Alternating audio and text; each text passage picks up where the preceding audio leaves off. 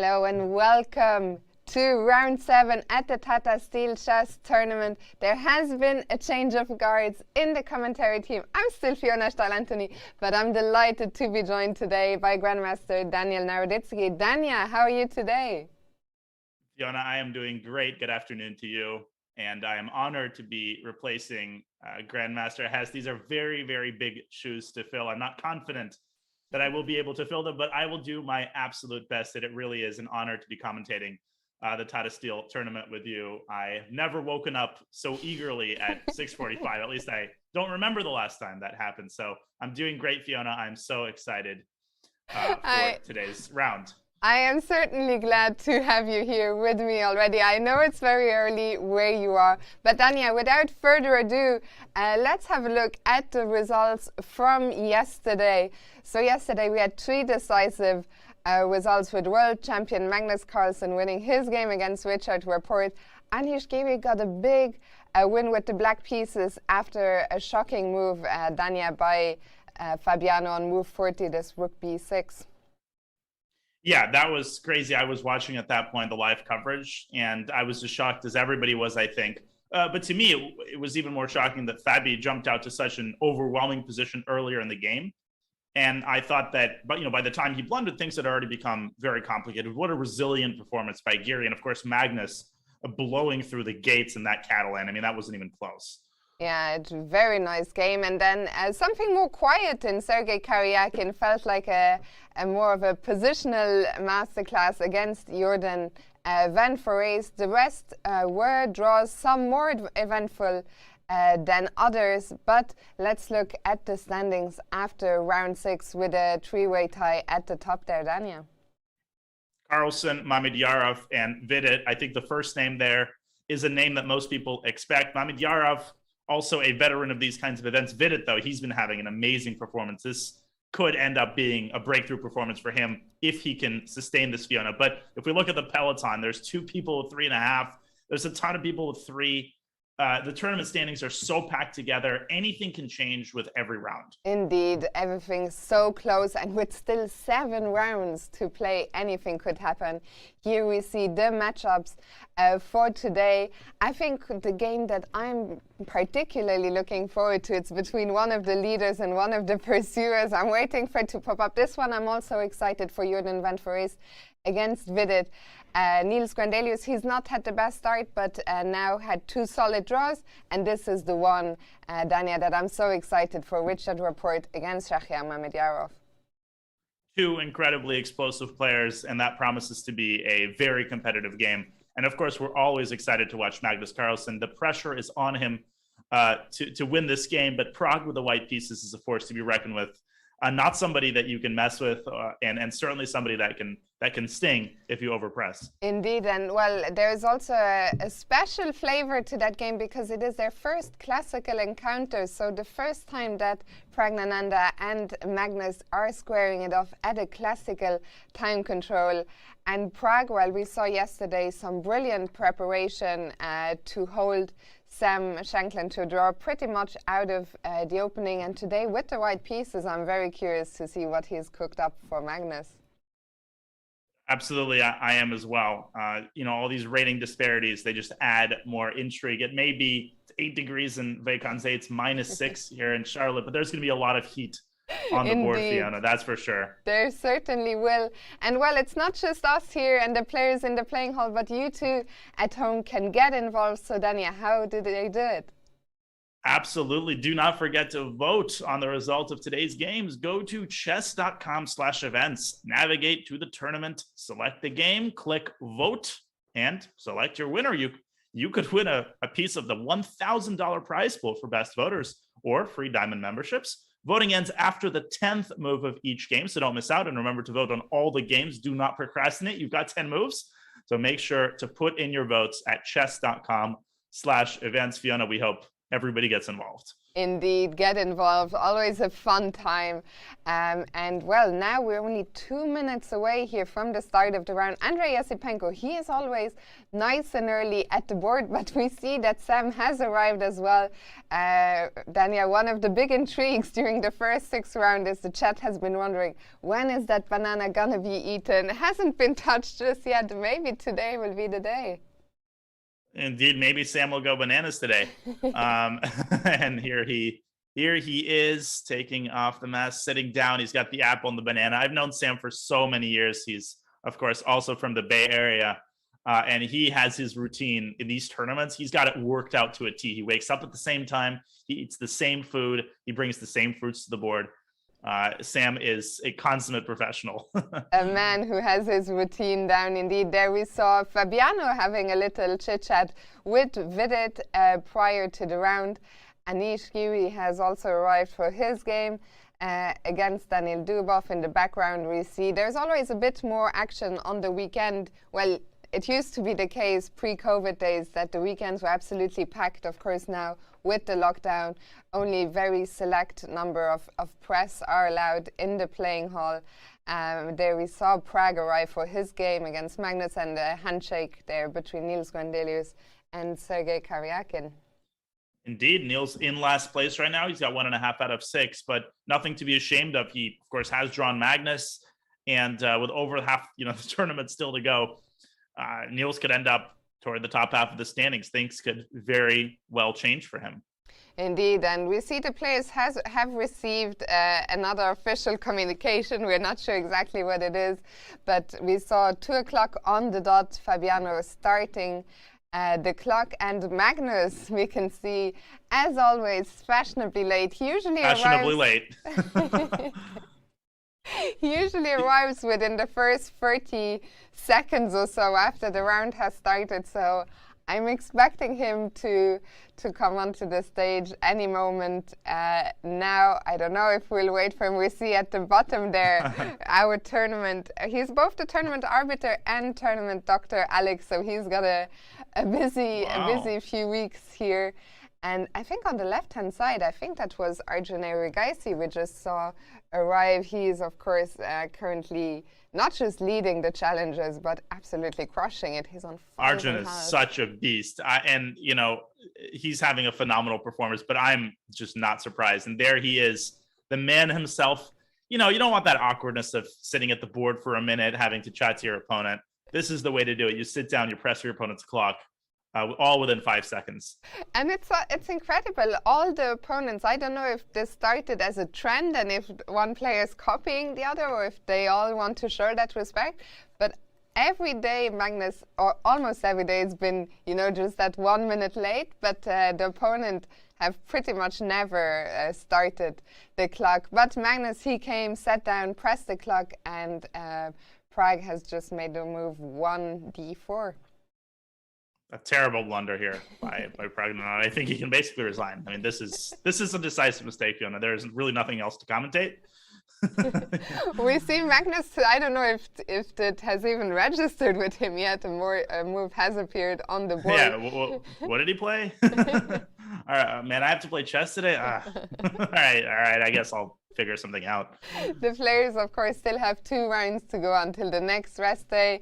We saw Magnus read the communication. He also is a man of routine. Usually he comes, starts the clock, writes down the players' names, and usually we'll see him adjust all the pieces before making his first move.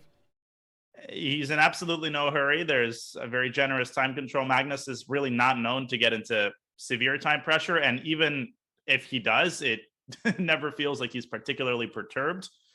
I am curious to see what kind of approach he's going to take. Obviously, I think he's playing for the win. He's not going to play something that even allows either a forced draw or a line that really simplifies the position. But how extreme is he going to go? Is he going to go King's Indian Benoni, or is he going to go Queen's Gambit, Queen's Gambit accepted? And he's gone d5. Yeah, it's gone d5, so a more solid approach on move 1.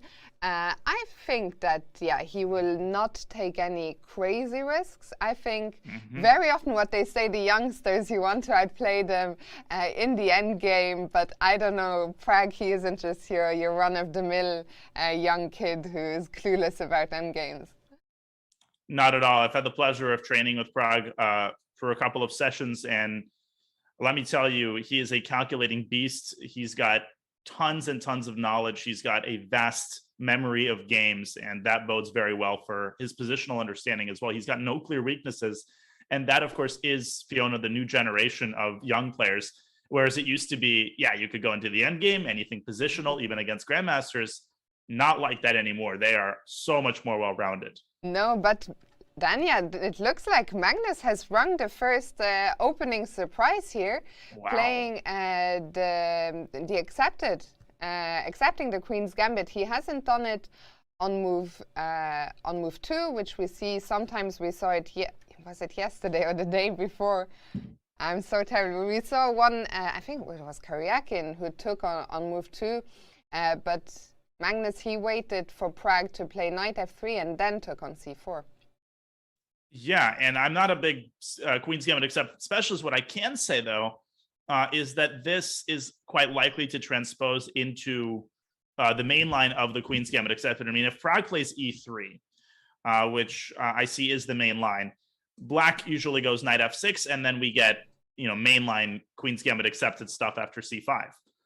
Alternatively, Pragg has a couple of other options. He can play queen a4 check in this position. It's more rare.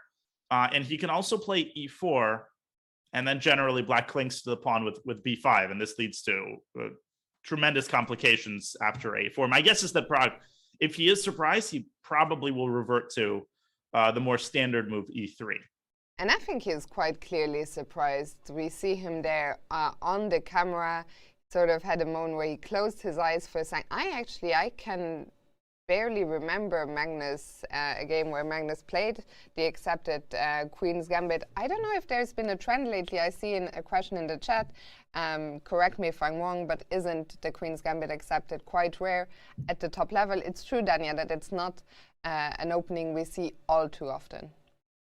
Yeah, and I remember discussing this topic with Yasser a couple of years ago. Much like fashion in close, fashion in openings doesn't always correspond with some objective metric. And so openings like the Najdorf, Queen's Gambit accepted, which one could say are a little bit less popular in the last few years, it's not because they've been refuted. Openings like the Sveshnikov as well, nobody really has found anything against them. It's just fashion. It's just what people play at the moment. It's all about the Italian and the Berlin these days. Very true. We talked about this with Robert a little bit as well. I think openings fashion so often influenced by World Championship matches, which has just passed now. So we've seen the tremendous influence of that. But Daniel, let's move on from here. For now, Pragg has decided to go e3, so reverting back into the main lines. Let's bring up the bird's eye view and see what is happening elsewhere. Well, there's a very interesting position in the game between Andrei Esipenko and Sam Shankland. So I vote we visit that game for a couple of moments. Wow, there is a pawn on g4. Let's see how that got here. Okay, so this was this is definitely Sicilian. I'm getting major Sicilian vibes here. What kind of a Sicilian, you might ask? Well, it was a Taimanov, knight c6, queen c7. Andrei going bishop e3, and then going g4, which is not the most common way of playing. Of course, this is a very typical move in general in the Sicilian. Sam striking on the other side of the board. We get a trade on c6. Andrei going queen d2, and there is the pawn sacrifice, which Sam gladly accepts. He goes b4, chasing away the knight. Then he takes the pawn. And what does Andrei get in return for the sacrifice pawn? Well, we can clearly see the development advantage. He's threatening a pin, and now he's got three pieces developed if he goes bishop g2 to Sam 0. Currently, it's 2-0. I mean, it's kind of crazy to think that we're on move 12, now 13, and only on move 13 does a black piece other than the queen come out. Crazy. So, Daniel, Robert and I, we've been talking quite a bit about giving up material, sacrificing a pawn sometimes too for the initiative again, which is more than just a trend. I think the engines and Alpha Zero and Co have really influenced chess in such a way. Exactly. Players are taking a lot more liberties with their material. And here, well, I was just going to ask you what you make of the position. Knight h5, not a move I had on my radar, but immediately trying to put some pressure on the black king side. Yeah, not a move I had on my radar either. And as far as I can see, this has not occurred before in tournament practice, but Sam has been playing instantly thus far. And Andre hasn't taken enough time to where I think that he's out of his preparation. Sam, though, again playing instantly, knight d5. Now, that maneuver makes sense. Andre's probably going to go bishop d4, and that, I think, is the idea of knight h5. He's going to put early pressure on the g7 pawn, and what might end up happening, Fiona, is that after bishop d4, black is likely to go rook g8, and guess what? That means black is committed to not castling kingside. And here, Andre could consider piling on the pressure with a move like queen d3 hitting h7.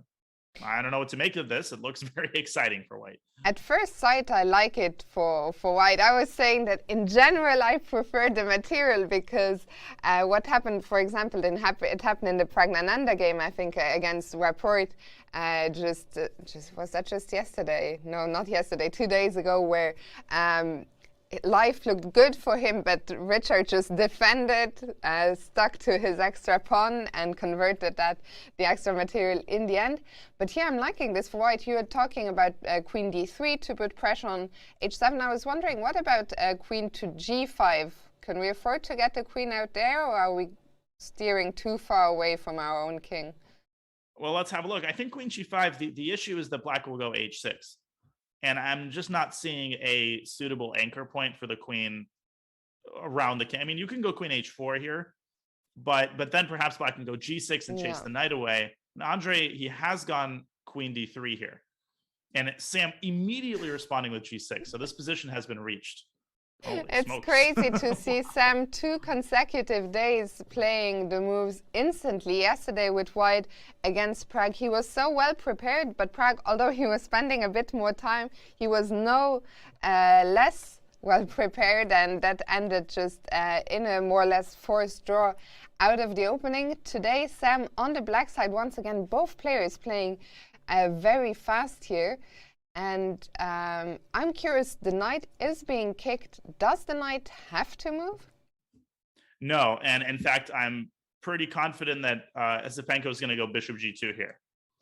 And the point is that this is what I would call a pseudo-sacrifice. It's not really a sacrifice, because after g takes h5, you recover the knight immediately. And capturing this is unthinkable. White gives rook e1 check, bishop e7, and now this is an interesting moment, Fiona, because bishop f6 is so tempting. It looks winning, but black has queen f4 check, picking up the bishop. But this is crushing, I think. Wow, this is a really crazy line with white giving up all the material, but the black king just not finding any shelter. We can play this line out. Here. I mean, this is all very straightforward. And now you know what you have to do, Fiona, is you can't go bishop f6. That's a crime. You have to go queen f8 first. Because if you can sacrifice a queen, always do it. This is exactly how the game's going to end. Sam is definitely falling for this. Well, it just might, because Esipenko has played bishop g2. And, well, it's over to Sam now. He has instantly captured on h5, Daniel. Okay, so that tells me that after bishop takes d5, he is very likely to either move his rook or play bishop b7. I'm stunned that he's still playing instantly. We're 17 moves deep into a line that is far from common. This just showcases Sam's, otherworldly level of opening preparation. That's what makes him so scary, even among super GMs. Yeah, and I mean, it's crazy. We have the bar, and it also shows us once again how we can never trust the bar here in the opening stages, because it is operating at a much lower depth. Remember, the players at home, Sam probably has spent hours looking at this line with maybe a variety of different engines and at a much deeper depth. But from a human perspective, Dania, what do you make of this position? Well, if I had to choose sides, I would definitely choose White, because it feels like White's having all of the fun here. He sacrificed the piece. The problem, of course, is that White is down a pawn, and the fact that Sam is playing instantly would be. I've been in Esipenko's shoes. I've played Sam before, thinking, okay, I've gotten him out of theory. It's an uncommon line, and then he continues blitzing out moves, and it's one of the most disconcerting feelings you could experience, particularly if the position is sharp. You know you've been out prepared. You know that Sam has probably, and you don't even know how deep his preparation goes. What if it goes 25 moves? And that nervousness often produces irrational decisions. You try to throw your opponent off, but in a position that's this sharp, that could backfire. So I think concretely after bishop takes d5, the likeliest is bishop b7. And my question is, let's say White just takes on b7, and at first, I thought queen takes h7 looked very promising, but I think the idea here is rook takes g4. And let's not forget that at the right moment, Black's king can escape the center via the queen side. Not that it's that safe there, but it might be safer than it is in the center. Yeah, this is a weird position. Of course, here White could as well take on h5. Then suddenly we would have even material. But we will see, because Andre, he has captured on d5, and Sam, of course, instantly responding. Immediately. and leaning back to it, he was just, he was just, he's just playing casual game, just another day in the office. I'm still in prep on move 18. Yeah, Sam looking nice and relaxed there. Very likely, though, that Andrei Esipenko has also seen this position before. So yeah, this will be an interesting theoretical battle. We'll see for how long can Sam keep blitzing out his moves. We'll come back here, but shaping up to be very exciting. Let's go back to the bird's eye view. Well, I see a lot of comments in the chat. Of course, we see Anish Giri against Dubov. Dubov yet to make his first move. The default time here in Wijk is half an hour. So in 15 minutes, we will know more as to what is happening in that game. Meanwhile, elsewhere, Dania, what is catching your eye? Report Mamedyarov is delivering on its promise of immediately creating excitement. Let's get to Richard's game. And another Sicilian, this time a 4-knight Sicilian. So of course in the Sam Shankland game you had knight c6, queen c7 here, but Mamedyarov going knight f6, knight c3, knight c6. And now the move a3, which is one of many viable sidelines in this position. The main line here, the two main lines, are considered to be knight takes c6, followed by e5, and knight d to b5, which sometimes transposes into the Sveshnikov. The point of a3, of course, is to prevent the move bishop b4. And Mamedyarov responding with d5. Wow, this already is going to get very exciting. Now, what's going on in this position? Well, the main move here is bishop b5. And then after bishop d7, the queen no longer makes contact with the d pawn. So generally, White takes on d5. And Fiona, what I'm seeing here is that you generally get this type of position, which at first sight does look very pleasant for White because he's got control of the square in front of the isolated pawn, which is very important. But again, it's so important to emphasize that concrete preparation and computer analysis always transcends this superficial, sort of look at the position and saying, oh, White's just slightly better. That's not how these people are preparing, trust me. Indeed. And well, we have a position here where Shahriar would be playing with that isolated pawn, but I guess in return he would be looking for active piece play here, and probably the sort of position that suits his style. Get the pieces out, get active.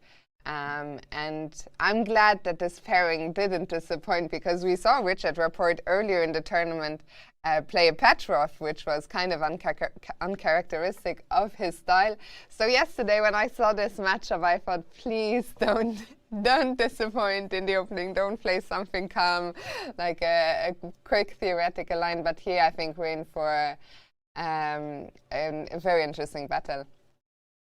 We definitely are, and Richard is taking the first substantive think of the game. It's entirely possible that he didn't expect d5, because the most common move here by a country mile is d6, reaching a common Scheveningen pawn structure, and then Wijk can go bishop e2 or bishop c4, depending on his taste. So d5 played pretty quickly by Shakhriyar, and it appears that Richard is already out of his theoretical purview. Yeah, and it will be interesting also to see how he's recovered from the loss against Magnus yesterday. Shakhriyar made an interesting draw for. Have you seen any of Robert's rants on the draw offer? I guess you're well familiar, well versed with them. Oh, I've heard a few. They've reached even the remotest parts of the globe that I inhabit. Well, for sure, for the spectators, always disappointing. But today, I think, from what we've seen so far, plenty of action lined up everywhere. And well, we'll come back here. It could well be, as you just said, that Richard is going to take his time here, somewhat surprised by d5. So let's go back to the overview one more time. And, just speaking very preliminarily here, it's impossible to say as of yet which games are going to take which type of arc. But let's have a look at Van Foreest against Vidit, because, of course, Vidit is sharing the lead right now, and he has the black pieces against a struggling Jorden. But if I had to make a prediction, I would guess that game might be the likeliest so far to end in a quick draw, judging by the opening evidence. They have a Nimzo-Indian, and this particular variation of the Nimzo-Indian is known to produce a lot of simplification, and there's a lot of lines that have a high potential for perpetual check. Now, you might ask why that is. And essentially, I'm just going to quickly run through the line itself. So there was an Nimzo-Indian Queen C2 variation considered to be sort of the traditional main line, the most reputable system. And takes d5, knight f3. This should be a familiar sequence to anybody who's watched top tournaments for any length of time. Bishop comes out to g5, black fianchettos to b7. And that already is relatively rare. The main move here is bishop a6. I call this the hyper fianchetto, attacking the queen. But Vidit choosing the traditional fianchetto with bishop b7, Jorden centralizing his knight, and it appears that this is already a new position. Knight e5 does seem to be a novelty. So maybe I should take my words back. Yeah, so, well, maybe we can come back to what you were saying. You said that very often this leads to some very equal positions, sometimes some early perpetuals. So where does that happen? Where does that happen? Yeah, so let's take a sample line. Bishop a6, queen a4. I'm just going to follow the most popular moves. Black goes c5. We have a trade on c5. What black is basically saying is that white has a hard time finding a safe haven for the king. So black is willing to make some positional compromises in order to go for the initiative. And I think one of the earliest perpetuals, rook d1, bishop, queen b6. Now white can take on f6. I think most people can already see how this can end in a perpetual queen g4 followed by queen h4. White has to defend b2 first and foremost. After knight c6, if white wants, he already has a draw. Check. Then you can hit the pawn with queen h4. And black has no choice but to defend it. And then we can give a check on g4. And 31 games have ended in this way. A lot of them high-level games. So it's one of those draws. I don't know what to call those, but Berlin draw, there's a whole category of those types of draws. And this would definitely fit in. But is Vidit playing for a win with bishop b7? Is that what we are to interpret from it? I don't know. Or is he just, deciding to play this move because he thinks it's as good as bishop a6? Yeah, it's an interesting one. What are both players? I think in general, of course, in those elite round, especially round robin events, with the black players, the players in general tend to be happy to play solidly. Draw is usually not a bad result, and then try with the white pieces. But here it's hard to say. Vidit, he is one of the joint leaders. He's playing Jorden, who, although he is the title defender, is one of the lower rated players in the field. He's also coming off a tough loss yesterday. So Vidit could be sensing his chance here, but also Jorden. I wouldn't be surprised if Jorden, with the white pieces, he wants a fight as well. Indeed. Let's not forget that he is the defending champion of Tata Steel, and he has really become well known in the last year or two for his incisive opening preparation. He's got an hour and 36 on his clock, and that's quite ambiguous. It's hard to say whether he's still in preparation. Most likely he is. And a lot of people, they find it puzzling that if a player is in preparation, then why is he spending any amount of time on his move? And there can be a couple of reasons for that. The first is that these players are not machines, as much as we'd like to believe that they are. They have thousands and thousands of moves and files to remember. And, sometimes they're just taking time to make sure that they're not confusing anything. Sometimes they're taking time to bluff their opponent and to sow the seeds of doubt in their opponent's mind, right? That feeling like, is my opponent in preparation or not? And that often changes your approach. So this is totally normal to spend a significant amount of time, even if you've analyzed this at some point in the past. Indeed. So, we'll see. Already we're on new territory here after the rare bishop b7 and now knight e5. And we see Jorden there thinking. So let's come back to the bird's eye, the bird's eye view. We see that Dubov has still not shown up, so we will know more there in 5 minutes. That's not a relay error. He is not here yet, but in 5 minutes we'll know more, as that's the default time. Then what else is happening? There's a couple of games we haven't looked at yet. Maybe we can start with Grandelius Karyakin. What do you think? Let's take a quick look at Grandelius Karyakin for sure. And it is a Petrov. It is sort of a traditional Petrov. And, we were talking about opening fashion. The Petrov is another fascinating opening in this regard. And Fiona, I think you very correctly mentioned the World Championship that has such a bearing on what people are playing. Nepo, of course, ended up playing the Petrov, I think to everybody's surprise. And he didn't do poorly with it opening-wise. No, and he also had a certain Sergei Karyakin on his team. Who? I've never heard of that. I don't know. Stop mentioning these weak players and expecting me to know who that is. But around 2005, 2006, Boris Gelfand really pioneered this line of the Petrov, because knight c3 used to be considered a very dangerous weapon against it. Then it fell out of favor, and just in the last couple of months, it's rearing its head again. I'm not going to say rearing its ugly head. I'm ambivalent on the Petrov. So bishop e7, bishop e3, and then black knight d7, queen d3, which is a common way to play in this type of position, aiming at the h7 pawn in case black castles. And knight c5, this position has still occurred a couple of times, I see. And generally, white drops the queen back to d2. You don't normally want to take this kind of knight and give up the two bishop advantage. Black is totally fine accepting the doubled pawns, because white also has doubled pawns, so it's not a big deal. Yeah, and I'm curious here in the position on the board. Can you tell us a little bit, although I understand we're on quite novel, almost novel territory already. In here, what's one of the things I'm always curious is the king situation. What's going to happen with the king, especially the white king?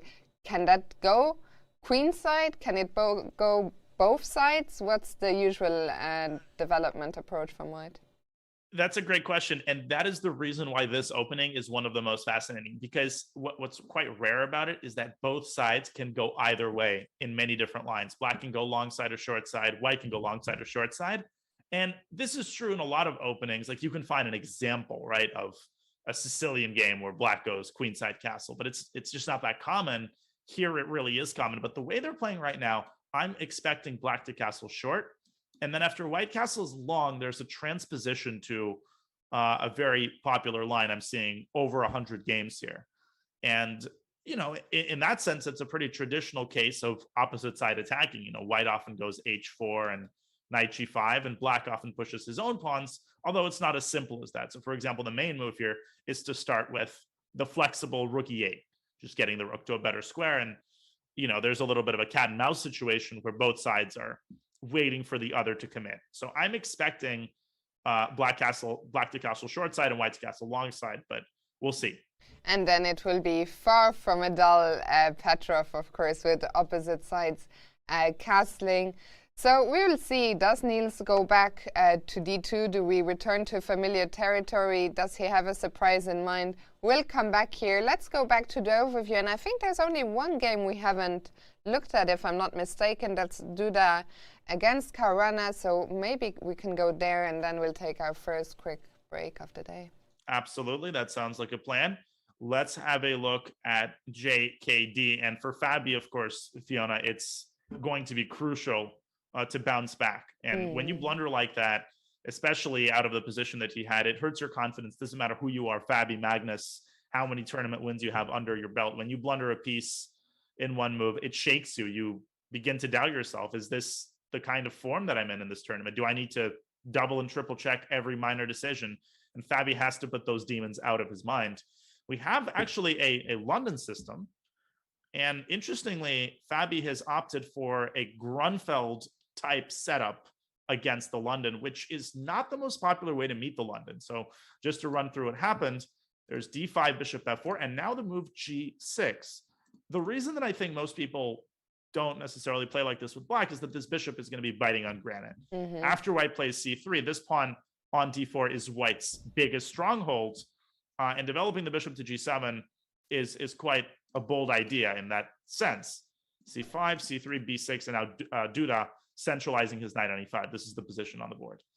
Yeah, so interesting to see Fabiano take a different, quite an unusual approach against the London, but both of these players still chasing their best form here in Wijk and Zee. Both of them have already qualified to the candidates tournament, and yeah, it'll be very interesting to see which mindset both players bring. Daniel, can you maybe tell us a few words about the plans here? The knight has just jumped into E5.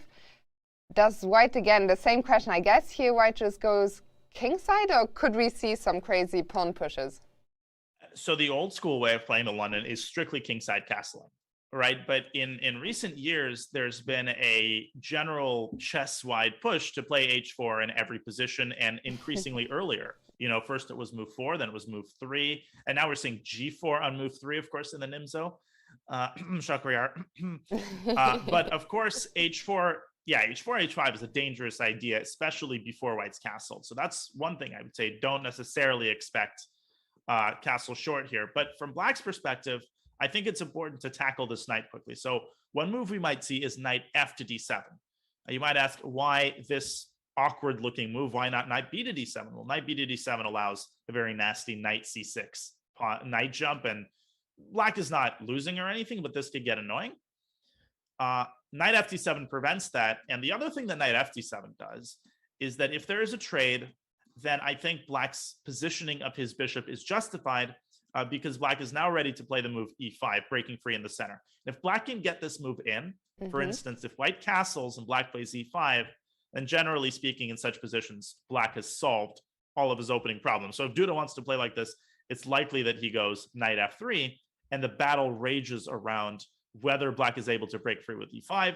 And then the second question that I would monitor is whether Duda goes for H4 or the more traditional short castle. Well, I'll be keeping my fingers crossed for H4, but Dania, well, we were talking about a game. We saw that Dubov hadn't arrived. It is now half past, so there is an official statement coming out here from the tournament. So it says Daniil Dubov will not be playing the 7th round of the Tata Steel Chess Tournament today.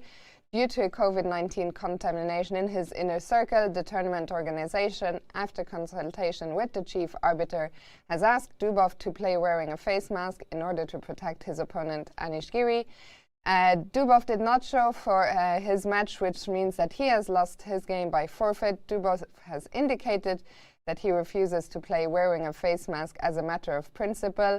Dubov himself tested negative in a quick scan test. He has also undergone a PCR test, of which the result is likely to come in this evening. So unfortunately, we will not be seeing that game here today. Daniil Dubov, he is expecting his result from the PCR test. Of course, we hope he is fine and that he can return to the tournament, but Anish Giri winning the game today by forfeit. Indeed, of course, the most important thing is that the players remain healthy, but this is definitely very, very unfortunate. I know a lot of people like to see Dubov play, but such is the situation. And I'm glad that we have clarified that. So yeah, Anish with a very difficult day. I mean, he really put tremendous effort into that first move. I mean, the alternative explanation is that, 1d4 is just winning by force. Yes, I think we've determined that. Then, I think we will go for our first quick break of the day. Of course, we still have 6 other exciting games to look forward to, and we'll come back to them in just a couple of minutes.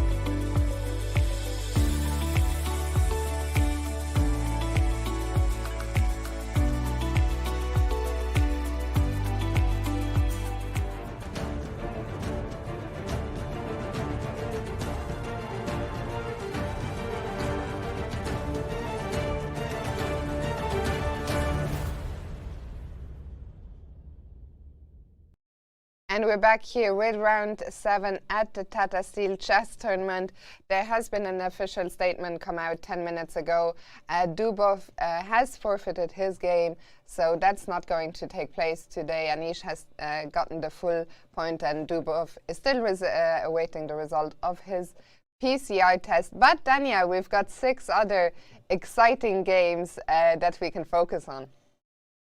We absolutely do, Fiona, and I'll just point out we don't have to go to that game, but Andreas Benko is taking a very long think against Shankland in that critical position where he could take on h7 or he could take on h5, so we'll keep tabs on that.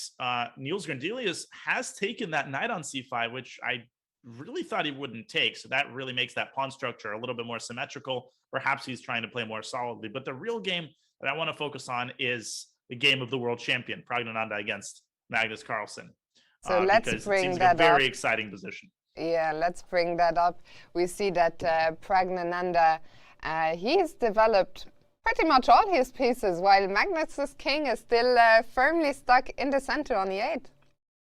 Indeed, Magnus has more time, but just by the body language, I'm not entirely sure he's totally thrilled with how the game has unfolded. Let's have a look at the last couple of moves to see how this pretty unusual position was reached. So as we expected, Pragg went e3, and they went into pretty normal Queen's Gambit declined waters. But the first moment where one of them diverged from the beaten path, so c5, b3 is a move. It's not the most common move.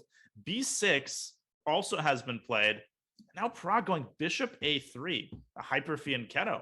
That is not a particularly typical development for the bishop in the Queen's Gambit accepted. Magnus responding with knight bd7, d5, and there are still a couple of games in this position. Fiona takes, and now rook b8 seems to be the new move. All 3 games had continued knight takes d5, queen takes d5, and then rook a7. This is very scary, though, to keep to allow this queen to d5. Let me ask you about that moment, because at first sight, when there is such a beautiful bishop in the center of the board and you can take it with your knight, why would you not want to do that? Yeah, that's a great question. I mean, leaving this bishop alive is not necessarily intuitive, but taking is also, also looks very dangerous. In this position, the engine suggests this nasty move, bishop back to b2. What is the idea of this move? Well, it prevents black from developing the dark squared bishop. And if black tries to shoo away the queen with knight f6, then the endgame is just not very good for black. The king is weak. White's bishop is a monster. These queenside pawns are pretty flimsy. White can go knight bd2 to knight c4. White's got the initiative here, no doubt about that. And Magnus, he certainly doesn't want a worse endgame out of the opening. That's for sure. So he goes rook b8, and he reserves the possibility of taking the bishop at his leisure. But Pragg's still going bishop b2, so he plays the same move in preparation for knight takes d5. And it might very well be the case, Fiona, that Magnus will just play bishop e7 and castle short. But I think he's slightly worse. I'm not a big fan of how this opening has gone for him. Yeah, and well, Pragg certainly should be very happy with what he's gotten. If Magnus goes for the natural developing moves, bishop e7 right now, let's say, how is White going to proceed? I guess bringing the knight out to c3 is the normal developing move, or do you want to try and hold on to the bishop from d5? No, I think knight c3 is great, because now knight takes d5 can be met with knight takes d5, and the queen no longer has to remain on d1. In fact, I think it'll move to c2. Then the rook will come to d1 and x-ray black's queen. And for instance, black could try queen c7 here, but I still think White's going to go rook a d1. And just notice the attacking potential that White has. Knight g5 is already a definite possibility. You can't really take this bishop. White's going to recapture with the knight with tempo. Black is having a hard time even making moves. I mean, the engine suggests b5 here, but after knight g5, there's a steady advantage. There's mating possibilities, and this is terrifying for Black. And I mean, Pragg could basically not really have hoped for much more out of the opening than this. Let's remind everyone, it's their first classical encounter. And I think, as you say, he has to be very, very happy with what he's gotten here if we go back to even just a position on the board right now after bishop b2, it's just, I think white just has more space. The pieces are more active. Black is a little bit more crammed, a little bit more passive. And yeah, also looking at Magnus, I agree with you. He doesn't look too thrilled here. He seems peeved. You know, he looks like somebody who's ordered a hamburger at a restaurant without cheese and it's just come with cheese. Like I'm not supposed to be encountering these difficulties. I mean, this is supposed to be solid. Why is this annoying? Why is this position so annoying? And this is, you know, I don't want to overstate the case here. And Magnus is so incredibly good at worming his way out of these situations. He rarely, you know, when he's in a little bit of trouble, he rarely gets into big trouble. He always finds a way to douse the flames. But this is, you know, Pragg could not have dreamed of a better position after 11. And for sure, Magnus, this is not what he had hoped for coming to the playing hall today. He was not hoping to have to go into maybe potentially damage limitation mode here against Pragg. But we'll come back to this one. Definitely an opening success for Praggnanandhaa. Let's bring back the bird's eye view. One of the games that springs to my eye, Danya, is Van Foreest against Vidit Gujrati, with the players moving fast, some active pieces. What else? Yesipenko against Shankland has also changed quite a bit. Some pieces have come off the board. Where do you want to go back? Let's start with the Jorden game, and then we'll go from there to the Shankland game. Sure. Because yeah, that caught my eye as well. There were a couple of fast moves, and Vidit definitely the one taking the longer thinks here. So we last saw the position after knight e5. Vidit going queen d6, getting the queen out of the pin. Van Foreest going e3, and now Vidit striking with the typical c5. Of course, you can't take the pawn because you drop the knight. The bishop drops back to f4, creating an x-ray against the queen and essentially forcing a move like queen e7. And I think what Jorden is saying here is that he's going to grab on c5, and if Vidit recaptures, White can even go bishop e2 in this position and prepare to castle short, because taking this pawn on g2, Fiona, just looks too dangerous to me. I mean, this g file is open, bishop h6 is a possibility. So it's possible that after d takes c5, Vidit might have to go rook c8 here and try to recapture this pawn on better terms. But he's got to be precise here. I like Jordan's opening preparation. I think he's he's asking some questions, that's for sure. For sure, and he's been playing quite fast as well, so not unlikely that he might still be in familiar territory. One question I have in the position on the board after bishop f4, do we have to move the queen, or do we run into some tactical trouble if we were to take either on d4, if we played a move like knight h5, looking down at the bishop? I think knight h5 is interesting. C takes d4, I do think is refuted by knight g6. And the issue is that you can't go e5 here. If you go e5, the bishop's going to capture, and then I'm going to take the rook. Otherwise, I'm going to take the rook straight away. Knight h5 is interesting because here, if you go knight g6, then what's going to happen is knight takes f4. And if you say, oh, I have an extra exchange, well, your knight's not getting out of f8.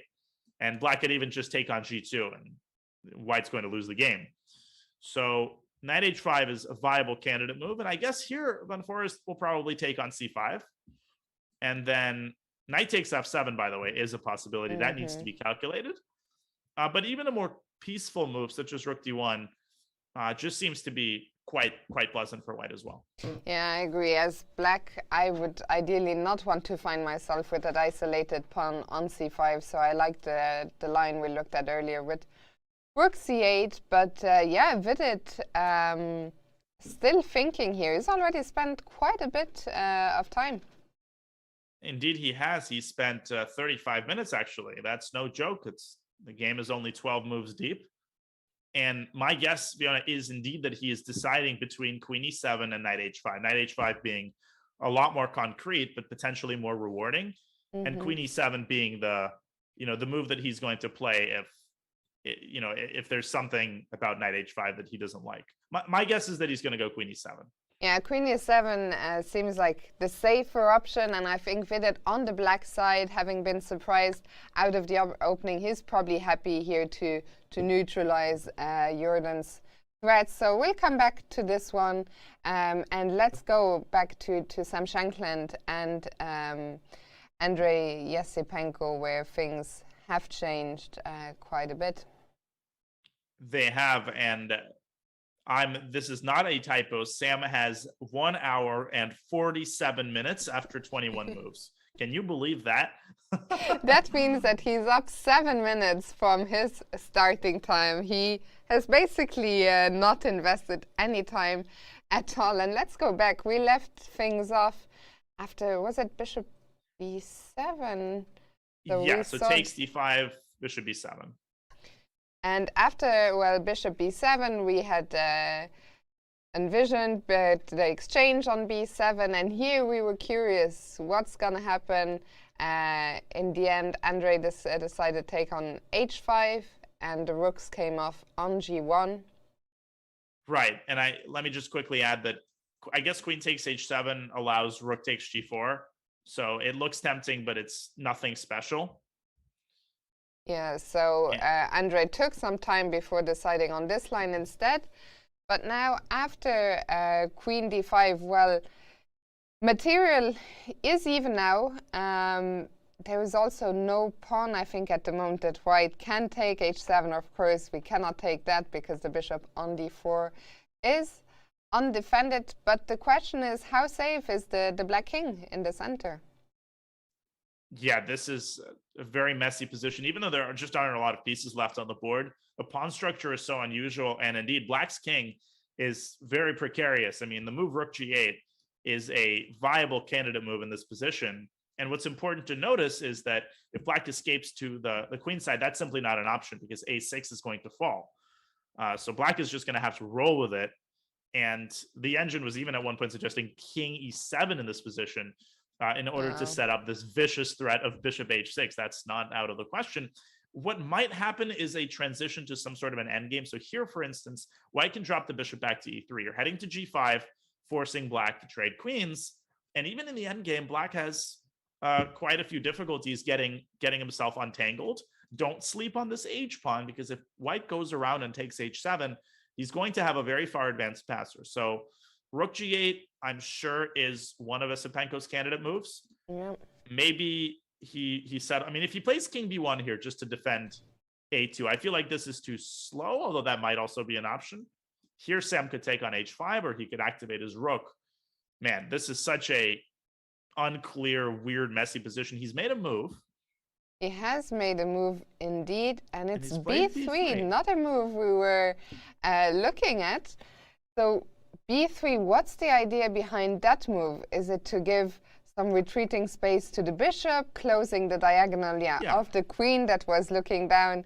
Actually, that was a threat that I hadn't even considered. Yeah, queen takes a2 was maybe not a decisive threat, but definitely not something white wanted to allow. And I guess the knee-jerk reaction, well, Sam has a main question to answer, which is, does he take on h5 here, or does he use this hook on b3 and go a5, a4? And wow, he looks like he's in that kind of posture where he's about to make a move. Is b3 really also in his preparation? That would be insane.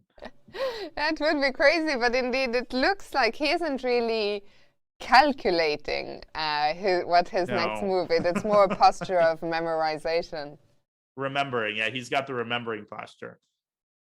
And he's got the one hand on the table, which, okay, so it's hard to say. I think it depends on how long he spends. He's about to make a move. Is it a5? Is he going to snap off that pawn on h5? Let's wait and see.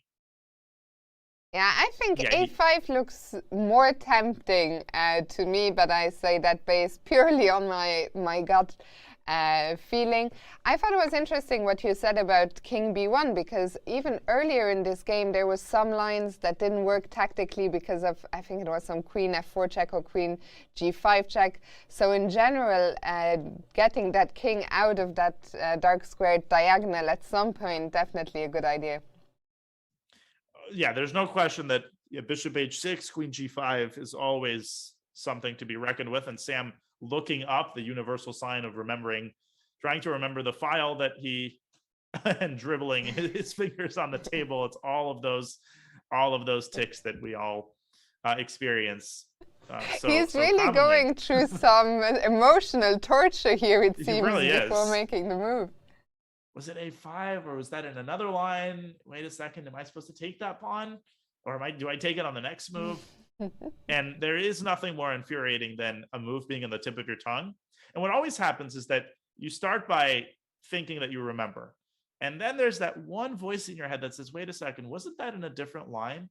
Oh, and then wow. that same voice says, if I mess this up right now, okay, f5. Wow. f5. Neither a5 nor queen takes h5.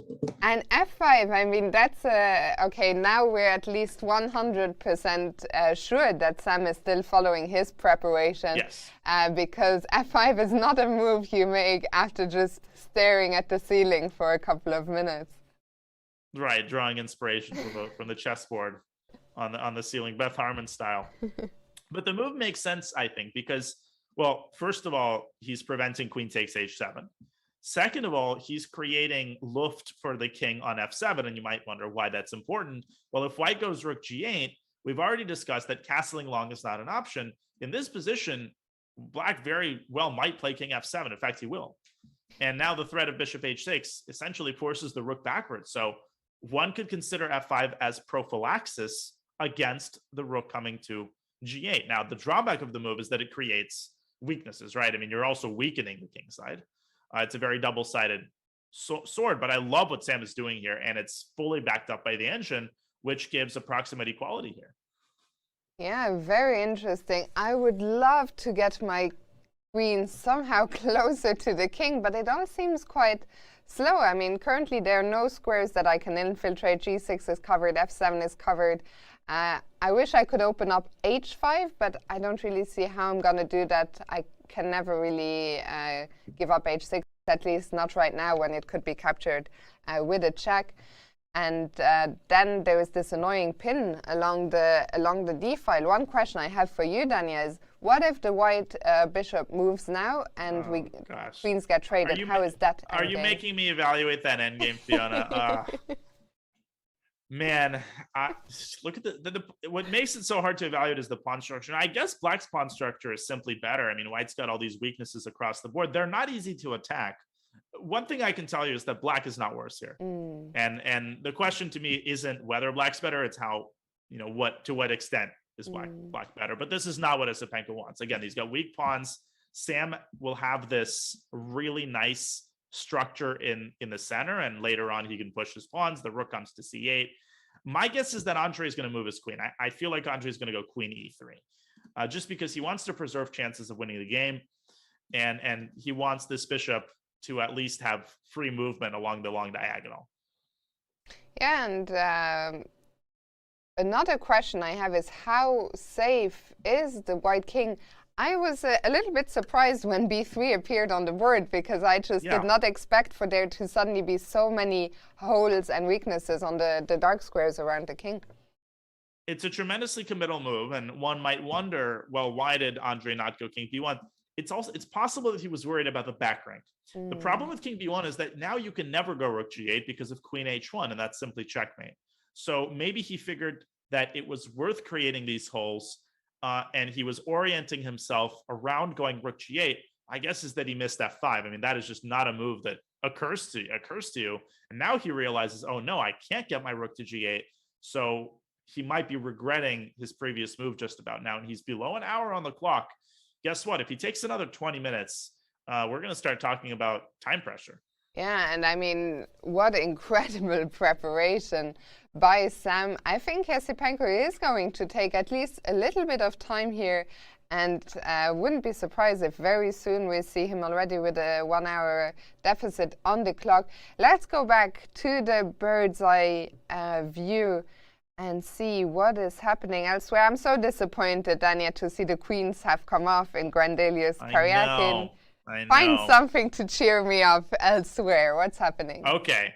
Yeah, Grandelius Karyakin, we see a symmetrical pawn structure Sergey with 2 bishops, but Niels with more piece activity. My guess is that that game is definitely likely to end in a draw, but we'll keep an eye on it. Well, report Mamedyarov has really opened up.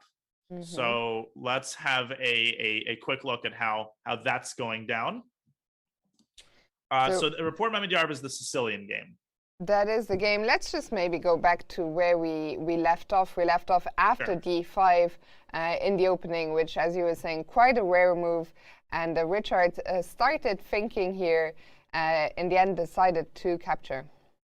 Now that's really interesting because we were discussing bishop b5, and I thought he would play this move relatively quickly, but no, he decided on e takes d5, knight takes d5, and now simply trading both pairs of knights straight away.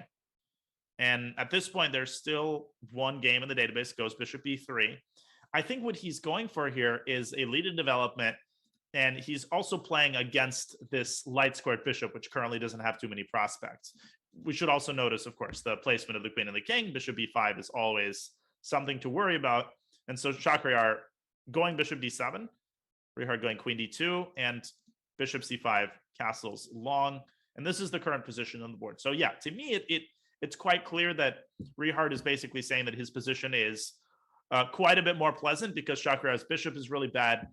And if we see something like bishop takes e3, queen takes e3 castles, I'm almost certain that he's going to put his bishop on d3, and perhaps even with one minor piece, you can still very much get the kingside attack underway. Also, he's threatening bishop takes h7 and queen d3. Yeah, this looks scary for sure. We see Shakhriyar for a second. The hoodie had come on. The hoodie has gained many, many fans in the chat since the start of the tournament. But Shakhriyar looking, I wouldn't say concerned just yet, but I think Richard definitely gotten the better end of this opening here. Oh, for sure. No, White's better. There's no doubt that White's better. And Black has to be very accurate here. I think the position that we were just discussing, where Black castles, is really unpleasant. So one way that Black could try to modify that approach is after bishop b3, queen e3, Black could throw in, and Shakhriyar is about to take that bishop. There it is. So he could play rook c8 here. And after bishop d3, he could try to go for an early queen trade with queen c5. Richard does not have to oblige, and White's likely to go queen g3. But here after castle short, Black does have now the possibility of going bishop b5. So the question to me is quite simple. Can Black solve the problem of his light squared bishop in a timely manner? If the answer to that is no, White is very likely to develop long-term attacking chances on the king side. And he's also going to have, quite likely positional domination. Yeah, a few problems here to solve for Shakhriyar Mamedyarov. Well, he has just captured on e3. We will see, does he castle kingside? Can Richard Rapport drum up an attack? We'll find out after a short break. During the break, our producer Vic will be updating you about some of the action that's taking place in the Challengers tournament, and we'll see you in just a few minutes.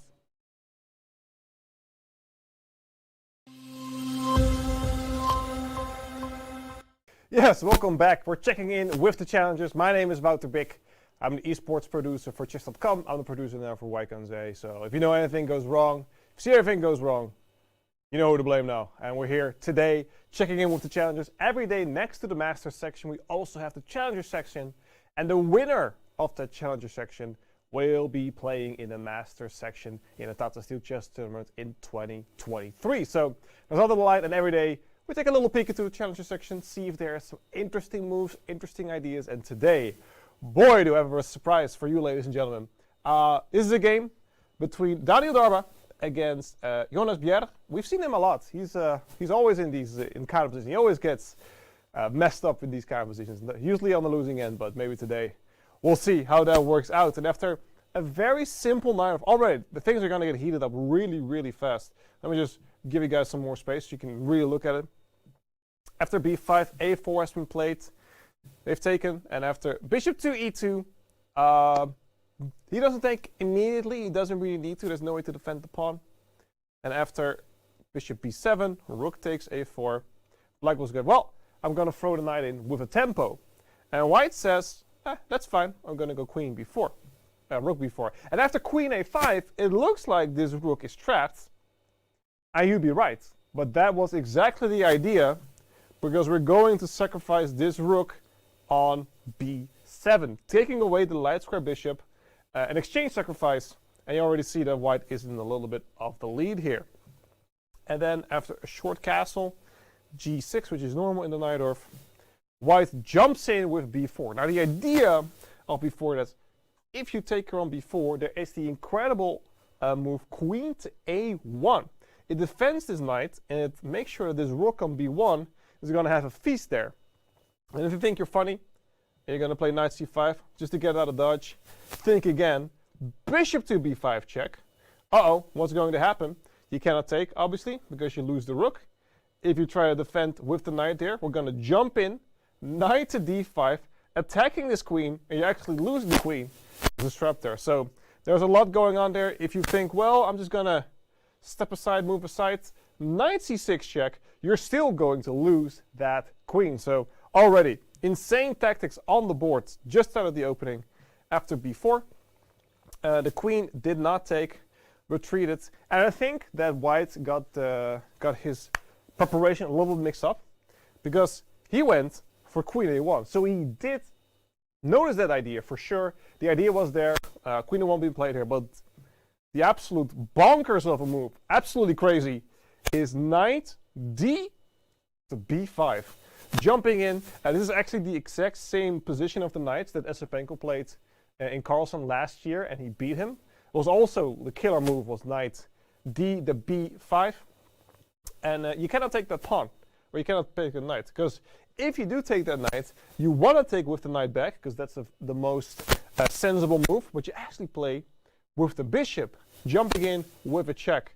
And after king d8, we are going to go bishop to d4. These are all engine lines. These are all crazy engine moves.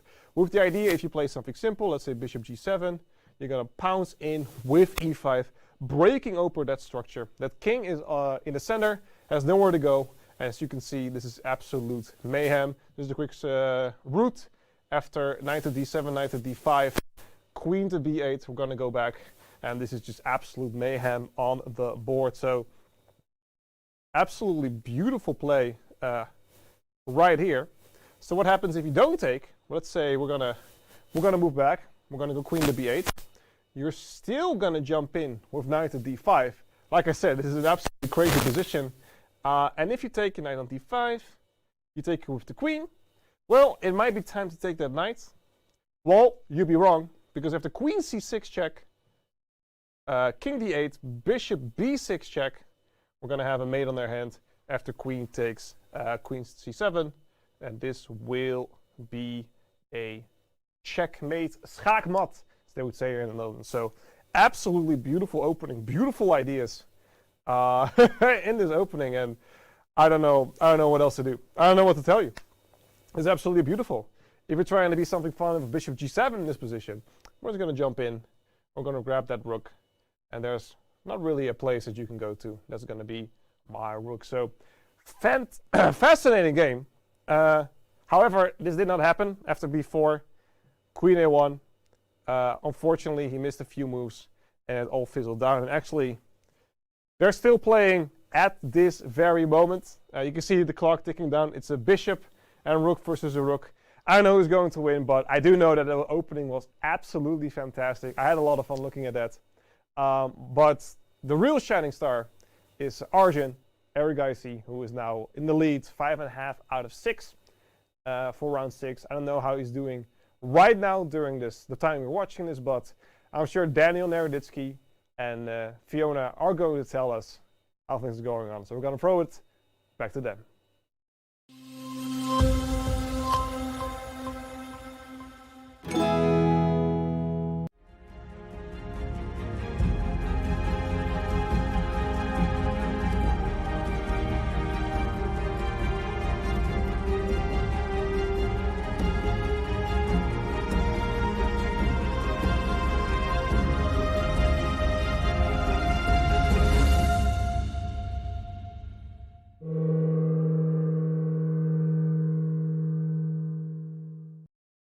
and welcome back to round 7 at the Tata Steel Chess Tournament. First things first, on the bottom right corner, Anish Giri against Daniel Dubov. Anish Giri won that game by forfeit. You will be able to find the official statement on our official Twitter page. So that game not taking place today, with Daniel still waiting for the result of his PCR test, but elsewhere there's plenty of action. Dania. There is indeed, and we will in just a second focus on the Duda game, but just a couple quick updates before we do that. Now we see that Mamedyarov has indeed gone rook c8. We see that Andrei Esipenko has moved that queen from under the pin. He's done queen e3. And we see also that Pragg and Carlsen are following a line that we kind of analyzed, where Pragg has gone queen c2, preparing rook ad1. And we see on camera there, I think that's Magnus, right? Yeah, that is Magnus. And Magnus, his hands all over his head. He's not happy, and he's got no reason to be happy. He's in a little bit of trouble. Yeah, and all kudos to Pragg, who really, like, I don't know exactly how he's done it, if it is partly self-inflicted by Magnus, but Pragg played all natural moves and just got a very nice position. But Danny, I believe you wanted to start with the Duda game? Yeah, let's have a look at the Duda game. Because we've had pretty interesting developments. Now, I mentioned previously that one of the key questions, and Fabi did indeed go knight fd7, is whether Duda would castle short or orient himself toward h4. And the answer to that question right away, he went h4 in this position. And Fabi takes on e5, bishop takes e5, and he's not keeping his intentions a secret. Now, in this situation, it's tempting to take on e5 because one might think that the pawn on e5 is a weakness, but in fact, it's really not. And after knight c6, White can play f4, and this type of pawn structure can make it very difficult for Black to untangle himself. And so Fabi, insisting on trading bishops in a slightly different version, he goes knight c6 in this position, and we are very likely to see a trade on g7. And then the question for JKD is going to be: does he go h5, or does he play a move like bishop to b5? Trying to chase this knight away and clamping down on the e5 square. My guess is he's going to go h5. And one thing I just want to point out, Fiona, it's not like he's not harboring the illusion of checkmating Fabi in 5 moves. That's not the point of playing like this. The point is to create long-term pressure on the king side, which is going to distract Black's attention, and combine that with positional play in the center. Moves like bishop b5, knight f3, maybe queen d2 and castle long. That's not out of the question. And White is going to play on both sides of the board, both in the center and on the king side. I like what Jan is doing. I like it too. I don't know if you caught it just a second ago on the camera. We saw him have a big yawn, which is... It's funny. I mean, we see this position. H4 is on the board. There's some potential of some king side something happening maybe, but Jan, he's not phased. He's seen it all before, but I'm surprised that he's taking his time here. I thought that the exchange on g7 would be more or less automatic, but can he drop the bishop back as well? I'm really not seeing the logic behind that, especially because this allows the move e5. We were discussing that this is generally a good development for Black, and he's made a move and he has taken the bishop. And it's entirely possible that he was really thinking about the moment after that. Even though we're taught to move first and make the forced moves first and think later, I think he's thinking about this moment, deciding whether to play h5 or to delay that move. Again, I don't see a reason to delay it, especially because if you procrastinate, Black himself might go h5, and then you might regret not going for it when you had the chance. And we see that the eval bar is quite liking the position as well. You said you like what he's done. How worried does Fabiano have to be here already? Pretty worried. I mean, again, it's very important to put this against the backdrop of what happened yesterday. It's not like Fabi hasn't had disappointing results before. And I just want to mention, in the US Championship, Fabi was having a disastrous tournament, as we see on indeed playing h5. He lost to some amateur commentator, she'll go unnamed. Then he lost to Sam Sevian. He was on -1. with half the tournament already over, and he bounced back to such an extent that he almost won the tournament. He played Wesley So in a tiebreaker for first place. So Fabi is tremendously resilient. That's one of the things that makes him so scary. He's always objective. So I'm worried about the position. I'm worried about White's pressure.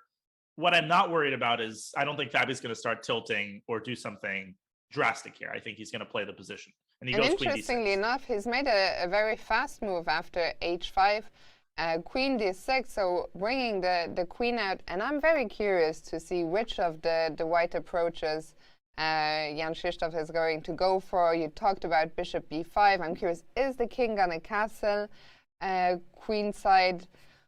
What will the next few moves be? Well, we will find out. We will, and the engine suggests a very interesting idea. To take on c5 looks very anti-position. Why are we giving up the center? And after bc5, the queen swings out to a4. And the point is that the queen can swing trampoline all the way to h4, and that's not a joking matter. There, black can actually get checkmated. The secondary idea could be to castle queenside, and then because the d file is now open, white has direct access to this d5 pawn, which white can attack in several different ways. After castling, the knight can jump out to e4. White can play pawn e4. I mean, this is a very dynamic, rich position, and it just seems to me like white is having more fun than black. White's not the one in danger of getting checkmated. A lot more fun, and I really like that suggestion of taking on c5 and sort of opening up everything, bringing out the queen, swinging it over to the king side and go for the throat. But we will come back here. Let's bring back the overview, see what's going on elsewhere. It looks like Sham is finally taking his first think of the game after queen to e3. Elsewhere, Jorden against Vidit, that's still looking very interesting. Where do you want to go back to? Yeah, let's have a look at the Van Foreest game, because it appears to me that has a very high potential of simplifying. Something's about to happen there. The center is wide open. So let's have a look at that position. So first of all, Vidit, 47 minutes now on the clock. He's burned over half his clock with 16 moves played. That's definitely concerning. Now, the last moment we looked at was bishop f4. And as we discussed, Fiona, queen e7, dc5, and rook c8 did happen. Jorden going bishop e2, developing the bishop, stepping out with queen d4. And once again, it's important to point out that bishop takes g2 in these positions is unthinkable. Just opening the g file like that looks way too scary. So Vidit centralizing his knight, Jorden calmly dropping the bishop back to g3. This is the current position. Now, white's got the two bishops. White has better placed pieces in the center. The rook on c5 can be chased away with b4. Vidit has to be very careful here. And even though the eval bar is giving equality, black definitely is the one who has to be precise. Yeah, and I like this for Jorden. Jorden, he is a player. Last year, he was so solid on route to winning the event. He didn't lose a game, but there were also previous years, I remember, where he lost some games, but he also won a very big amount of games. So he's always a big candidate for decisive results. He lost yesterday. Is he going to bounce back straight away with a win? Well, I don't know, but we certainly like White's position. Yeah, and as Vidit, I think he played f6. F6, definitely committal, but understandable. Getting that knight out of e5. That knight's probably going to jump back to d3. The engine did not like that move, by the way. Never play f6, Tanya. Exactly. No, that is one of the nothing truer has ever been spoken. So knight e3 is very likely here, and then I suppose that Vidit could play knight c6 with tempo. But then the rook's going to be in massive trouble after something like queen h4. Try this line on for size. Rook c2, and then then bishop d1 or even queen a4, and the rook is simply trapped. That's kind of cool. We have queen swinging from a4 to h4 in 2 different games. Wow. So yeah, knight c6 might just not be an option with the rook getting into too much trouble. Then that means probably you have to drop back. But here, I mean, let's say castles, knight c6, queen h4. I mean, if you just look at black structure, right, these pawns are weak. Going e5 does not solve all of Black's problems. Now the knight on d5 becomes a serious vulnerability. It can be targeted with a rook. The other rook comes to c1. Notice how natural White's play is. This bishop can come to g4. I am pretty concerned here for Vidit's position. I wouldn't necessarily call f6 a mistake just yet. I think that depends on the way the next 3 or 4 moves unfolds. But this is a definite opportunity for Jorden to put a lot of pressure. Yeah, for sure. Jorden, who might be happy to see f6 appearing on the board, will come back here, but potentially one of our leaders in a little bit of trouble. Actually, maybe all 3 today, not too happy with what they got. If we bring back the bird's eye view, who's in the lead? Magnus Carlsen. He is certainly not happy with the position that he's got on the board against Praggnanandhaa right now. This one we just came from. Definitely Jorden, the one who's better, if anything. And then finally, I've lost my train of Mamedyarov. Also, we came from there. Maybe we can quickly go back to Mamedyarov, actually, and see how is he trying to solve these problems that you talked about of his bishop being inferior to Rapport's bishop. And it is interesting as we transition to that game that all 3 leaders are playing Black, and all 3 leaders have failed to solve all of their opening problems. And yeah, as we said, Mamedyarov is probably the closest of the 3 to equalizing. So we have this position where indeed Shankland are going rook c8 and then queen c5 as we discussed. Rapport saying no. We are not trading queens just yet. Queen g3. Again, Black cannot castle, so Shankland are forced to make this weakening move, and bishop comes out to d3. So first of all, Black still can't really castle because of bishop takes g6, and White wins a pawn. So what comes to mind here, logically speaking, is moving this bishop away, and Black can move it to a4. I mean, Dania, can I ask a question? I understand that castling doesn't work for the tactical reason of bishop g6, but even if that wasn't the case, would you not be... I would be terrified of castling kingside. I can already see the next h pawn running up the board. Exactly, and I think this is precisely what Shankland is probably worried about. He can play bishop a4 and fix the tactical problem, but not the long-term problem of getting attacked. I agree. After h4, White is so close to just going h5 and blasting through the gates. And guess what? If Black plays h5, he has to reckon with this very nasty bishop sacrifice on g6. Now, it doesn't seem like Black is losing here after f takes, queen takes, king h8. But you know, it's so demoralizing because White has a perpetual in his pocket, and Shankland has to consider all sorts of things like queen h6 and rook h3. Imagine having this position without knowing where the eval bar stands. I would be terrified. This looks losing. Rook is coming to g3. But somehow Black survives. Queen e5. And if rook g3 check, oh, this is beautiful. Queen takes g3. Look at that idea. And that is why Black put the bishop on a4, just to have this combination. And Black has to see this all the way back. Without this idea, Black would be losing. I mean, how does White even survive? Because after queen g3, no, there it was too late. No, so queen... Here it's over. And queen e6 check, the king goes to h7. And you know what's even more amazing? If White gives a check on e7, whoop, the queen drops back to g7, and Black is up 800 pieces. So, but this is not human. I mean, you cannot calculate this. I don't think Shankland is going to castle. I think he is going to play bishop a4. But look at the state of Shankland. He's not amused. He's not amused.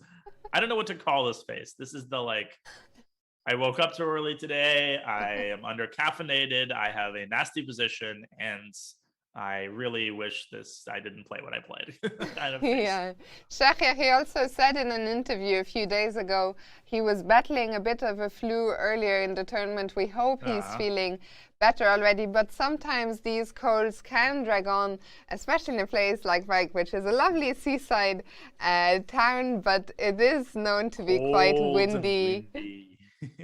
Yeah, I have had the unique experience of having a cold in Wijk. I never played Tata Steel, but I played a qualifying tournament there many years ago, and I did indeed catch either a cold or a flu. And there's no worse feeling than having a sore throat and then walking out and experiencing that icy cold Dutch wind, just further exacerbating the situation.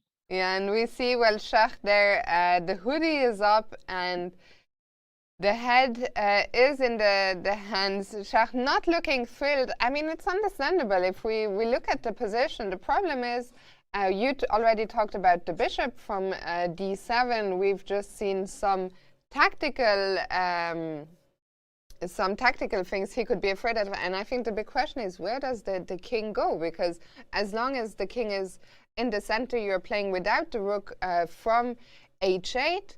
But yeah, you really are a little bit scared, I guess, of castling kingside with all the danger looming. Indeed, where does the king go and where does the bishop go is another question. Bishop c6 is not out of the question, and king e7 is also not out of the question. This is not an ideal placement for the king, but it's better than keeping it on e8. At least here the rooks are coordinated. But, you know, after something like rook h to e1, white has rook e5 potential idea, bishop e4, and what makes this deflating to play is that white's really not risking him. And report has no targets. He basically has a free attack, and that is so much harder to play than a situation where objectively you might be getting attacked, but you know that you have some counterplay. But this is a big decision for Shakir. I think that he's going to spend a good amount of time here contemplating all the candidate moves. Yeah, I think we'll move on for now. It's somewhat even tough to see Schach like that, really not looking happy at all with what he's gotten or with life. What do we know? We're just speculating. But let's bring back the bird's eye view. And my question, Fiona, though, is if I put my hood on, am I going to be as good as Shakir? See, I just did that. Only one way to find out, Dania. Right, exactly. So here we go. Yeah. Shall we check in? I feel well, for commentary, maybe you're going to start seeing even more lines now. I'm liking. We coordinated with Shakir earlier this morning, but the deal was that he was supposed to win his game and make me look better. But that doesn't seem to be happening. So he hasn't upheld his end of the bargain. I won't uphold mine. Well, we'll see what the power of the hoodie can do for Shakir. Well, we looked at two of our co-leaders, Vidit, Mamedyar. Shall we quickly go back to Pragg and Magnus? All right, that sounds great, and particularly because of how concerning the situation is. So let's revisit it. All right, so we discussed this exact sequence of moves when Pragg had the bishop on d5 and he went bishop b2, Carlsen going bishop e7, that bishop remaining on d5. Neither side, there's kind of a standoff going on. Again, knight takes d5 allows the knight to swoop into the center, and Magnus, after quite a sizable think, deciding on the move b5. Expanding on the queen side, the immediate threat is b4, dislodging the knight and winning the piece. So the most natural response to that is rook a to d1, intending to meet b4 with a move like knight e4. In this case, I don't think black is going to go b4. I think Pragg is going to go rook a d1. That's so natural, and it's very hard to resist. Rook a d1 looks like the natural move, not just defending the bishop, but also x-raying down to the queen on d8. And I guess b4, we saw that the bar didn't like it too much. It went up in white's favor. I guess the problem with playing b4 here, if you're black, if there's no concrete reason to do so, you're maybe just weakening the light squares a little bit too much. You're weakening the light squares, and you're helping white activate his pieces. Knight e4 opening up the dark squared bishop. This knight can swing to g5. I mean, black just cannot afford. Black could get mated here in a matter of moves. I think that in this position, black probably needs to get the queen out of the d file. A move like queen c7. But as I had indicated earlier, I'm very concerned about the move knight g5. Just, again, look at the attacking potential on the king side. This one knight on f6 is holding the world on its shoulders, and there's going to be all sorts of deflection tactics in the air with knight e4 or a knight appearing on d5. For instance, let's say black goes bishop b7. Looks pretty innocuous, right? Let's trade the bishops. Looks logical. Bishop takes b7, queen takes b7, and now a beautiful tactic. Look at this. Rook takes d7. Okay, well, that seems to make sense at the start, but wait a second. Isn't that a blunder? The queen just takes. Knight d5. Again, looks logical. It's a deflection. No, that's a blunder, right? Queen takes d5, but no, it's not, because now the bishop comes into f6, threatening checkmate on h7. Black is forced to go g6, and white has not only 2 pieces for a rook, but just a totally winning position after even the move knight e4. The knight's journey to f6 is unstoppable. That's an incredible line, Fiona, and it showcases the attacking potential that Pragg has built up for himself here. I mean, that really is a stunning line. What a sequence.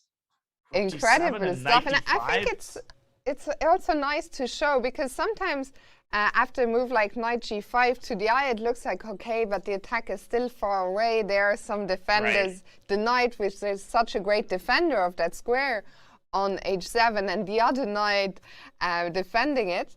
And Pragg has made a move, by the way. It wasn't rook a to d1, but rook f to d1. And Danny, I'm going to have to ask you, because it's something that Robin and I talked about quite a bit. Sometimes it's not easy to decide which of the rooks. So what do you think was the thought process here? And I don't exaggerate when I say that a book can probably be written on this very question alone: which rook do I put on a square?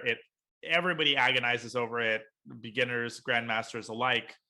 I think the question is always, well, where does the other rook belong? And what Pragg has decided is that he's going to delegate the other rook to c1, where, of course, the rook on c1 is perfectly viable. The concern could be that maybe that rook on f1 would somehow have contributed to the attack in an indirect way. There's just something about rook f1 that looks a tiny bit awkward, and I can't really put my finger on it. I don't know what it is. I really don't know what it is. But from a logical perspective, yeah, it makes sense, because the other rook's going to go to c1, and all of white's pieces in that case are going to be perfectly coordinated. What I think Pragg really needs to do is step on the gas pedal in terms of the attack. When you're playing Magnus, not that I know, I've never played him in a classical game, but I imagine it can be very difficult to go straight for the throat, right? Because it's so hard to believe that you can actually checkmate Magnus. I think Pragg has to be fearless here. And if Magnus gives him the opportunity, I think he's got to go knight g5.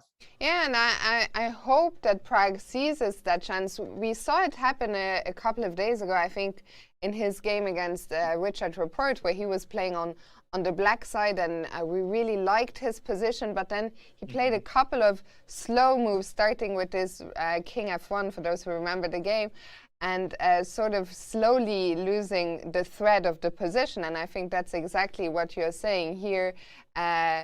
Things are in his favor, but you have to capitalize every single move. Like, there's no time for like for a waiting move, because Magnus, he will never let those go unpunished. Indeed, and to that end, the move h6 here is a serious possibility for black, just to stop knight g5, because knight g5 is, with every passing second that I look at this position, it occurs to me that knight g5 is a very serious tactical threat. And the move a4 here is possible, striking at the queen side as we see Magnus returning to the board. This is a big moment, for sure. This is a big moment. I like your suggestion of h6, because I'm also very worried. We'll have to see, is he as concerned as we are about the position after knight g5? We'll come back and find out. For now, let's go back to the bird's eye view. And Daniel, we're going to look at one last game before going for a quick break, so I'll let you choose one. Okay, well, it's been a while since we looked at the Grandelius Karyakin game. It's definitely not the most interesting game, but I do want to update everybody on this end game, and just figure out who's better, who's pushing for the win. So let's have a quick look at that end game. Okay, so let's bring it up. Last time we were here, the queens were still on the board, so let's go back to that moment. Also, I think we left it just before Niels decided to take on c5, which came as a little bit of a surprise to you. Yeah, I mean, this just discharges all of the tension in the position, and he trades queens, and black doesn't even lose castling rights. So we do have opposite side castling, so I guess they delivered on their promise. The problem is that the queens are gone from the board, so it doesn't carry the same effect. Rook e8, rook e1. We have another trade. Karyakin defending against mate. And Niels going h4. So it looks like white is going for the kingside attack. In reality, he's just trying to orchestrate a trade of the dark squared bishop. And, if black does trade, perhaps Niels is claiming that his pawn on g5 is going to hold down. It's going to deep freeze all of black's kingside pawns. And so for Sergey, There is a very interesting move, b5 in this position, chasing away the bishop. And the point is that you can't take on f7 due to bishop takes g5. And if you play bishop d5, I go c6. And of course, you can't drop back to b3 because the bishop gets trapped. So the upshot of that is that the bishop has to leave this diagonal.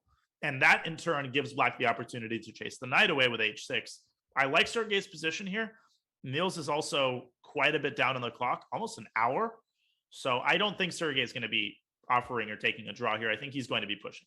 Yeah, and well, I like this because especially now after h6, the knight, I think, has to retreat to f3 to keep an eye on the pawn on h4, and suddenly the two bishops are coming to life here. They are, as well as black's queenside pawns. Don't sleep on a pawn storm, c4, a5, b4, with the bishops being on good squares. White, I'm not going to say white is clearly worse, but Niels will have to be very cautious here not to slip further into a nasty position. We all know how good Sergei is at pushing these kinds of positions. Yeah, I expect b5 here, and for Sergei to make the most out of this little chance maybe that he's being given here. But we will return to this game and all the others after just a quick break, so don't go anywhere. We'll be right back.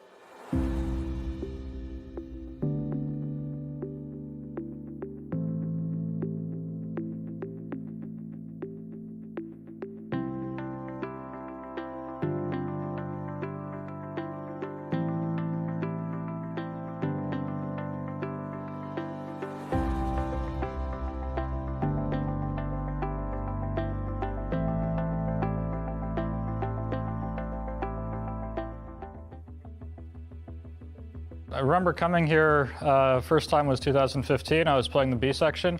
I had a fantastic result. I made +5, but Wei was an absolute terminator. I played him with white in round 1, and it was a draw, and it was just, I never had a chance again. If I had known that he was going to go nuts, maybe I would have pushed a little harder. I remember at first it was chorus chess before it was Tata Steel, and I always remembered this was like the most important tournament of the year, the biggest, the best one. Tata Steel Chess Tournament, they call it the Wimbledon of chess, and I think they've earned that name. It's just the best tournament in the world. Obviously, with Magnus in the field and I'm in the bottom half, the odds are against me, but, if the best player always won, chess will be a very boring game. I'm just going to play my best, and if the points come that way, they will. So I use technology for opening preparation for sure, but that's more or less the only thing I use it for. I think I'm more scared in terms of the future of chess of computers just processing faster, and then if they become a little bit stronger. I worry that one day chess can be weakly solved. Luckily, I still think that day is very, very far away, and I think it will be after I'm retired many, many years in the future. It was a very, very memorable tournament for me, both with positive and negative attributes last time, but I'm really looking forward to playing again this year.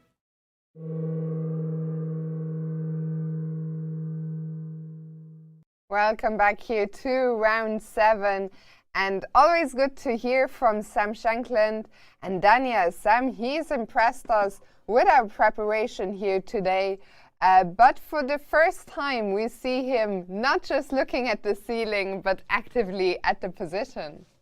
Indeed, he's looking at the board, and he's definitely out of his preparation still with plenty of time on the clock, and he's just made another move. So let's have a look at what has happened in the last couple of moves here.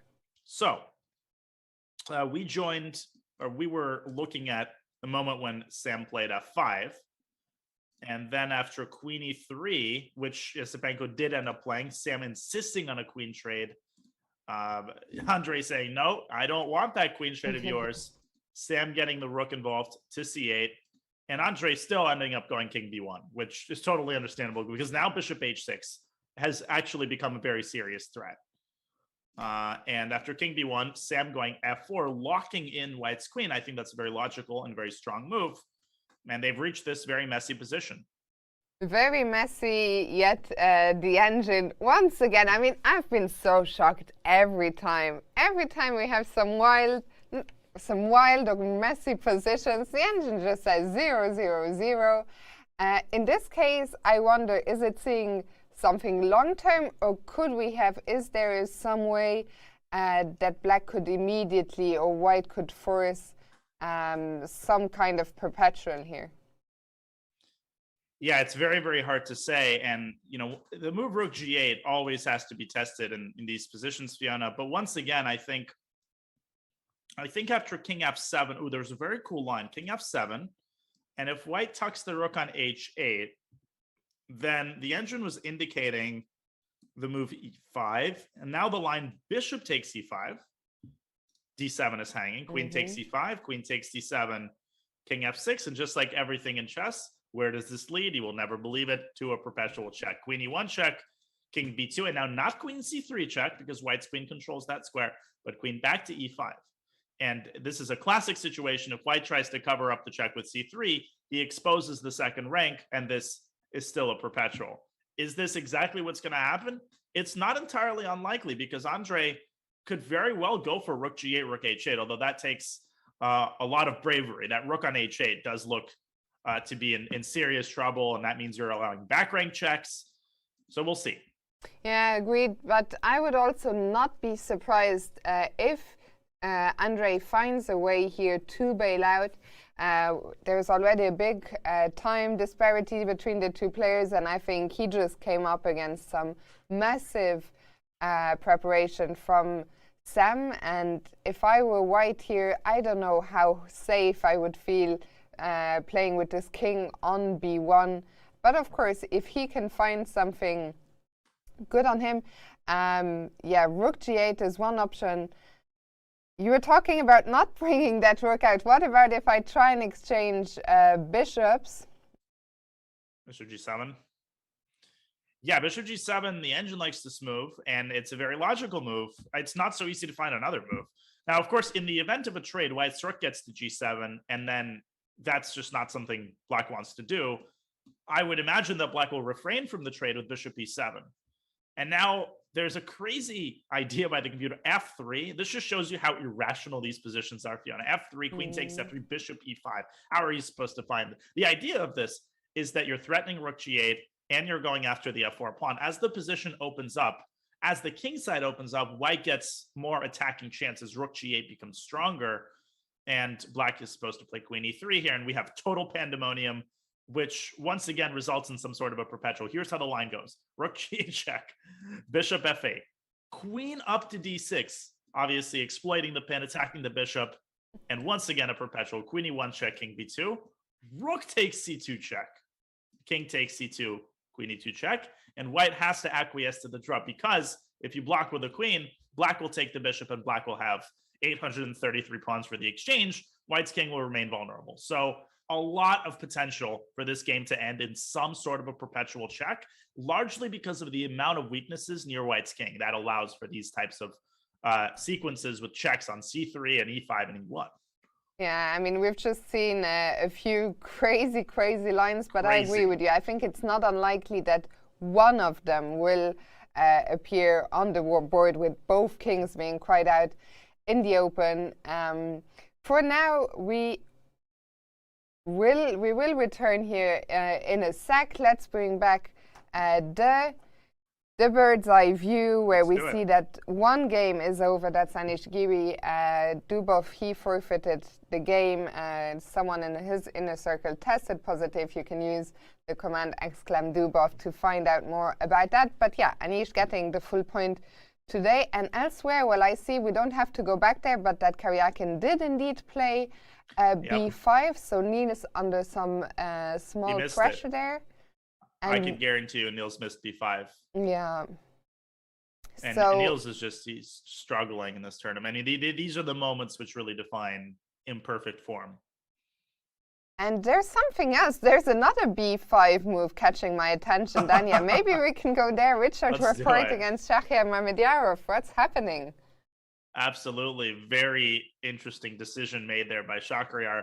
Now, just to remind everybody, what was Shahriar's problem in that position? Well, after Richard played bishop d3, black had simultaneously two different problems. The first, at bishop on d7, always seems to be in the way. The second main problem is that black has nowhere good to put his king.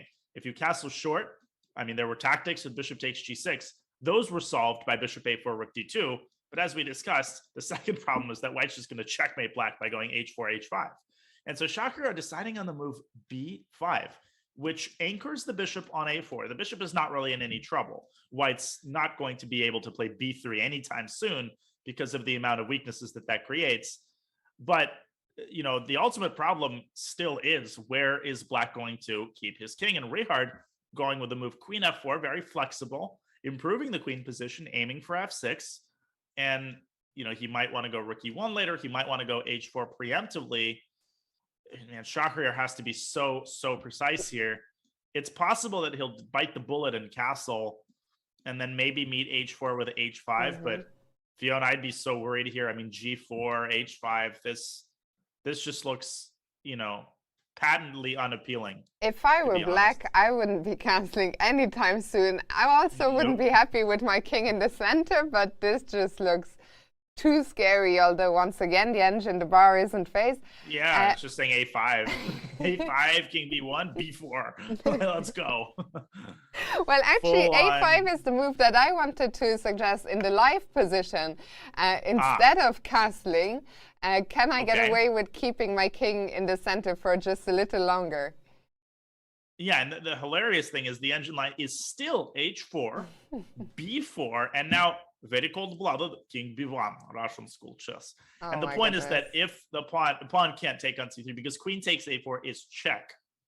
And so we might transpose into the line we just analyzed. If black castles here and white plays h5, well, h5 is not possible because black strikes first with b takes c3. No, this is definitely, Fiona, what black has to do. Shahriar has to get things started on the queen side. I agree. I think a5 is the move. He has and I played believe it. He's just played it. Good on Shak. I think it makes sense. I think Schach is saying, I am not interested in castling kingside and letting you have all the fun attacking my own king. Let's see how you deal with this first. Well, let's both have some fun. And another possibility for Richard here is to play queen f6. I mean, this essentially forces short castles. Because, I mean, if black moves the rook, then he's never going to be able to castle, and that's too much of a price to pay. Then after h4, we have just the most typical attack on both sides that I've ever seen. And after h5, here's what's amazing. If black plays b takes c3, guess what? White can simply play h6.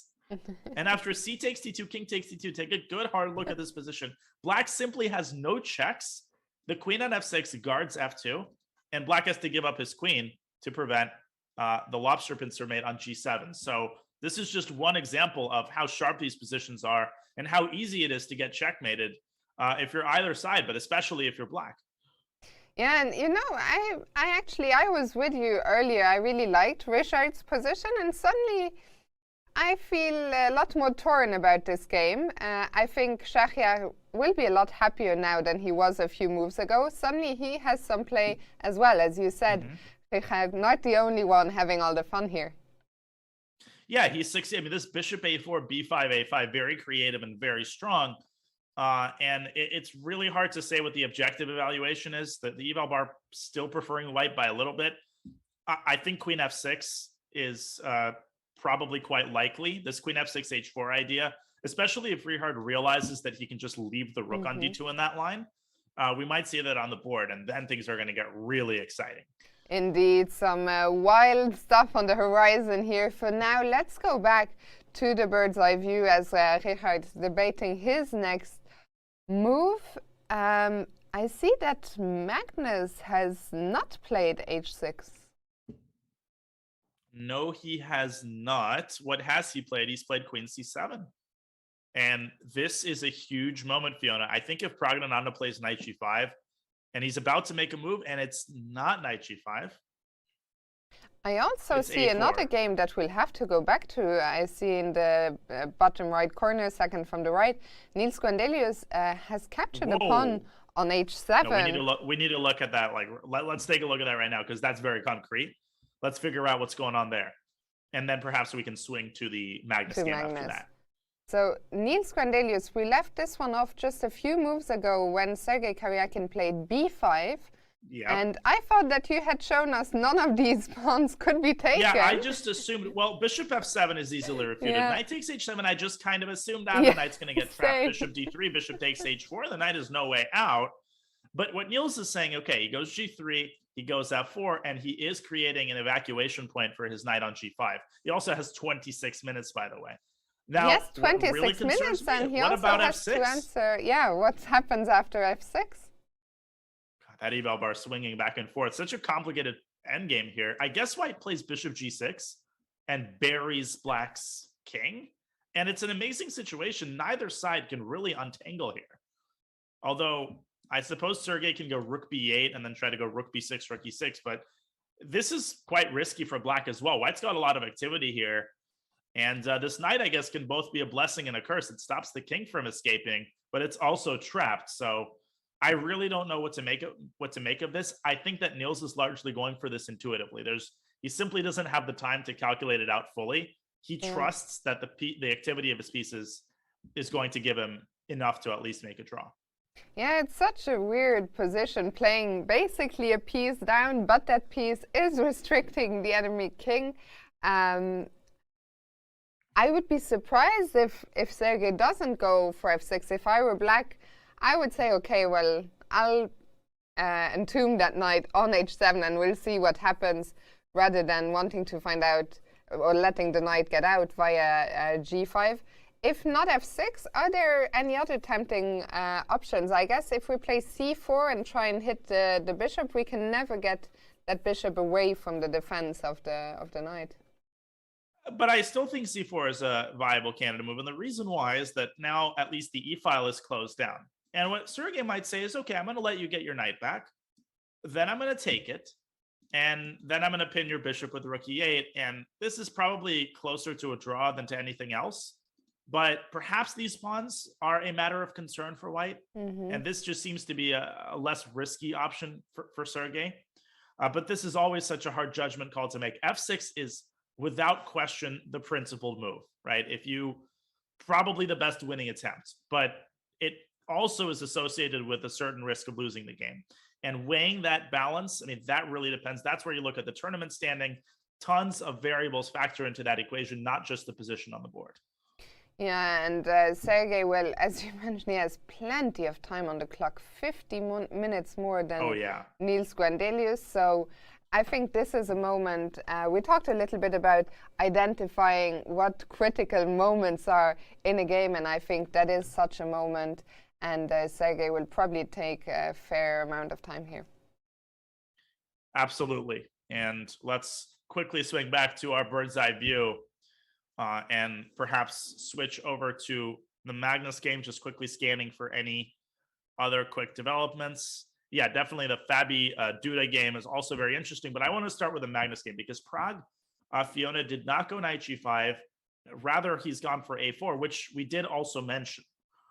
A4 was also tempting. I have to admit, I'm a little bit disappointed we didn't see. I'm definitely disappointed. Knight g4, you had convinced me, Dania, with all these, especially that one crazy line with the rook sacking it, with all the sacrifices to eventually, well, either win the queen or deliver checkmate on h7. I liked that a lot. After a4, I guess the game is taking a slightly more positional turn. I'm going to be completely honest here. I'm shocked that Pragg didn't go knight g5, and I understand that. I'm not the one facing Magnus over the board. I'm the one who sits here with the engine and, claims that everything is easy. But this isn't about, knight g5 being the top engine move. I just feel like it creates such tremendous attacking potential that it's worth going for it, even if you can't work out all of the details. Do you think but of course, you're playing Magnus. Yeah, I was just going to ask, do you think the fact that the opponent was Magnus Carlsen had a role to play in the decision? I think it has a role to play subconsciously. I don't think Pragg is sitting there saying, I want to play knight g5 and checkmate him, but because it's Magnus Carlsen, he must have seen it, so I'm not going to go knight g5 and checkmate him.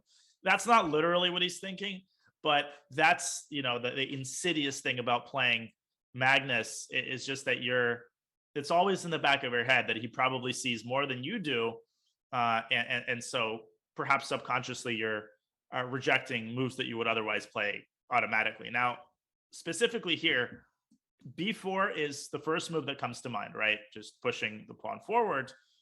And if white goes knight e4, then one possible continuation here is knight takes d5, rook takes d5, and bishop b7, fianchettoing and attacking the rook. And this could still be incredibly tactical, make no mistake. The only issue, Fiona, is that after a move like g6, this pawn on b4 is actually a tremendous strength because it prevents the white queen from lifting up to c3 and building a battery. And without that, I'm just not sure how white's going to get to black's king. But, I mean, playing a move like g6, and I see that Var agrees with you, to my human eye, it looks so incredibly scary. There's a bishop on b2, and you just open that diagonal, but it looks like everything is under control. I mean, I'm shocked that this position is so much better for black. But there's also a concrete reason. After the rook goes back to h3, and I have the benefit of the engine here, black has this move c4. And it's a very weird line that doesn't seem like anything impressive. So b takes c4, okay. And now all of a sudden, bishop takes e4 looks very counterintuitive. Why would you give up the strong bishop? I think there's two things to remember here. The first is that this rook on h3, yes, it's a good attacking piece, but it's also out of the game. And when black opens up the center, white really misses this rook. White wishes it would have been on d1. The second thing is that this pawn on b4 is a tremendously strong passer. Virtually any endgame is going to be good for black. And the third thing to remember is that black just has very active squares for his pieces. The bishop can come out to f6, the knight to c5, and in the absence of concrete tactical ideas, white's attack starts to evaporate and black takes over the initiative. So it just seems to me that Magnus is a little bit puzzled by the move a4. I think he's going to go b4, and I think he's grabbing that bishop after that. I wonder, Dania, if I just saw a little smile there on Magnus's face. He has a weird facial expression, like partly surprised, partly happy to see a4. What are you reading into that Magnus face? It's so hard to tell. He can go through 6 or 7 emotions in the span of 3 seconds, and he leans back and then he leans forward again.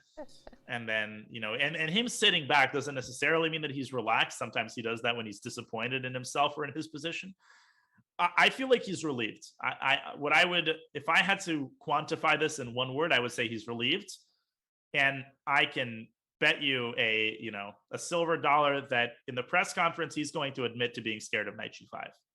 Yeah, I agree with you. I think Magnus definitely, he still doesn't look super thrilled with his position. No, he's not like more thrilled than he was a minute ago. Yeah, he's but okay, position now is decent. Yeah, I won't get mated at least. He's channeling his inner Kramnik. No, I think I'm winning, yeah. But still, I mean, okay, knight g4 wasn't played, but White, of course, not worse here by any means, but I think this missing knight g5, and I think that's what you were saying, like, it's one of those moments, they don't come around too often, especially not when you play Magnus, so you have to absolutely grab them when you get the chance. And again, the disclaimer, easier said than done for us sitting here in the comfort of our warm homes and studio. Indeed.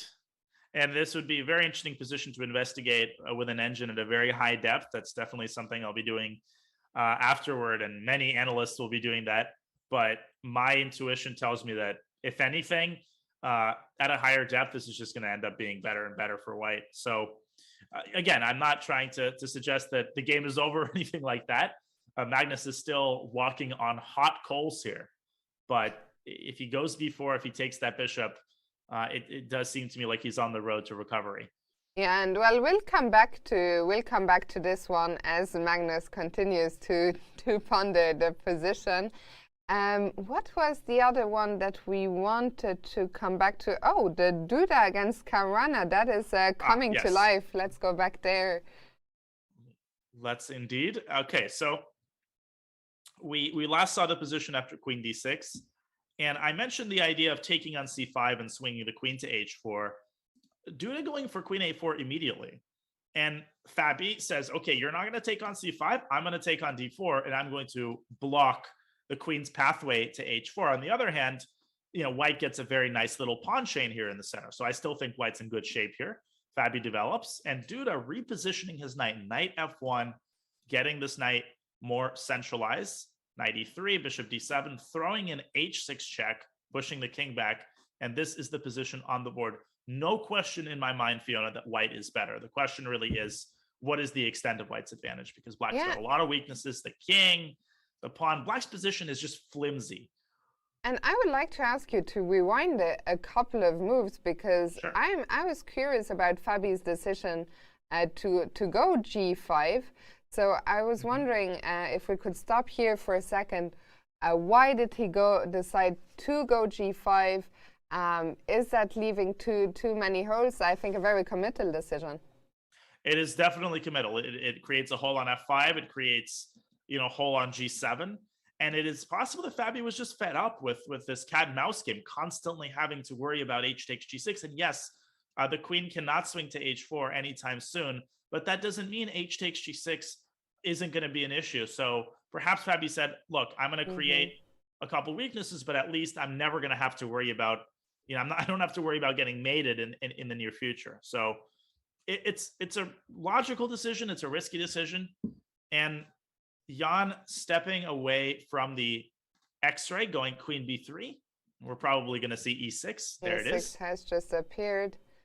And I guess, well, one question I have, we were talking about the king earlier. Is it now finally time for the king to castle queenside, or And I think there's our Jan answer, Krzysztof rook just D1. answered my question, and he answered it with a resounding no, rook d1, meaning that that king is not going to go queenside any longer.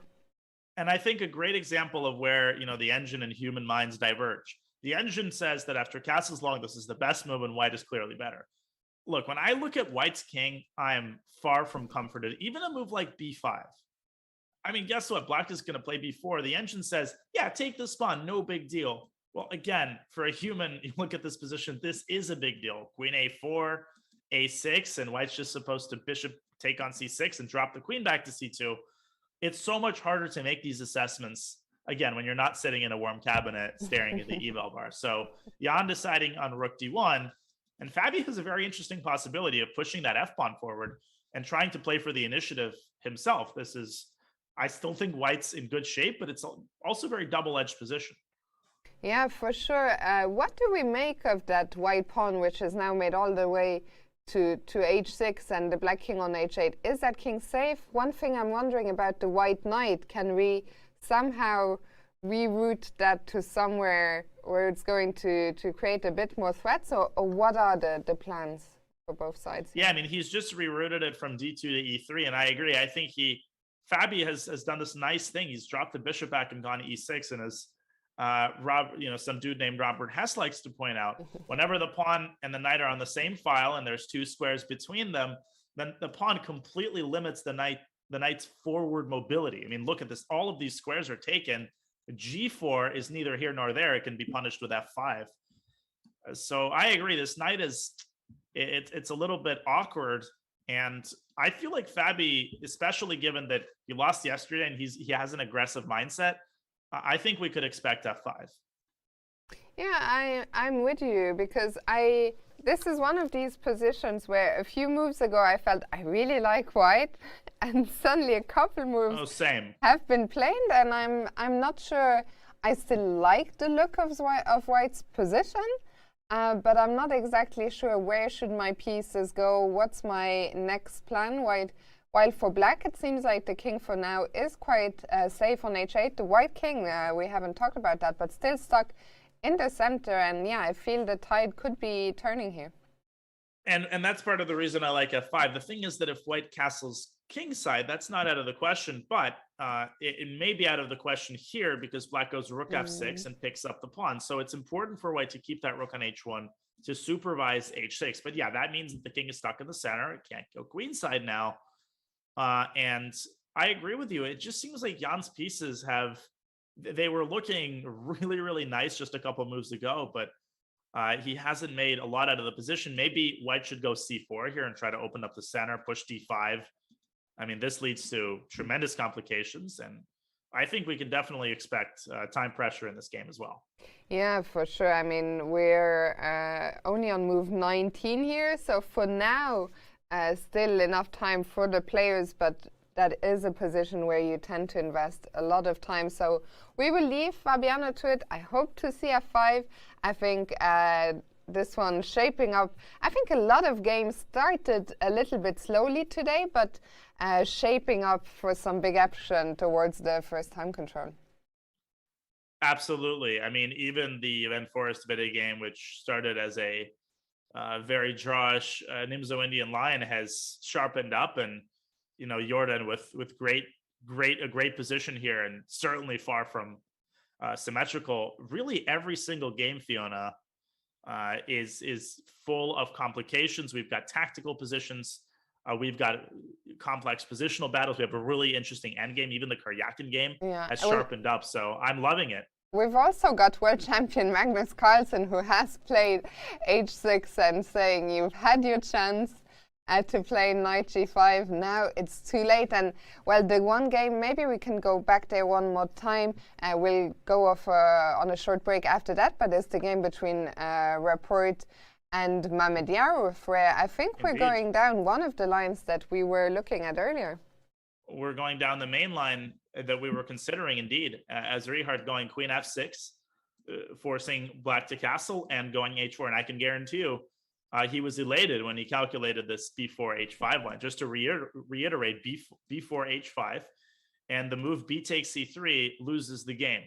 amazingly, black can stay alive with the move h6. Wow. This looks crazy. It looks like h takes g6 and its mate, but black strikes back just in time. B takes c3, and after g takes f7 check, the line becomes very forced. Rook takes f7, white has to give this check.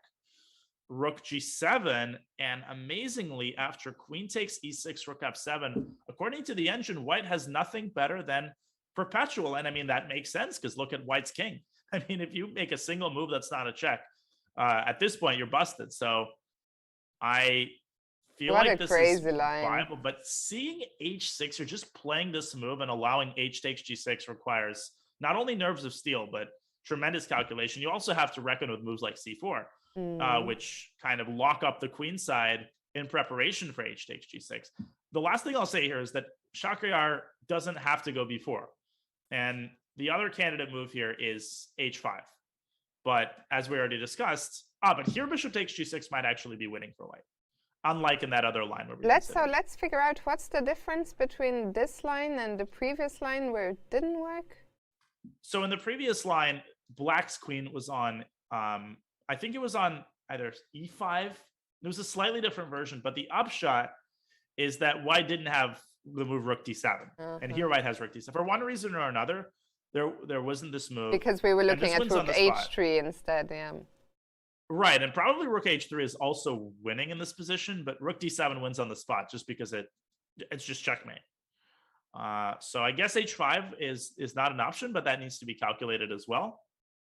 This is still a lot scarier for black than for white, but if Shach finds b4, or the other option is to go rook fe8, h5, and then dial the queen back to e7 and dislodge white's queen from f6. Both of these options, according to the engine, yield a reasonable position for black.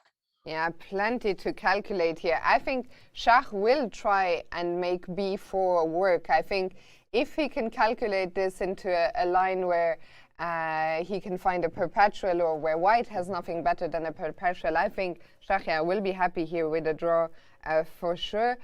But yeah, both kings still far from safe, and we will find out what happens here and in all the other remaining games in just a few minutes. Plenty of action to look forward to, so we'll see you shortly.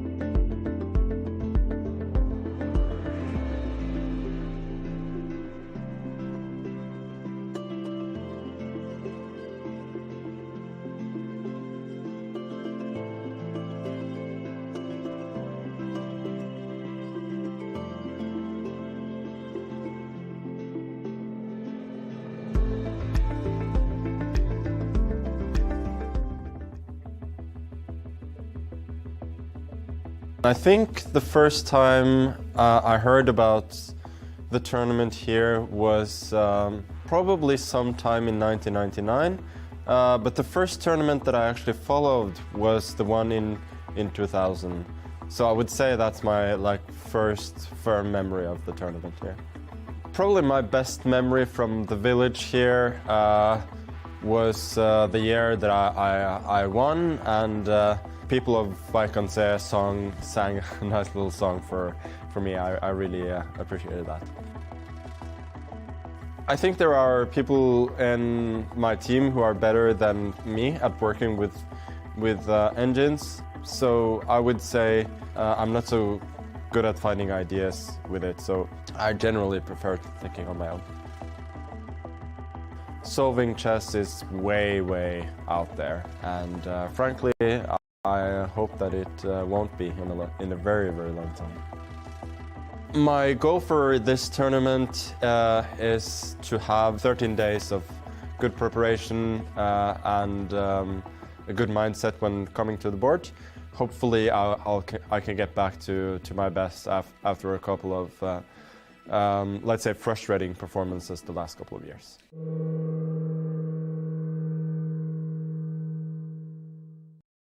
Welcome back to our coverage of round 7 of the Tata Steel Chess Tournament.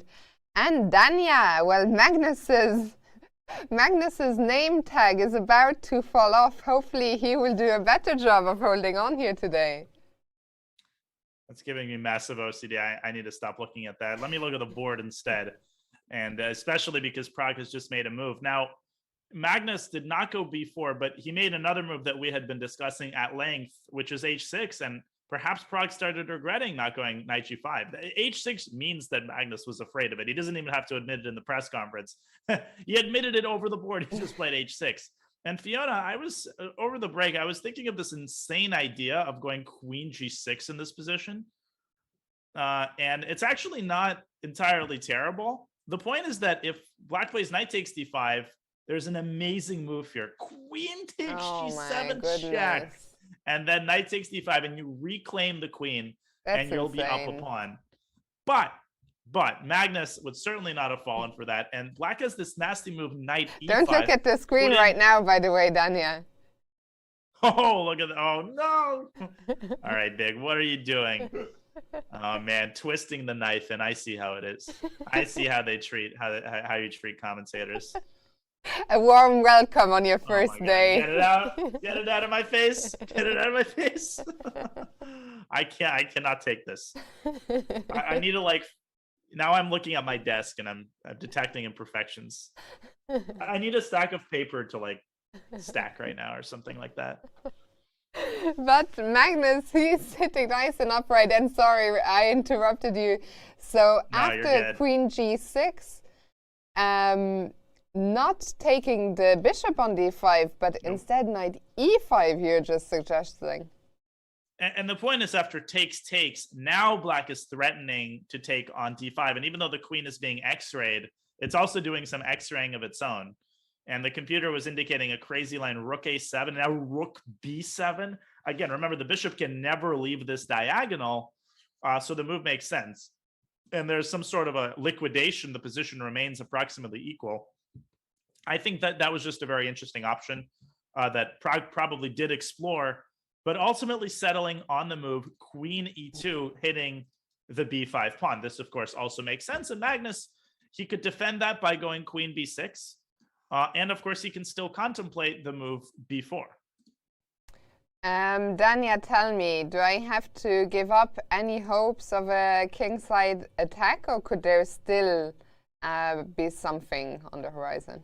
I hate to be the bearer of bad tidings. I think there's one possibility of this game there's one pathway through which this game could still sharpen up, and that is if white starts pushing his e-pawn. So for instance, if Magnus goes queen b6, there's this move e4. And even though the king side itself might not open up, the center might open up. I mean, if white goes e5 and e6, we might have a zoo on the board pretty quickly here as well. And make no mistake, I still think that practically speaking, white's position is more fun to play. I just think that this is incomparably safer for black than, I don't mean to sound like a broken record, but, than if white had gone knight g5. And But the maybe answer we is can yes. maybe we can just very quickly go back to that moment for people who might have joined us, just to put knight g5 on the board. There Sure. was this moment here after queen c7 where Daniel was really hoping the move knight g5 would be played. He had convinced me as well. But Pragg not taking that opportunity. There was some crazy potential lines here.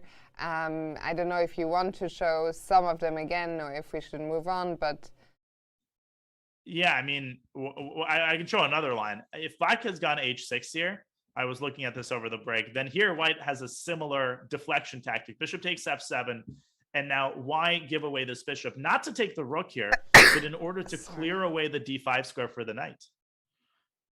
And after, I mean, if you take on d5, you get checkmated, queen h7 and queen h8. And if you don't take on d5, then white is going to take on f6 as many times as it takes to clear away the h7 square for the queen. Bishop takes f6.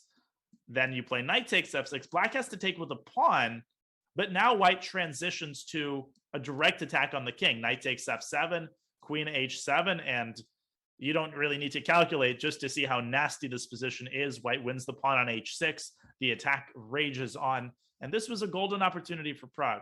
So he might still win this game. I mean, all three results are possible, but if he doesn't, then he's going to regret this moment, no question about it. Yeah, I think this is a moment he will be coming back to, even when going over the game afterwards. Knight g5 wasn't played, and on the very next move, Magnus shot the opportunity down by playing h6 himself. So queen e2, this could still sharpen up, as Dania just said, but for now, things look pretty much in the balance, and Magnus probably breathing a sigh of relief. Meanwhile, what's happening elsewhere? Well, it's been a while since we checked the Van Foreest game, but before we do that, just notice the position in a report Mamedyarov. Shak going b4, and in this position, he has to find the move h6. That is absolutely crucial, and if he does, the game is very likely to end in that perpetual, which we showed. But if he takes on c3, then he loses the game. I don't think he's going to do that.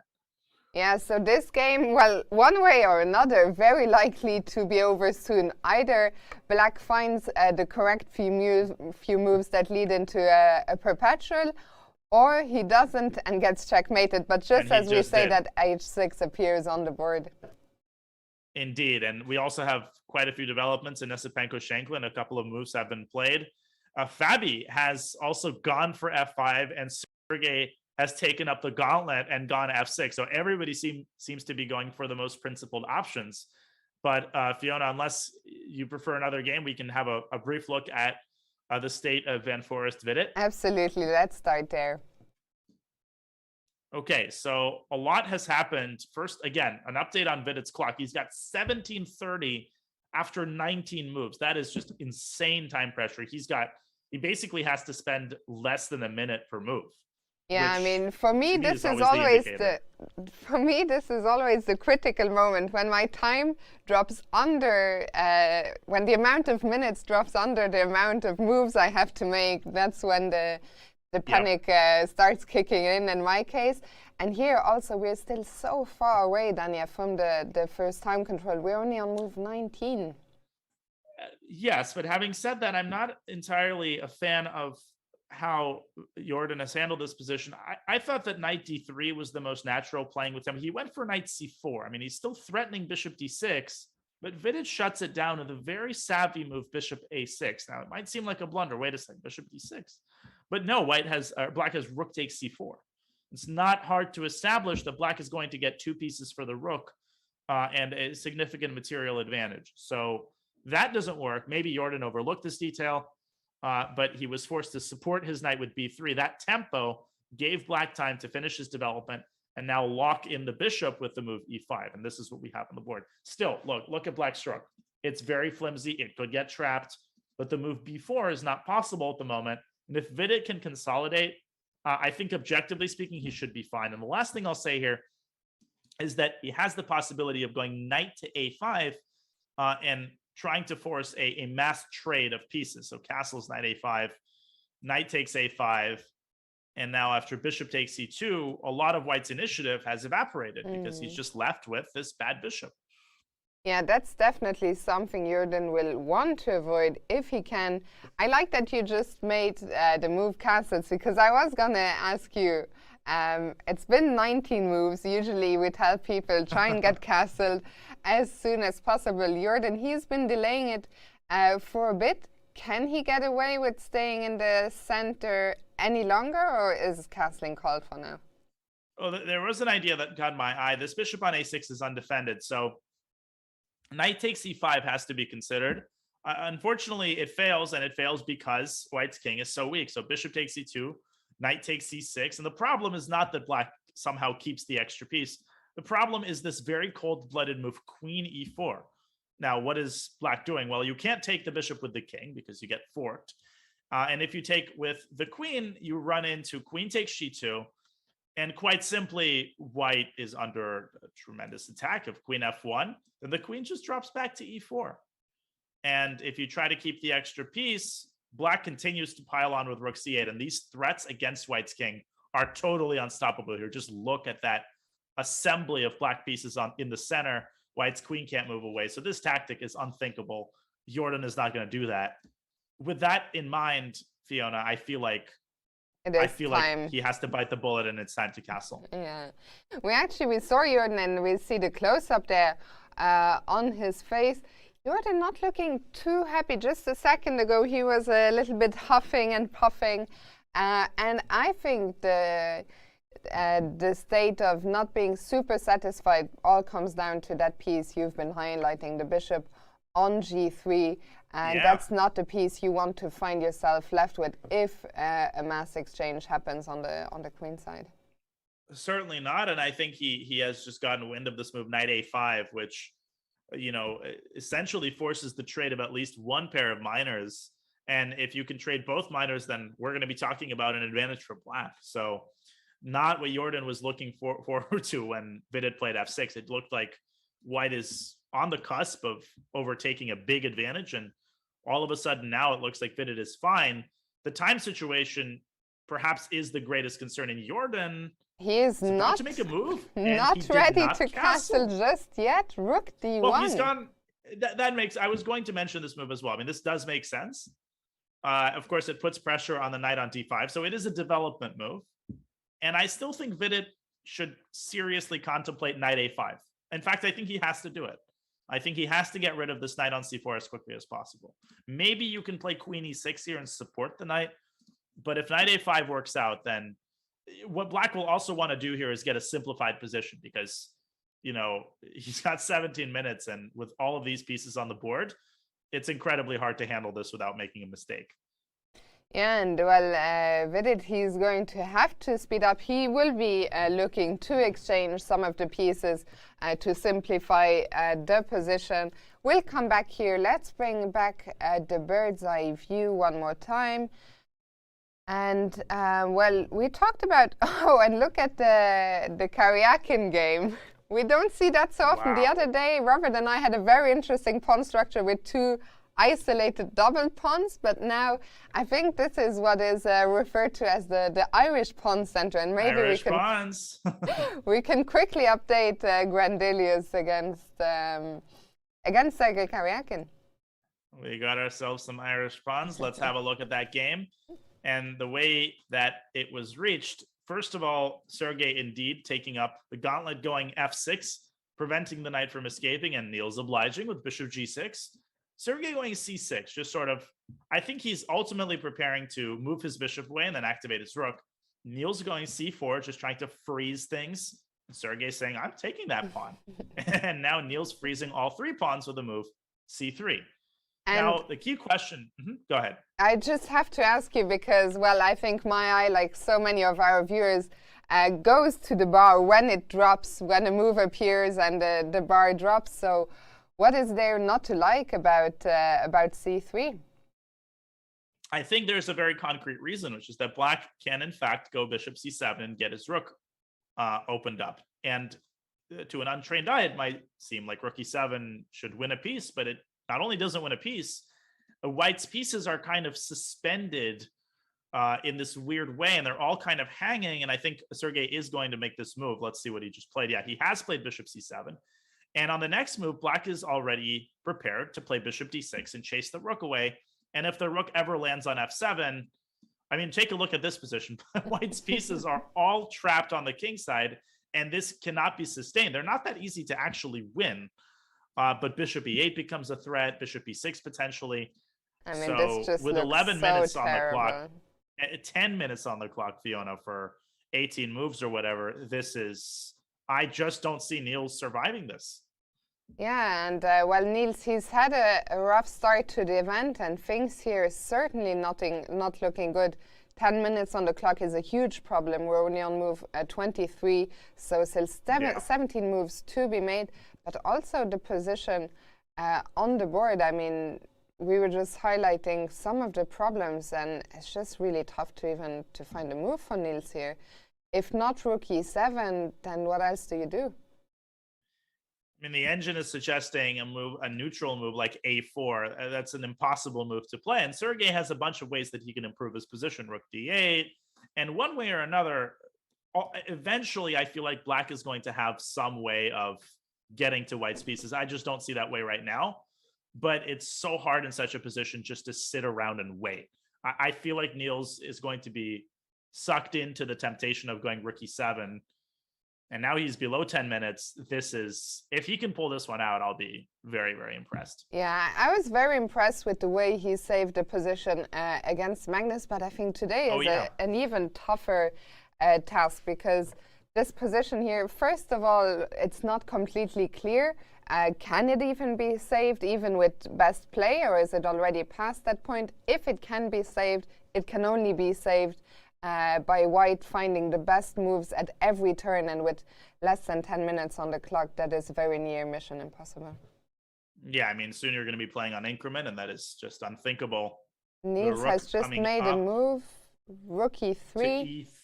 e3. So yeah, he's making a neutral move. He's just sort of making a waiting move, seeing how Sergey is going to improve his position. Sergey is probably going to throw in rook d8 just because that move doesn't hurt.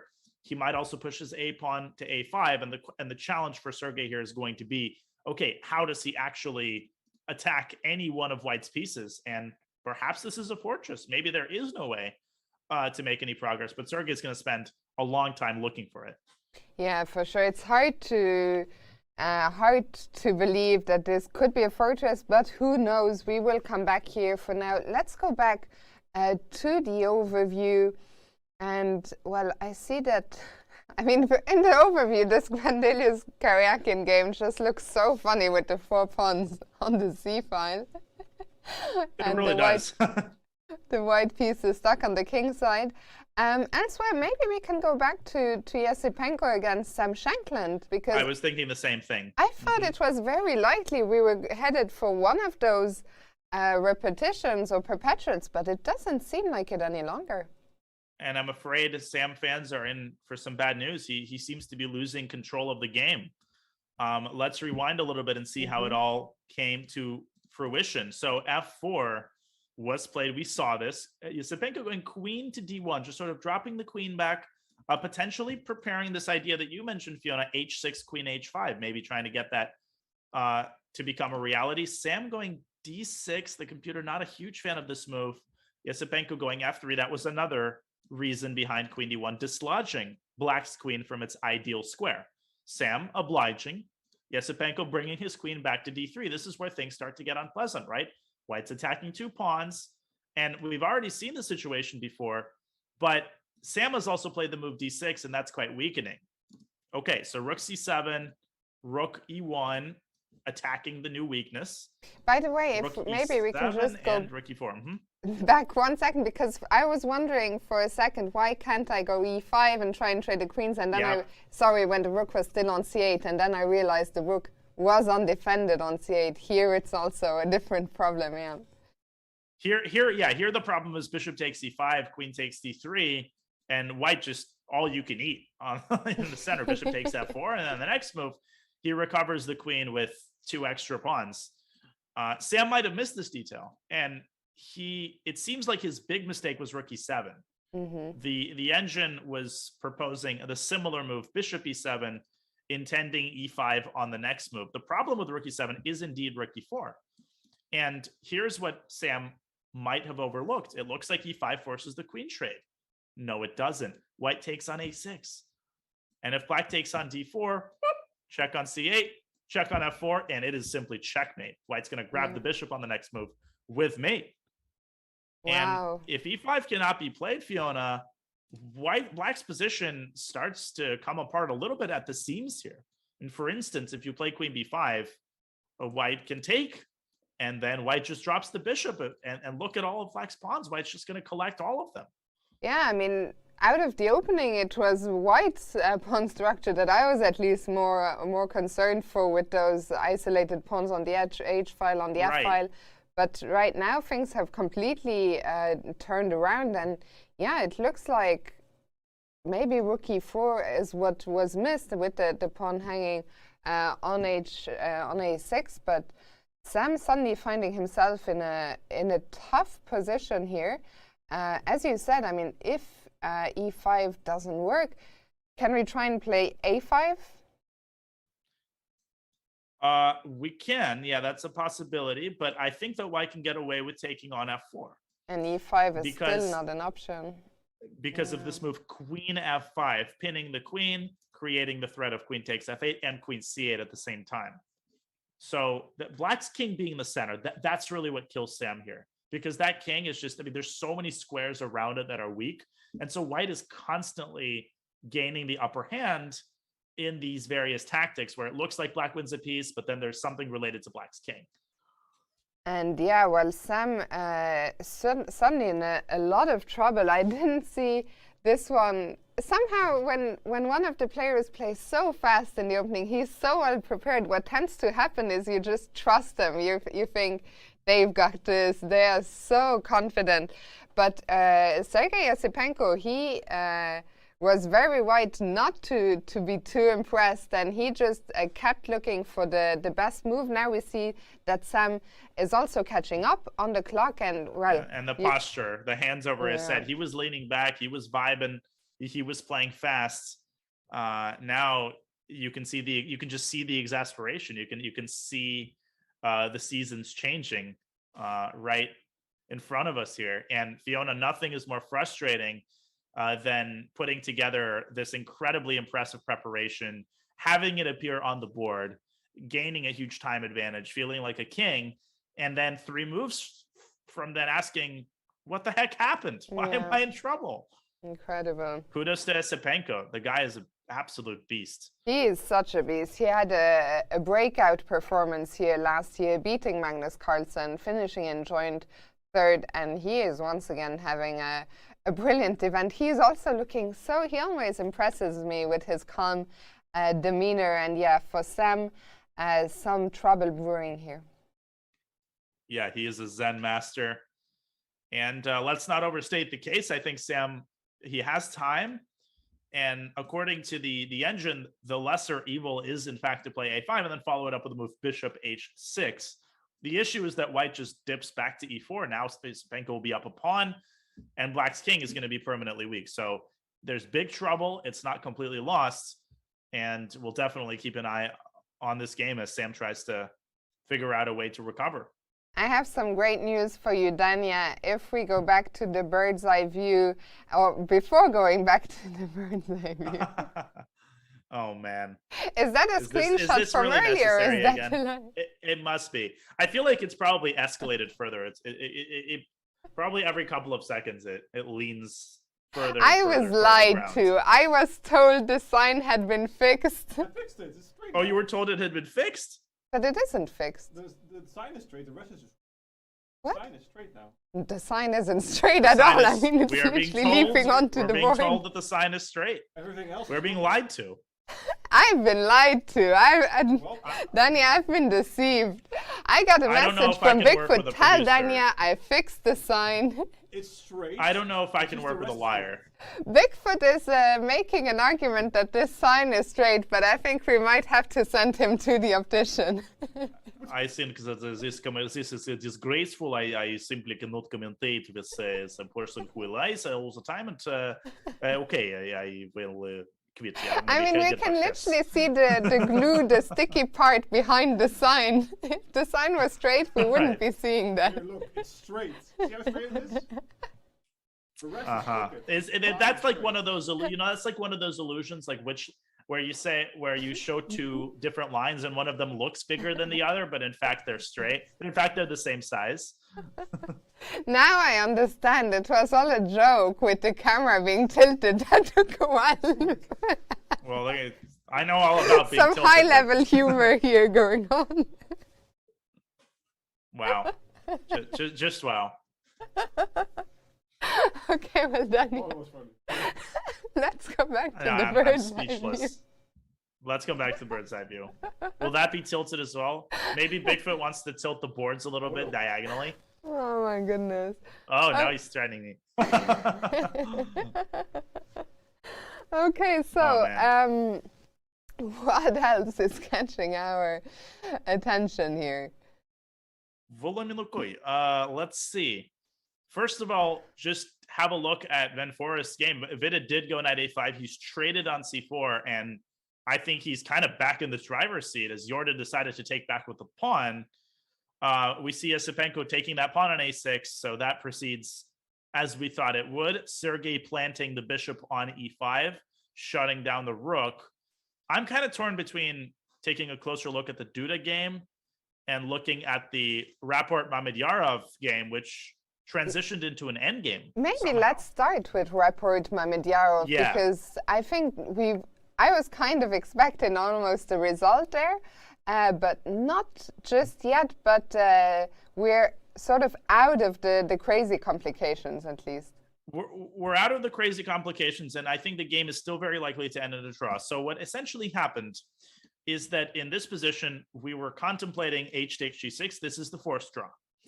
Instead of this, report goes c4. I had mentioned this move briefly, and I didn't really explore it. This leads to a queen trade, queen g5. We have a trade, Rapport takes on g6, and we still have mutual attacks, right? Black is still attacking White's king, White is still attacking Black's king, and things are likely to fizzle out and end up in some sort of symmetrical rook endgame. So for instance, one move that occurred to me was rook h7. Mm-hmm. And for instance, bishop takes c4. I guess we could envision a trade. Okay, that's a check, so the king has to move. F takes g6, and technically Black is up a pawn here, but this should be a draw. And notice that rook d7 is probably inaccurate due to rook takes f2, and there's no mate. So in this position, White should probably go rook e7, and Black will end up having to give up one of his pawns because you can't really go rook f6 here due to the back rank check. But the engine gives g4, rook takes e6, king g7, and White's advantage is merely symbolic. Black's pieces are active enough. The rook ties down White's rook to f2. I'm anticipating a draw in the next half hour. Yeah, it looks like Mamedyarov has done a great job defending a slightly tricky position. So that's one of our three leaders with the black pieces who seems to be more or less out of trouble. What about the other two? You talked about the Jorden against Vidit game. Shall we go there next? Absolutely. Let's have a look at the transformations in that game. Okay, so Vidit, to his credit, quickly going knight a5 and trusting his intuition there. Jorden castling, knight takes c4, and b takes c4. The point, of course, is that you can't take on c4 again because the knight on d5 is going to hang. After knight c7, Jorden deciding to defend the pawn on c4. And the reason that the engine was not a very big fan of this move is that Black can now go knight e6. Now, why is that good? Well, the reason that's good is because Black is now discouraging White from breaking open the position with f4. The only way to jailbreak this bishop really is to go f4. And now this move is a lot less appealing with that knight sitting on e6. Jorden probably should have gone f4 on the previous move. And Black can't really take on c4 here because the e5 pawn is going to hang at the end of the line. I think this was Jordan's last chance to get a pleasant position. After knight e6, I think if anybody's better, it's probably Black. Yeah, I mean, somehow this has developed in a way that's not going to be to Jordan's liking. We talked for a while already about that bishop on g3, that isn't really doing much as Vidit prepares to make a move. 96. But also the pawn on c4, not knight e6, interestingly enough. Queen e6. Queen He has e6. put a piece on e6. It's the queen, though. I mean, it makes sense. He's attacking c4. It does make sense. I'm just always concerned about f4. I'm still concerned about f4. Because what could happen here is, okay, bishop c4, bishop. We might actually see this. Bishop takes c4, queen takes c4. Oh, this is maybe what Vidit is going for, an endgame that's most likely going to be equal. Takes, takes, takes, takes. And black has to be careful here, because if you automatically take, white's rook is going to get to d7. White's got a lot of activity here. So if I'm Jorden, I would consider just going f4 quickly and, you know, using Vidit's time against him. And, well, is Jorden even? We're not sure. Is he even at the board at the moment? Yeah, he's but not at the F4 board yet. So let's. I think guess I jumped the he gun might there. be happy to see, a bit like Magnus was happy to see knight g4 not appear on the board. I think in the same way, Jorden might be happy to not appear, see knight e6 appear, and given another opportunity. And I agree with you. I think he just has to do to try and open up the position here to try and bring that bishop back to life. You don't want to go rook c1 here, go into full passivity mode. Just one thing I wanted to explain for the sake of completeness. How does knight e6 discourage f4? Well, the point is that after e takes f4, you can't really take with the bishop, because then white-black takes. And if you take with a pawn, then there's a simple tactic. Knight takes f4, and then the bishop on e2 hangs, and the c4 pawn is going to hang. So white ends up dropping a bunch of pawns here. So I think queen e6 is not a mistake. I think it's reasonable, and we are quite likely to see that it's quite likely going to be some sort of a liquidation here if Jorden plays f4. Absolutely. Well, we'll see. I think a big moment here. Jorden is surely going to invest. Wait, f4 is already on the board. That happened so fast. I didn't even see it. I was like, he's gonna spend some time here. No. But I think that's what I think. He just senses that if he doesn't play it now, he's going to be passive for the rest of the game. So there isn't. He had to calculate. The only thing he has to calculate is bishop takes c4. He saw that works out for him, so he's not really risking here. Okay, so, well, we'll see here if we get the liquidation. Maybe let's bring up the bird's eye view, pick one last game, and then we're going to go on a quick break. So let's see.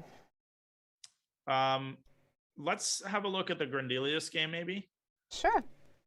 And then after the break, we'll take a look at the Duda. I think the Duda game requires, we have to spend a good amount of time on it because it's so complex. So let's, you know, in the interest of time, let's update everybody on Niels against Karyakin, because it looks like Niels is actually not doing badly at all. That is incredible. Last time we came from this position, we thought that Sergei was firmly in control. So let's rewind a few moves. So what happened here? So there was the move c4. Okay, so Niels going rook e3. Sergei going rook d8, and apparently that was a mistake. Niels pouncing on it with f5, and that was the idea of rook e3. Niels defending the pawn on g3 in order to be able to go f5, and he managed to anchor that bishop to g6. Look at that construction. That construction is going to survive a nuclear apocalypse. And I mean, it's very solid. It's very solid, Dania. But the question is, how can White possibly play without two pieces, basically? But basically, yeah, it's weird, but because the position is so closed down and these pieces are actually controlling a lot of squares. I mean, the knight's controlling f8. So black is playing without his king. Black is also playing without his light squared bishop, which is now locked behind white's pawns. And the move bishop h3, it appears, was necessary to preserve winning chances, or to preserve an objective advantage. Of course, he still has winning chances. The reason why is that if white plays f5, now the bishop has made its way out of the pawn chain, and it can ultimately park itself on d5, which is huge, because if we compare this to the position that's currently on the board, look at that bishop on c8. Wouldn't it just be dying to be on f3 in this position? That would be the key to the kingdom. Now it's permanently stuck. And suddenly these Irish pawns on the c-file, they are blocking in their own bishop, unfortunately, and it's hard to see indeed how could Sergei activate the bishop here. We've just had another move, Niels playing a4. Yeah, and it's very important to indicate that he should not take the pawn on c4 is working in his interest. If he takes it, he allows the black bishop to activate itself via a6 and d3. So it's very important for Niels to keep that pawn. And maybe he just has a fortress here. Maybe Sergey has no way to make progress. He certainly can't move the dark squared bishop. I don't see where to put the light squared bishop. Maybe he can try work d3. So there's still some game left, but if Niels is careful, he should be able to hold this. One thing that Very Niels is impressive. certainly going to have to be careful is his clock management. He's Man. under 5 minutes, so Sergey will definitely try to apply maximum pressure, especially now during the next 10 moves, because the position very much feels like if Niels can survive up to the first time control, then with the extra time, the task will become easier. So that will be the storyline here leading up to the first time control. But Dania, we're going to take a very quick break. Don't go anywhere. The time trouble is looming, and we'll be back in a few minutes. Bobby, Yeah, Robert? can you read Dvoretsky's endgame manual to us one more time? Yeah. No, we gotta get up. It was you. Like I was gonna do it, but then you said, "Yeah." I would be like, yeah, please. Please, Dvoretsky, one more The time. problem You ready? Please put that away. That's what I said. I told you. Let's do it. All right. Woo! You know what they say, though? What happens in Salt Lake stays in Salt Lake. Yeah, that's That's not what they say. Cheers to my Super GM friends. It's been good. The World Championship on chess.com.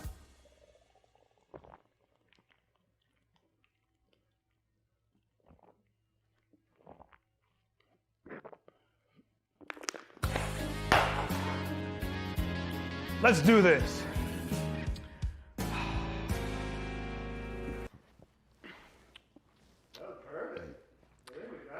That's chugged the whole beer. That was impressive. Whew. Yeah, I was. Yeah, I'm great. Round two. Bobby, Yes, Robert. can you read Dvoretsky's endgame manual to us one more time? Yeah. You guys have to go with it. I can't do it. Do that. Okay. I just actually didn't expect you to do it that time, which made it funnier. Like I thought you was a one-time I want thing. to be like, yeah, please. Okay. I'm just trying to ad-lib with what feels natural. Yeah, no, of course it feels natural. Wait, so we should expect that next Yeah. time, right? Yeah. Okay, just so I'm mentally prepared. Yeah. Okay.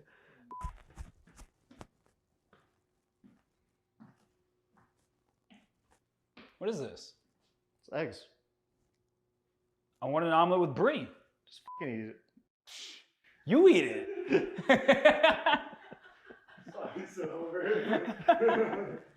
Wasn't expecting that. That wasn't either. I was like, what? We could turn a little bit on the shoulder there. The faster card and unibrow. I just want to thank my sponsors very much for all they do to promote chess. Sounds like a great future credit card, but faster card. Yeah. Wasn't it faster hard? Wait, what did it say? No. It said card.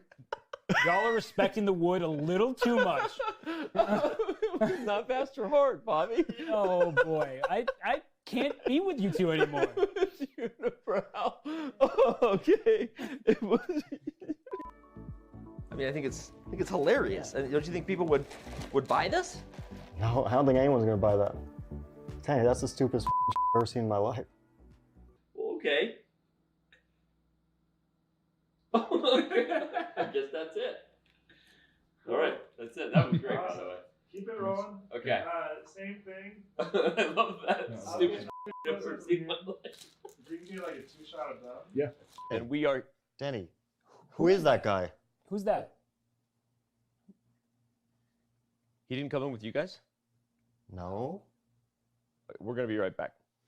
Bobby, Yes, Robert? can you read Dvoretsky's endgame manual to us one more time? Yeah. I'm sorry, I just can't. You can't do it. It's so funny. Isn't it cool when I predict the moves you're gonna say? Because we all see things in the same way and the same speed on this show. Isn't that cool when we do that? It doesn't make me very happy.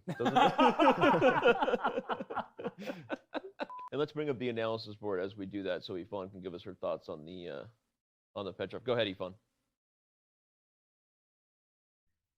Well, yeah, actually, that's a very good question because I was firstly trying to.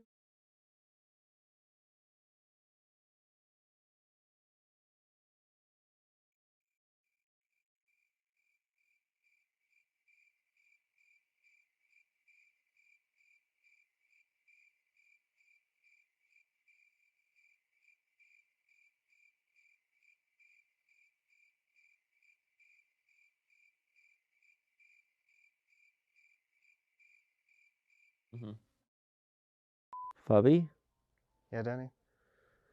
my throat's still dry. What was You're like, you've had 5 glasses of water. Okay. You remember what happened last time. My throat's still dry. You've already had 5 glasses of water, and you remember what happened last time. It was an accident. You peed your bed.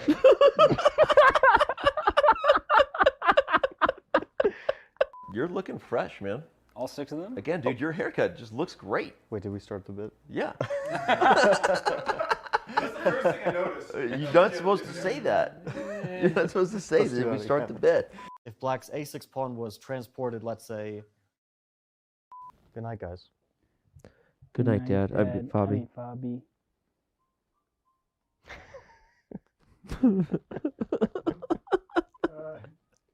One more time. Maybe just one of you guys say the good night.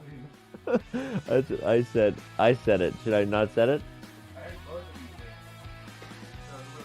it. I think it's funny if we both say good night, Dad. I mean, Fabi. But we need to be in sync. That's the hard thing.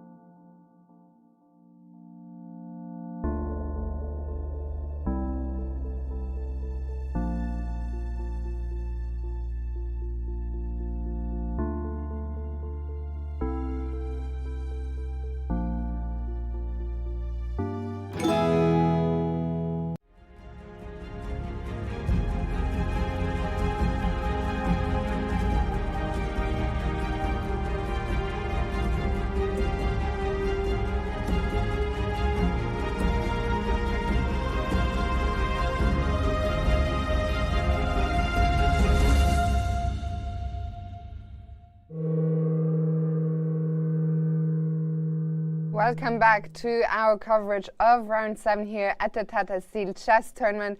So as you can see, we've had our first result of the day. The game between Anish and Dubov was not played. Daniil Dubov still awaiting the result of his PCR test.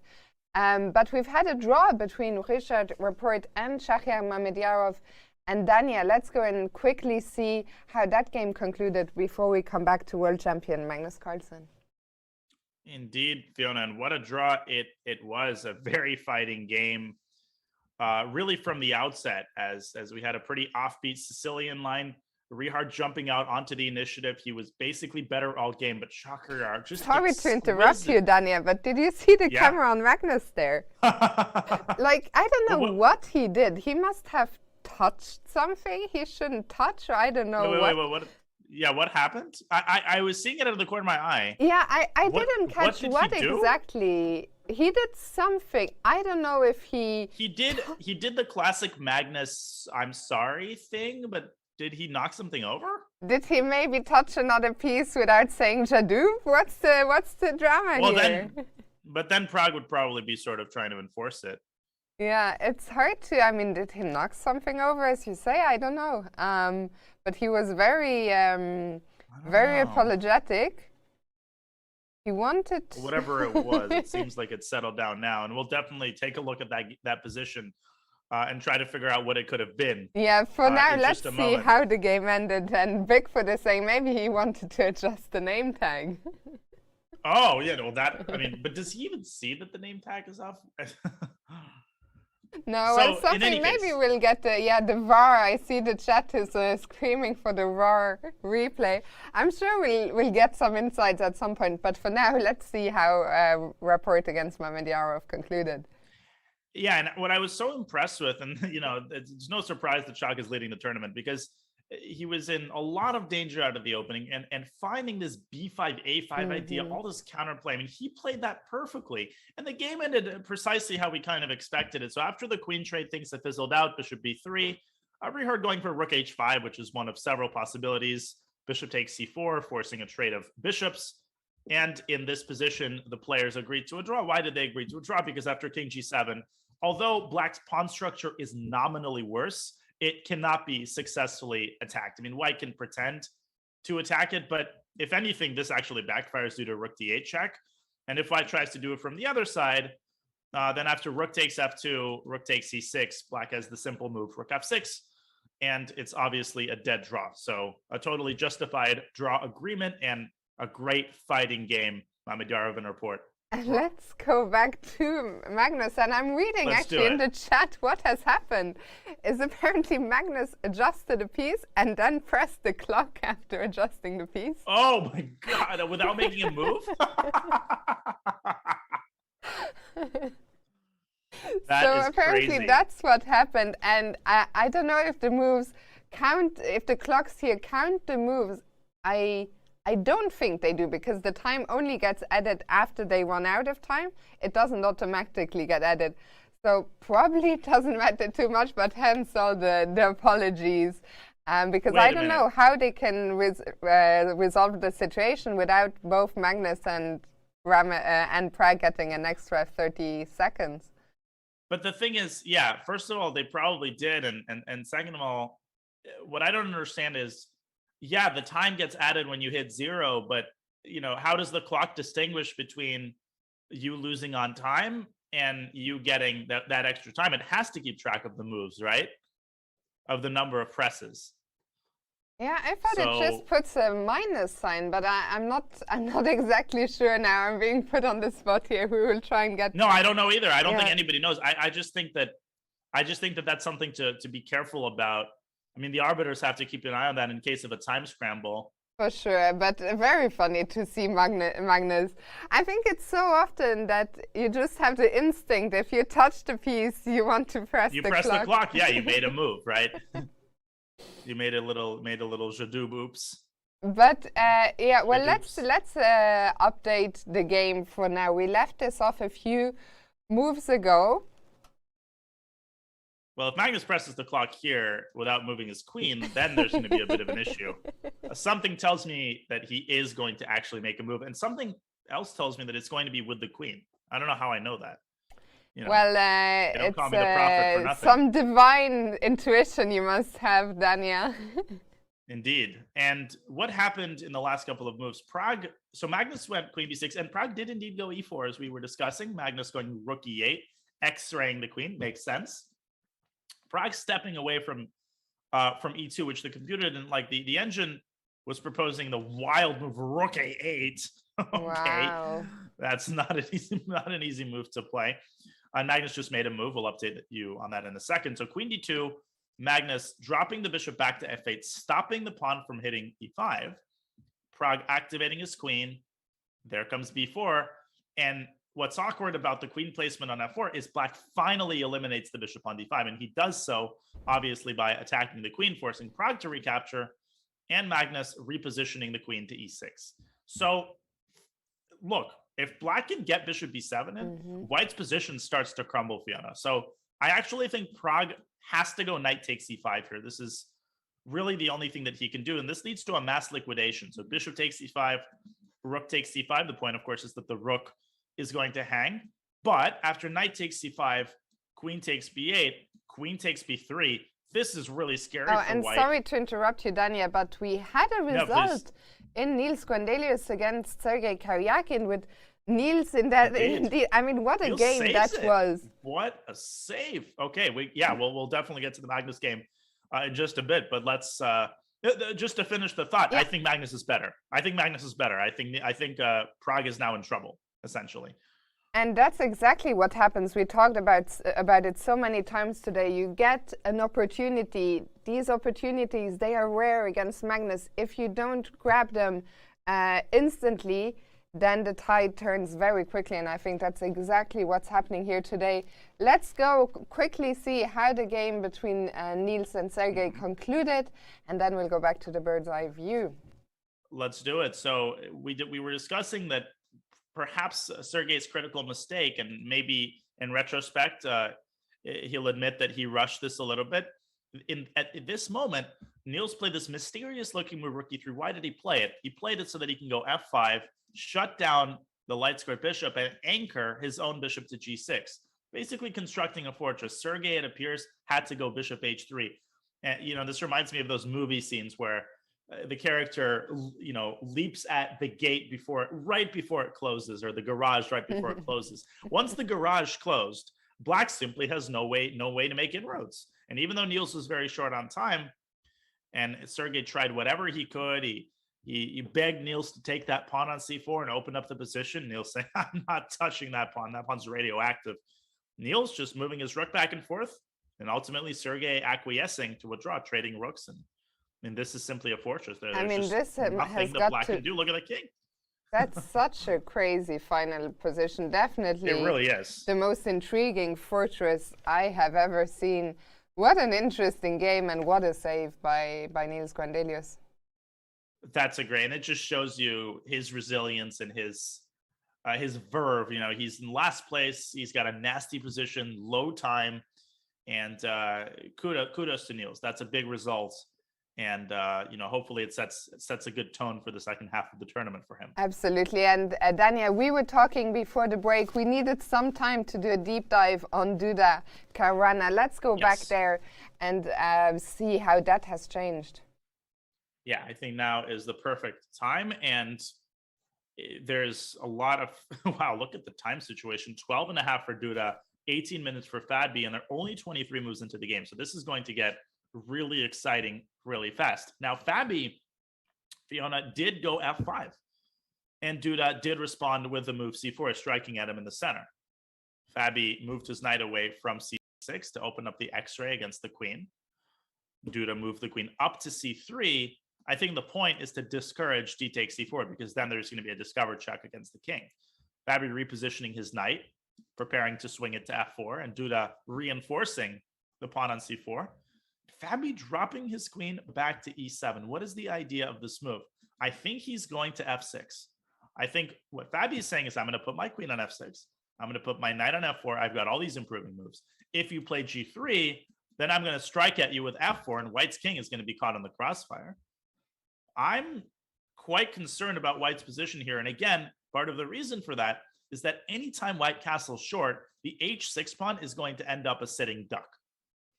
Yeah, and Fabi, well, after a tough loss yesterday to Anish Giri, will he be able to bounce back immediately? Duda has a tough question to answer here. As you just said, he doesn't want to castle kingside. But then which of the pieces, earlier we talked about the knight on e3, that knight still isn't doing so much, but I can't think of a much better square for it. There's just no good squares. There's just no good squares in this position. G3 is not a move I expected. So I guess the point is if Fabi goes f4 immediately, the knight does have a good square on g4. But I would imagine that Fabi completes his maneuver with queen f6 first. And f4 is just always going to be something that white has to reckon with.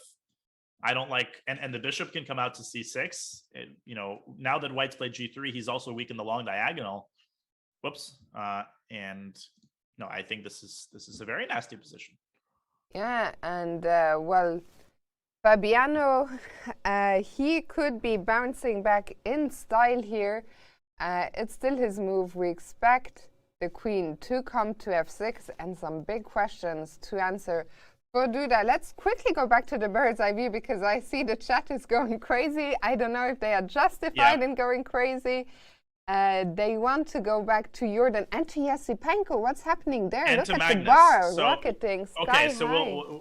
we promise we'll tackle all of the games one at a time. Let's start with the Yasipenko game because a lot has happened there. We also know that Pragg, he did not take on c5. He's gone for a different move. And yes, it does appear that Magnus, objectively speaking, is close to winning. But we'll get to that game in due time. Let's look at the Yasipenko game. What has happened here? So as we were discussing, Sam going e5, allowing queen takes a6, right? And the point here is that you cannot take the bishop due to queen c8 and rook takes f4. Sam moving the king away, Yasipenko dropping the bishop back.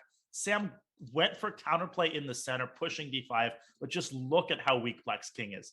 Don't be fooled by the presence of what looks like an impressive pawn phalanx in the center. That's not going anywhere. You cannot afford to push the pawns because of how flimsy Black's position is. Sam trying to coordinate his pieces, but Yasipenko very calmly collecting everything, and he's gone queen b6, not a move approved of by the computer. According to the computer, queen b5 was the move, hitting where it hurts, attacking the pawn on e5. This would have been a very difficult pawn to defend, but Yasipenko going queen b6, and he's still in very good shape. The point is that if the rook moves away from the 7th rank, Yasipenko is going to give this incredibly nasty check, Fiona. And look at how many directions the queen can go to d5, h7. Everything seems to be hanging here. I wouldn't really trust the e-ball bar. I feel like Sam's position is in critical shape here. Yeah, I mean, this king is just so naked with only the bishop to help defend the queen on d1 is completely on a different side of the board. And while the right rook on f2 is currently looking like it's quite passive, it is doing a very important job of defending c2, and as soon as the black king steps onto the g file, then the rook can join the game via g2 with a check. So although the bar has been swinging up and down a little bit, don't be fooled. This still looks like an overwhelming advantage for Yasipenko. And only 4 moves out of the time control, which is going to be very welcome for Andre. In these types of positions, you often want a lot of time to really work through all of the candidate moves because there's usually a lot of tempting possibilities. But that rook on f2 is a hero. It's defending c2, it's defending f3. You know, it's not going to win any beauty prizes for its placement, but it's doing yeoman's work to stopping all of Black's counterplay. Andre does have to be a little bit cautious about the move d3, but the rook can always swing to d2 at the right moment. And Sam indeed going for rook c3, and I'm fully expecting queen b7 check here. We'll keep an eye on this game. Yasipenko looking Francis on the ceiling. Okay, so if I were to queen b7, yeah. And now he's staring us down. It's always so intimidating, those. It really is. He's looking straight into our soul, that piercing gaze. I wouldn't say that Sam is out of the game here. I think whenever, Sam is active, he's got this idea of d3, and Andre has to give a series of very accurate checks here. So I wouldn't count Sam out here, but objectively, it's definitely a dire situation. We'll come back to this one. Still very exciting. Let's quickly bring back the overview. A lot of people want to go back to the Vidit game. That has changed quite a lot as well. So let's briefly check in with Jorden van Foreest and Vidit Gujrati, and then we'll have to go back to Magnus because that bar has come down all the way. Indeed. Now, Jorden has done a very good job of navigating a treacherous situation after squandering that early opening advantage. So he's got f4, and Vidit didn't end up taking on c4. He took on f4. And this finally allowed Jorden to liberate that bishop. And guess what? Even though he's got these two weak pawns, I'm sure he was absolutely thrilled to have his bishop back in the game. And that bishop immediately repositioned to f2, where, yeah, it looks passive, but at least it's doing something. It's defending e3, and it can always move back to g3. Then he connected his rooks. Vidit was forced to bring his bishop back to c8 in order to guard the d7 square. And look at how Jorden brings the bishop back to g3, gets the rook up to d5, and Vidit kind of bit the bullet, allowed the pawn to get to d5. And now we have this position on the board. A trade on g3 is possible, but this is a game for two results, Fiona. This pawn on d5, it's a scary pawn. It's going up to d6 very soon, and it's working perfectly with that bishop on g3 that's guarding the d6 square. Otherwise, Black would have put a knight on d6 in an instant. I don't like this. Sure. Jorden has finally at least somewhat solved the problem of that bishop, and as you say, the d4 pawn, the d5 pawn, is getting dangerously close. Also, time is still an issue here for Vidit. Only 8.5 minutes on the clock, still 9 moves to make, and it's a tough spot. On one hand, you are tempted to take that bishop on g3. On the other hand, that bishop is for now, that knight is for now nicely placed. On e4, if we don't capture on g3, what are the other options for Black? The engine prefers the con bishop d7, and it only gives a slight advantage for white. Now, this move is sensible, right? I mean, if you can't blockade the pawn on d6, at least you can blockade it on d7. And if white pushes the pawn to d6, something like knight takes g3. Now, bishop c4 can always be parried with bishop e6. After h takes g3, rook c8, trying to get this rook to an anchor point on c5 and preventing white's rook from infiltrating to c7. And if Black is very careful, he should be able to hold this position. White doesn't have a clear way to make inroads, but man, with 7.5 on the clock for almost 10 moves, this is a very difficult task for Vidit. And I think he's probably regretting taking on f4 rather than on c4. Maybe he thought that endgame was unpleasant, and you can't really blame him. But one way or another, Jorden is in very, very good shape. He might also be regretting not bringing his knight to e6, as you had shown, to stop f4. And Jorden, as soon as he was given that chance, he played the liberating f4 push, and he's really handled this situation he was under pressure in very well, and now he is the one pressing. We will come back here. Let's bring back the bird's eye view one more time. And I think we're just going to have to go back to Magnus Carlsen. We are. And on the subject of f4, I can guarantee Jorden was praying to all of the gods. Please don't play it. You know, we all have this experience where we see a very nasty move by our opponent. In that case, 96, and you're just mouthing, please don't play 96, please don't play 96. And when he sees a different move on the board, there's this relief that comes with it. But let's have a look at what's going on. Now, one thing I want to point out, so it does appear that in this position, Prague's last chance to keep something resembling a feasible position was knight takes c5. But can you really blame him for not going for this line? Because take a look at the position that occurs at the end of it. Bishop c5, and I was showing this earlier. Let me show this again. Just look at this position. The bishop is hanging. The pawn on e4 is hanging. White's queen is under an x-ray. I mean, evaluating this position as only minus 0.4, which the computer gives with the insane move h3, is not human. This looks losing for white because Black is an extra passer. Can you blame Prague for not wanting to get a pawn down position, especially when he had such a promising position out of the opening? So instead, he goes for rook a to d1, which is logical. And Magnus going rook a8, and this is the problem with rook a d1. Black has a totally devastating threat of pawn c4. Look at that knight on a4. It looks perfectly safe. That knight itself is safe. What's not safe is the pawn on b3. Because that pawn is isolated, c4 comes with tremendous effect. White is totally powerless to stop it. Because if White plays knight d2, Fiona, White severs the connection between the rooks, and Black is able to go bishop b7. Previously, that was impossible because the knight would hang. So White's position is totally coming apart at the seams. I would not call rook a d1 a blunder. I disagree with that. I agree with you, of course. The position already looked very tough. It's a And mistake. It's crazy how quickly, once again, it turned around. I was all excited at the prospect of knight g5, which wasn't played. But then after that, it felt like only a few moves, and suddenly the things have turned around completely. And Magnus Carlsen, here in Wijk, it's such a familiar story. Sometimes he might have a slightly slow start. That's not the case this year. But he won yesterday.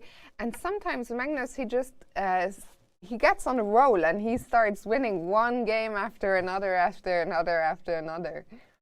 I mean, he makes it look easy. He's winning in 23 moves against Pragg, but that's completely deceptive because had Pragg played knight g5, we might have been writing a completely different storyline today. And you might say, well, Magnus just gets lucky. Well, no, it's all part of the same package, right? And we were talking about this earlier. When you play Magnus, subconsciously, there's a tremendous amount of work you have to do just to avoid feeling nervous. And a lot of decisions are subconsciously influenced by who you're playing. So that's just the reward that you reap from being world champion. Kasparov had the exact same influence. Mikhail Tal had the same influence. People talked about that. And we see that quite clearly here. And with more experience, Pragg is still very young. You can see the promise. Not everybody can get this kind of position against Magnus 15 moves in. So there's a bright spot for Pragg, but he's going to be really, really disappointed, barring a miracle here. For sure. I mean, he is in so much trouble. We see the close-up. He's about to make a move, but c4 is looming. And someone, is it Magnus himself maybe, who has just closed off the view?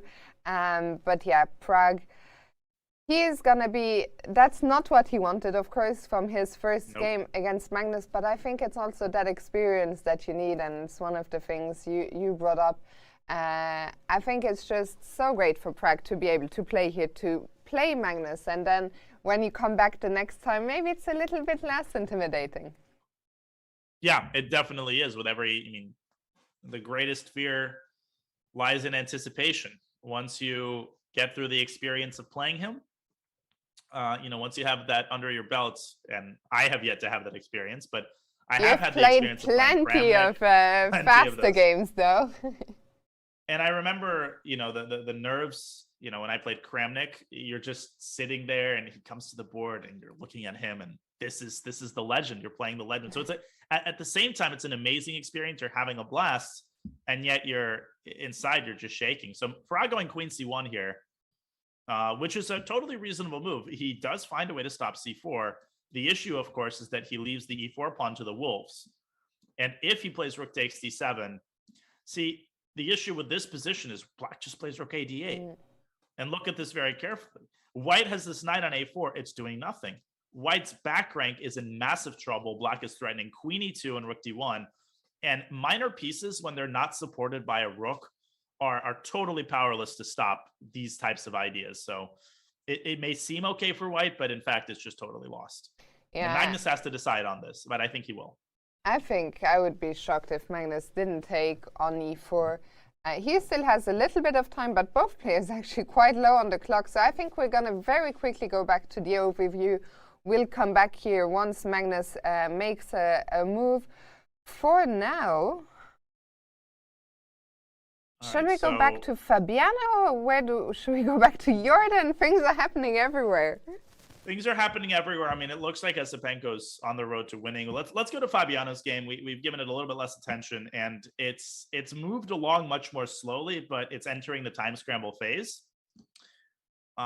Because 5:46 for Duda for 13 moves, that's crazy, and 13 minutes for 13 moves, also crazy, a little less crazy. But it looks like Fabi is crushing it here. And you can see that Jan, with his last move, dropping the knight to c2, this greatly increases the temptation, at least to me, to just play f4. And White's position, Fiona, I just think it's falling apart. I mean, just look at the pressure down the f-file. White's pieces are totally discombobulated all over the place, no counterplay. And if the f-file opens, the game might just end. White can't castle either way. He's burned both of those bridges a long time ago. I was just going to talk about that, because there were so many days where Robert and I talked about games where it's like, it's so hard to explain them to newer viewers, people who are newer to chess, because very often in these top elite games, the opening principles don't get respected. The players don't necessarily just develop their pieces, control the center, and get their kings into safety. But this here might just be a good example as to why, in most of the time, it is preferable to get the king castled, because that white king could be in a lot of trouble very soon. Indeed, and I just want to go back through the two moments where Duda moved both of his rooks. Because what's important to explain F4 as is on Fabi the board. indeed plays F4, and that's just automatic, is that it's not like Duda doesn't know about opening principles, right? Or middle game principles. He knows that castling is the safest option, but as I was explaining, the computer wanted him to castle long, but just look at how dangerous this looks. Black is already poised to play b5, b4. And my guess is that he rejected this because of something like b5. He was just scared of the attack. And the reason he didn't castle short is because that would have left the h6 pawn tremendously weak. So he decided first to play rook d1 in order to prepare c4. And then the other rook came out in just a couple of moves, queen c3, b3, g3, and then he played rook h5, trying his best to whip up counterplay against Black's weaknesses, but to no avail. That rook alone is just not going to be enough. And Fabi very calmly repositioning his queen, then his knight, and blasting through with f4. 5 minutes for Duda. He is in dire straits here. He's lost on the board and on the clock. Very impressive play by Fabiano. Dania, we're going to go on just a very, very quick break. We will be back with all the action here as the first time control is looming. Don't go anywhere. We'll be right back.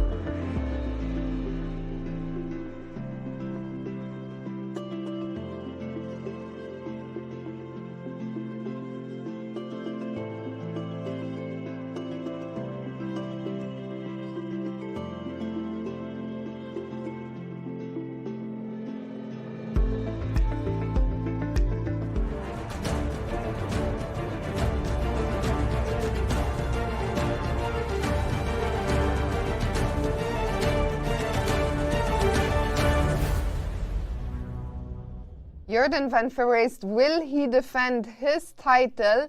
Well, he still has a very interesting position on the board against Vidit Gujrati. Those two players are getting closer to the time control, but still 5 moves to make. Do we start there? Magnus is pressing. Yesipenko is pressing, but that looks like it's going to be an endgame now. Where do we start, Daniel? Man, there's so many interesting games. Well, Magnus has taken on e4. Vidit is playing simply on increment. I mean, he's got 0 minutes and 0 seconds. And now he's got 1 minute. He's made 2 moves very quickly. So let's check in on his game. And yeah, this is kind of what we expected. So Jorden taking the opportunity to preserve his bishop, because bishop f4, he provokes a weakness and then swings the bishop to c7, where it can be anchored by the pawn on d6. And Vidit going king g7, solidifying his own pawns.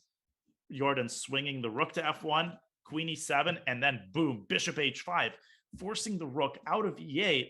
And now the queen is going to be the only piece that guards the knight. This is really dangerous. Vidit has 5 more moves to make simply on increment. It's so easy to blunder in a position like this. The engine doesn't think that he's in big trouble, but man, oh man, is he in trouble, practically speaking. For sure, and this is such a big test for our co-leader Vidit here. It's not an easy, I mean, people at home might think 5 moves, that's not so many, but in this position, first of all, where does the rook go? f8. I would say f8, but he's probably tempted by rook c8 too to attack the bishop. So see, that's another example. He's gone rook c8. And is that a decent move? Well, let's see if the engine, I mean, it loses d6, queen e6, and now, bishop f3. Bishop f3 is devastating. And why is it devastating? Because the knight has to move back. Well, why does it have to move back? Because if black plays bishop c6, white takes on e4 and then goes d7. But if the knight moves back, whoop, bishop comes to d5, and black can resign. Queen e5 is absolutely forced. And after the trade, the rook swings into f7. Rook takes d7 and bishop e6, and the game is over. Jorden van Foreest can win the game on the spot if he finds the move d6, followed by bishop f3 to d5. That is not an easy maneuver, but guess what, Fiona? His time management has been amazing, and I think this is where it's going to come in. I mean, I have to admit, Dania, the speed at which you were running through all these winning lines, my brain was exploding here. It's a good thing we were off camera, because my face kept inching closer and closer to the board. Like, what? And Jorden sees it. Oh my goodness, d6 is already on the board. Queen e6 appearing instantly, and bishop f3, there it is. Look at that, he's a beast. I mean, he didn't even take. And you know, you might ask, well, why is he rushing? First of all, Vidit has a minute, but this is an easy line to calculate. Once you see bishop f3, that's it. That's the hard part. There are different types of tactics. Some are easy to see and hard to calculate. Some are hard to see and easy to calculate. This is the second type of tactic. Once you see it, it's all over. Vidit is going to play knight c5, bishop d5, and he's going to resign. I think at the end of that sequence, I think we're going to see rook takes d7 on the board, and Vidit will resign. And this is such a tough spot, because clearly Vidit didn't see this coming when playing rook c8, and it all happened so quickly. Now he only has 30 seconds on the clock, and only bad moves, unfortunately. There is no good move in this position. Knight c4 is the move he has chosen, and Jordan's just blitzing everything out. Bishop He's blitzing e5. it out. And here's the thing. If the rook had been on f8 in this position, black would have been able to tuck the queen back on e8. That's the whole point. Here, the queen has to anchor itself to the pawn, and so queen e5 is forced. And we're seeing all of that on the board. Queen e5 is going to be played. Jordan's going to take that immediately and then play rook f7 and rook takes d7 and end the game. I mean, that was what a turnaround. And for Vidit, he started brilliantly. We see Jorden just steadying his nerves before the final assault here. I think he's already seen the winning continuation, but he has plenty of time on the clock. And there he goes. The queens are off the board. And this is move 40, but it's not going to help with it. Nope. You can have all the time in the world, but if Jorden plays, rook f7 check. And it's all over. And this rook takes d7 idea, Fiona, without that idea, Black would have been fine here, but it's not a coincidence. White is so active and has been really the whole game that it's totally natural that a tactic like that exists. Rook takes d7, and I can guarantee you that Vidit is going to resign after that. Yeah, and what a comeback, first of all, from Jorden after losing a tough game yesterday to Sergei Karyakin. For Vidit, it's a tough loss. He's been doing so well here, undefeated, but the first loss is coming up here as Jorden has captured on d7, and there is just nothing, no tricks here for Black, and we see Vidit there shaking his head, and he knows this one is gone. Yeah, and definitely the time situation hurt him tremendously. It hurt him in terms of making a proper decision after f4, before f4. You know, he took a lot of time, and he found a way to worm out of that trouble that he was in the opening. That was really impressive, but that's what often happens. You do that, and guess what? Then you have a whole middle game to play, and you've got 15 minutes on your clock. Yeah, and well, we see here the finishing touches. Bishop e6 has just appeared on the board, and there was just nothing. I think you predicted a resignation at the end of the sequence. There was just simply no move here for Vidit. No, the knight can't move. Rook takes c7, pawn takes, and the pawn will promote. Otherwise, the bishop takes the knight, moves away from d7, and the red carpet is unrolled. You can just play d7 and d8. Vidit thinking about where it is that he went wrong. The decisive mistake was rook f8, was playing rook c8, but I think that practically speaking, the position was tremendously difficult to defend. Yeah, and well, I'm curious. I'm sure we'll hear from Jorden after the game. But with Mamedyarov having drawn his game, Vidit about to lose, a certain Magnus Carlsen will have to go back to his game, but he might just, and there is the resignation. There it is. And well, great job by Jorden van Foreest. For Vidit, a tough loss, as we see the players here discussing the game. Yeah, and Vidit probably admitting to some sort of mistake, and you just never know what they're discussing, but it's definitely composed of chess moves that we know. And as they chat about their game, very impressive performance by Jorden, a big win. Always important to get that little push in the middle of the tournament. For sure, given how packed the field is. Mm-hmm. Indeed, we have brought up the bird's eye view, so only 3 games remain now. I think we should go back to Magnus Carlsen. Yes. Prague was so low on time. They have not reached the time control yet. So far from it. In fact, we should just stick on this game because they are playing a blitz game, ladies and gentlemen. Magnus now the one with 2 minutes. He took a long time. Prague, I love what he just did. He didn't take on d7. He went h3. That's the top move. At least he keeps the tension. And here's the thing. Yes, it's -4 because the threat of c4 is ultimately inevitable. But look at how many pieces are on the board. Black's queen on e4 is kind of caught in the middle of things. The game is not over. And Prague is defending very resiliently here, doing everything he can. Magnus might very well get nervous here and make a mistake in time pressure. He's got less than 2 minutes. Less than 2 minutes. Incredible stuff. I guess what you want to do, the first question is there an immediate threat in the position for White after queen d2? No, and that's why Magnus brought the queen back to g6. He was tired of the queen constantly getting caught on the crown. I mean, rook e1 was a threat. No, there was a threat, rook e1. So that's why he played queen g6. But now Prague might want to go knight h4, knight f5. Yeah, maybe we can finally see that kingside assault that we missed out on earlier. Too late for knight g5, but not too late to try to activate that knight. I think Prague's going to go knight h4. I think you kind of have to. You have Magnus, you know that you're worse in the position, you're down a pawn.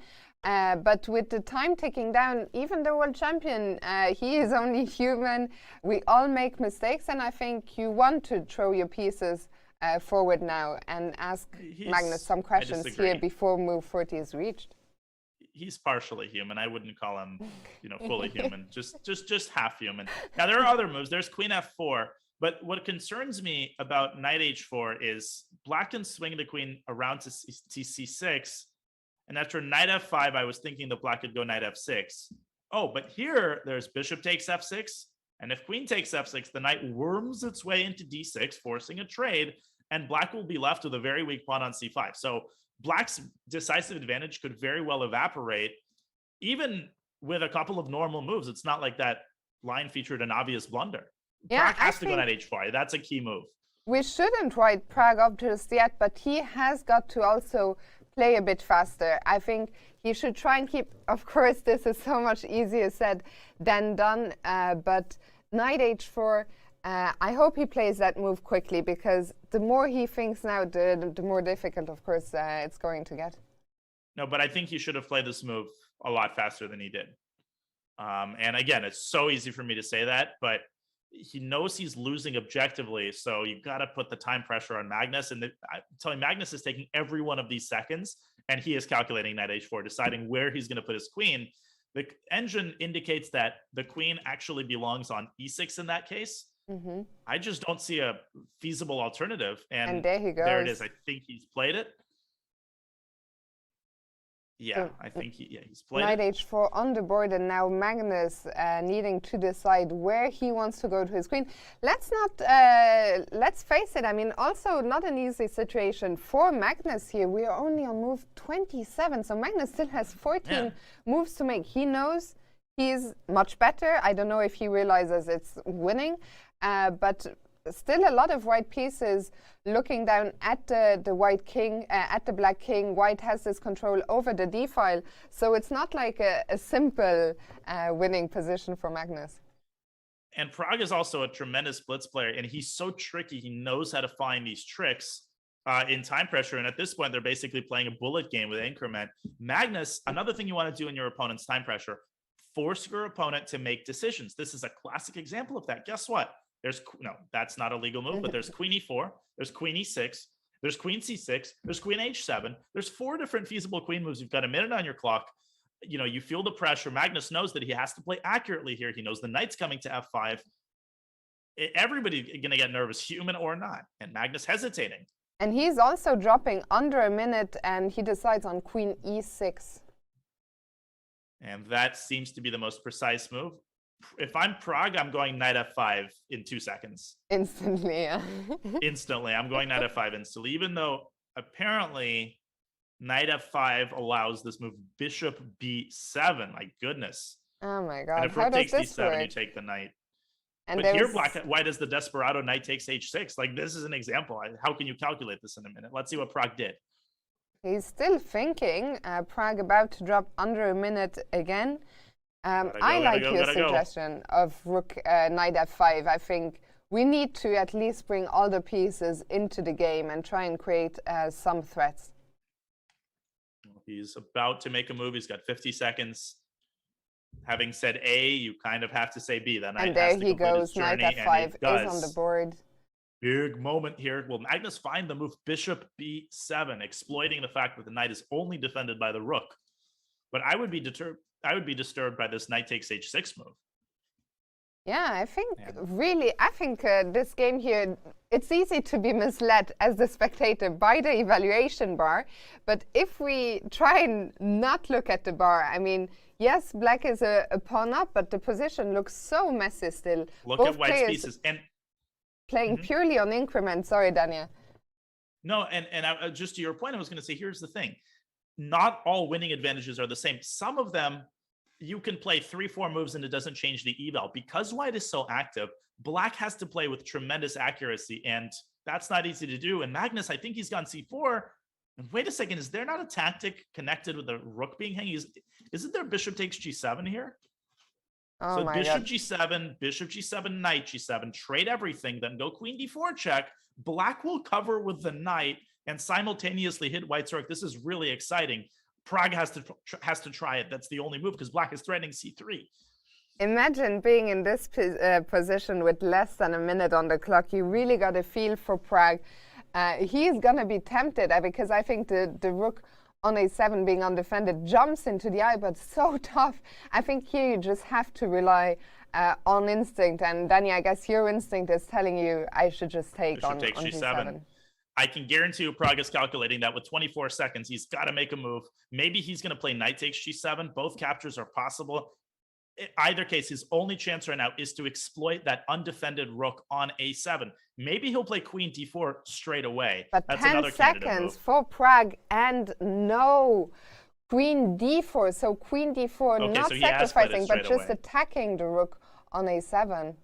And now there's an incredibly powerful move for black. Knight f6, covering the threat against g7 and counterattacking the rook. That move seems to win the game on the spot. Do you think knight f6 is an obvious move? Yes, well, it's not obvious, and I think Magnus might be tempted by rook takes a4 or c3. No, knight But f6. no, There he he goes. ain't the world champ. He's the world champion for a very good reason, Fiona. And Pragg had to take on g7. That was a big chance for him. There was And he missed- indeed a simply chance. missed Now, knight after f6. knight f6, the black king suddenly is safe. Are there no more sacrifices here at all Well, possible?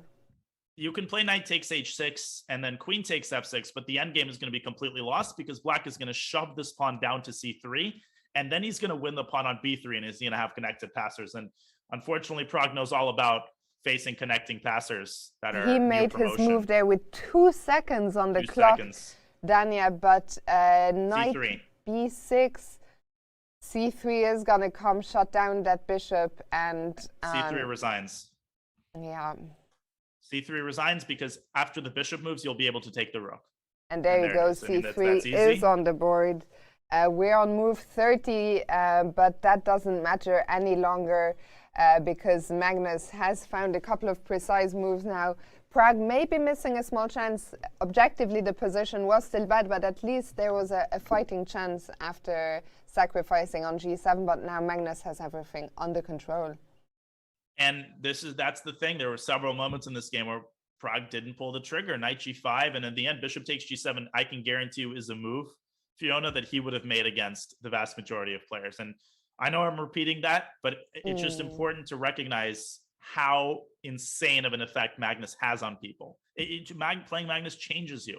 And here Magnus has to play knight takes d5, and after knight takes a7, c takes b2. Magnus has decided to take instead with the queen, which should I think is also winning. be equally good, yes. Yeah, everything wins. I mean, white has more hanging pieces than black. And at the end, black's going to take the bishop on b2, and that pawn's going to promote, so it's over. That's also good. Queen d5, Pragg, what he he exchanged knight queens. He's going to resign here because knight takes a7, c takes b2, and knight c3 is unstoppable. Yeah, It's I over. think we are seeing the final moments here of the game.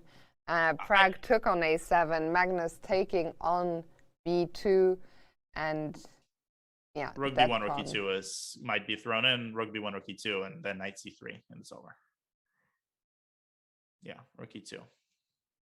Yeah, and there he goes. Rook e2 is on the board and will probably see a handshake now. Yeah, I mean, White can also try knight d4, and Magnus could even go knight c3 in this position, just showcasing total domination. Knight takes c2, knight takes b1, then the knight calmly steps back and promotes the pawn. Wow, Actually, what a time scramble. What a play by Magnus. So accurate. Magnus is such a beast. You let him back in, and there is the resignation by There it is. Praggnanandhaa, and some visible relief on the face of Magnus Carlsen. Relief, but also we see this quite That's a often, I think. classic Magnus. Magnus is not That's a classic completely Magnus thing. satisfied with the game he played. Was he maybe apologizing for pressing the clock? I don't know. Or like, I don't know what that means. I've seen Magnus do that before. Yeah, I think very often it's a little bit of frustration of him not being too satisfied, maybe with the way he handled the opening, or I don't know, maybe he's pointing out knight g5, but well, sure I'm he curious. is. The game wasn't smooth enough. I mean, maybe he's worried the game wasn't smooth enough. I mean, what do you want me to do? And yeah, but at the end of the day, you know, it always seems like Magnus emerges on top in these kinds of games. Let's go to Duda against Fabiano Caruana. Yes. We haven't made the time control yet, Whoa. so we're on move 38. How is Duda's king on c1? No, Duda is Duda just fine here? Did Fabi blow this advantage? Whoa. Do we have time What to happened? quickly go back a few moves? Really quickly. Fabiano, 3 minutes on the clock for 3 moves. Let's very quickly catch up. Okay, so bishop f5, rook h2, dcbc. It's winning, but Duda playing very accurately before. This is all correct according to the engine. And here, Fabi playing really slowly. He had to go e5 and blast open the center. Blast it open, e5, d takes e5. Queen swings to c6, targeting the rook. The c file gets open. This is over. It feels so scary with the queen on b2 looking down at the king on h8. You have to allow this. But the point is that black can always put a knight on c3. Wow. And black has this anchor point to shut the queen down. But Fabi, understandably, he misses it. He tries to play slowly. That allows Duda time to tuck his king away on c1. This is still scary for white. But now the eval bar swings in white's favor because the king on c1 is safe. White has built up a pawn chain. And if white simply takes on f5 and goes rook e1, it's anybody's game. But Duda, 30 seconds for 2 more moves. Can he continue his accurate play? Can he make a comeback? He's really kept his cool until now. As you say, almost no time on the clock. And he hasn't taken on b5, on f5. What is the move? He's gone queen c2. Covering his king even further. And essentially, he's preparing bishop takes f5. In which case, black is going to have to recapture with the pawn, giving white connected passer. So Fabi might be the one to have to take the bishop on d3. And for Fabi, it's a tough spot. It's his second time scramble in a row yesterday, of course. Hopefully he can put that out of his mind. He fought so valiantly yesterday, finding so many only moves, and then just to throw away the whole game on move 40 here. It is move 39, so 2 moves to make for Fabiano. You said maybe he just has to exchange the bishops.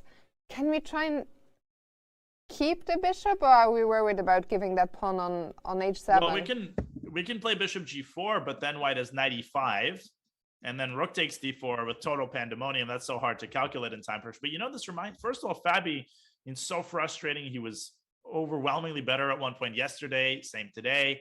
He's playing really well, but in certain critical moments, it just seems like he's faltering.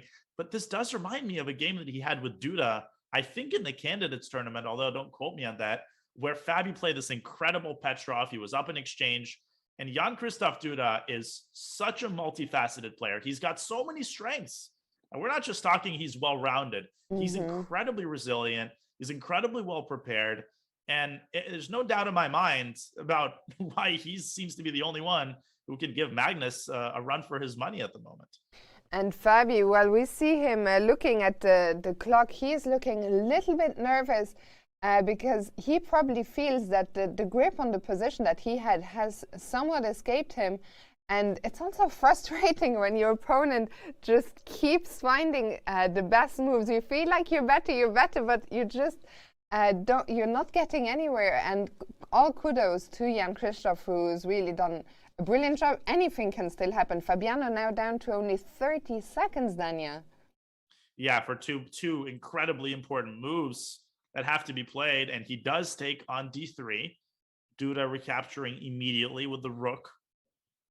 And now Fabi's king, slowly but surely, is going to end up in quite a bit of danger. I mean, you can imagine ideas like rook g1, knight e5. There's going to be checkmates on f7. This rook from d3 can swing over to f3 later. And somehow the fact that white's king is as stable as it is, Fiona, is just a miracle. Indeed. And well, we saw Duda get off the board because rook takes d3 was his move number 40. But for Fabiano, still one tough move to make, and only 20 seconds. He's going to have to make up his mind. And the rook went somewhere. Rook to d5. d5. That was a good move. That's a good move. That's a very good move. And we see Fabiano just, I think, such a relief always when you make move 40. I don't know how relieved he will be about the position he's gotten to get here, because it's still so double-edged here. But at least he hasn't lost on time. So there is a certain relief associated with that. Now, the engine is proposing a pretty crazy idea, just giving away the exchange on c3 and using this pawn as an umbrella. What you don't want to do is play queen takes c3 because of rook takes c5 and the queen is lost. But you want to keep this pawn on c3 as protection. And instead of taking the pawn, you actually centralize the queen. And then you go after the e6 pawn with a move rook e1. And any endgame is going to be nasty for black because of these connected passers, Fiona. So lots of options here for Duda, and this is going to be a really, really interesting next 5-7 moves. I think they're going to decide a lot. For But sure. Sam's game. I'm very curious to see when Duda comes back. I think he's going to invest a lot of time. Will we see the exchange sacrifice? We see the results here under the camera. So 2 decisive results, 1 game which wasn't played, with Dubov still awaiting the result of his PCR test. So Anish winning that game by forfeit. But the 2 other games that were played is Magnus Carlsen in his first classical encounter beating Praggnanandhaa, and Jorden with a huge bounce-back victory, and we're going to an interview with Magnus Carlsen. Magnus Carlsen, you just beat Praggnanandhaa with the black pieces. It looked like a very smooth win. Oh no, I think I really messed up towards the end. At least practically speaking. I mean, I allowed this knight g7 stuff, but maybe that was only one moment. But I was struggling to find a way to sort of consolidate properly, yeah, I have to say I didn't really manage, yeah, I gave him way too many counter chances there. Okay, well, it's surprising to me because basically like in the first 25 moves, like you develop your pieces and everything goes to the right squares and everything looks so good for you. Yeah, I felt like I had a very good sequence there where I found a lot of very nice positional moves, and it was all going according to plan, and then there was like a little bit of a wild phase there, but I guess overall I was better for most of the game. One non-tournament related question, like how do you keep your mind fresh during the tournament? Do you do puzzles, or do you play online, or like what type of things do you do? No, not too much. I just try and eat and sleep and play.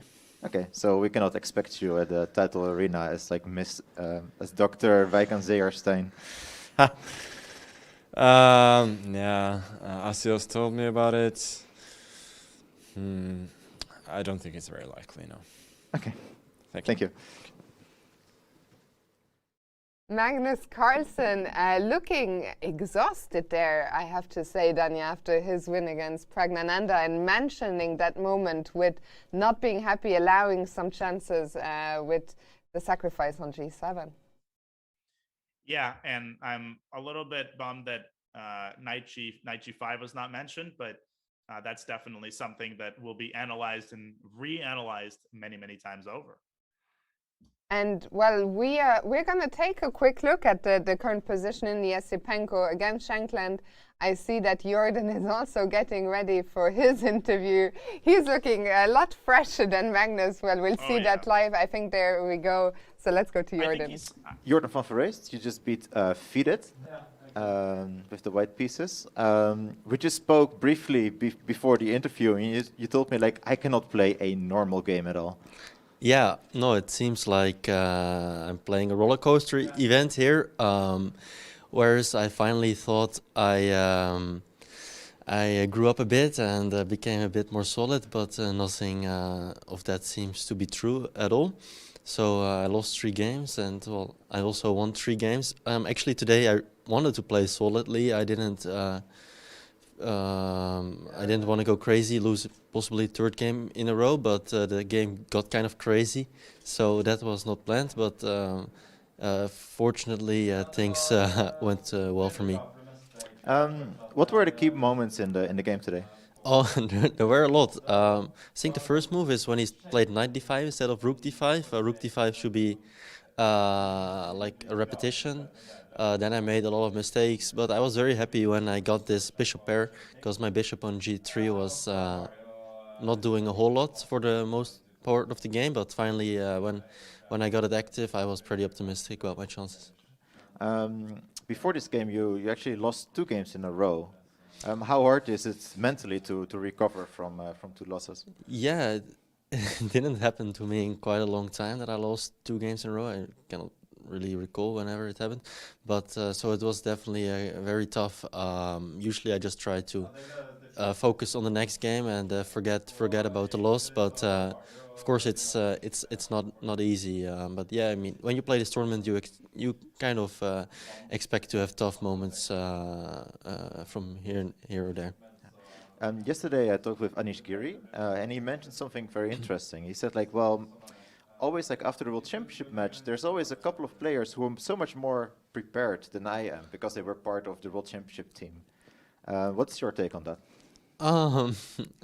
Yeah, well, that's interesting because Anish is usually definitely one of the best players in the world, if not the best prepared player in the world. So, but definitely when you prepare for something like the World Championship match, you have a whole group of people who work on chess intensively for months. So there is a lot of work going into that. So, I mean, I can understand when he says that. We're just over halfway. Yeah. Anything to gain for? I just hope to not lose as many games in the second half. You're afraid? Yeah, very afraid. Okay. Oh, good sleep. Okay. Yeah, thank you. Jorden van Foreest looking a lot more cheerful there than Magnus Carlsen. He has had certainly a roller coaster event. He thought he might have, his chess might have calmed down a little, but no. And as chess fans, Dania, I think we're very happy to see the kind of firebrand chess that Jorden is playing. Indeed, we are. And it's not a coincidence that he won last year's edition. He is so full of ideas. And he really played a nice game today. I mean, maybe with the exception of just one move, but he kept his foot on the gas pedal. And even when he squandered that initial advantage, he found F4. He played quickly. His time management is excellent. That's not often talked about. It's just not something which is really talked about as his strength. But for Jorden, he rarely gets into severe time pressure. And I think that really bodes well for his practical chances. For sure. And well, speaking of not taking your foot off the gas pedal, we are back in this endgame here between Yasipenko and Shankland. And Sam is actually doing a great job defending this game. Well, I want to rewind to what I think really set the tone here in a bad way for Andre. It was, so we saw this moment, exquisite play to win the a6 pawn and get a winning position. And this was all good. This was all good. The rook swings back to e2. And this is the moment. Queen b5 instead of queen b6. Looks like such a subtlety, but that's, welcome to 2700 chess. He had to go for this pawn rather than going for the rook because he allowed Sam to reposition his rook to c3. And now Yasipenko swings his queen to e4, but Sam using his king fearlessly to defend the pawn. And after queen takes h7, queen g1. And I think this move might have been overlooked by Andre from a distance because now if you play rook e2, Sam has the very powerful rook e3 using the pin. If you trade, you allow a huge passer. If you don't trade, and after rook e1, black is simply winning. And so this forces Yasipenko to trade. And now Sam is just in time to get behind the pawn. And look at that pawn on b4, Fiona. It is, together with a pawn on d4, they're freezing all of White's queenside pawns. And the rook can swing to h8 in order to freeze the kingside pawns. Let me tell you, all three results are possible here. If Andre is not careful, if he loses the pawn on f3, he could very well end up being worse here. I know that sounds crazy, but I don't think it is. Yeah, what an exciting endgame. And you can clearly see from the camera on Yasipenko's face that things have gone wrong here for him. Not wrong maybe in a sense that he's worse, but he felt surely that he must have been winning with that black king in the center of the board. Now the time control has been made and he's down again half an hour on the clock. And as you said, Dania, he might even have to be careful here. Yeah, and again, why? Let me give an illustrative line. So first of all, it's not easy to even make a move here. You might say, okay, let me target the e5 pawn with the rook e2. But that's very easily defended either by bishop d6 or by bishop f6. Well, not bishop f6. I guess that drops the pawn. So bishop d6 is important here. And if White returns to g2 in order to defend g6, black is already winning. Rook h8. And no matter what you do, the rook swings to h3. And this is deadly. I mean, the rook attacks f3. You have to go here. Then the king takes the pawn. And you can just see visually white is totally entombed. So for that reason, I think it's actually crucial for white to play this move h4. Now, this uses the fact that the bishop is anchored to the b4 pawn. After rook h8, you can set up kind of a fortress along the h file with the move rook g4. And here I think white still preserves an advantage, but this is the only way that he can do it. Well, we'll see if Andre can find this continuation. We will come back to this game as well as Duda Caruana after a short break. So don't go anywhere, and we'll be back here with the remainder of the action of round 7.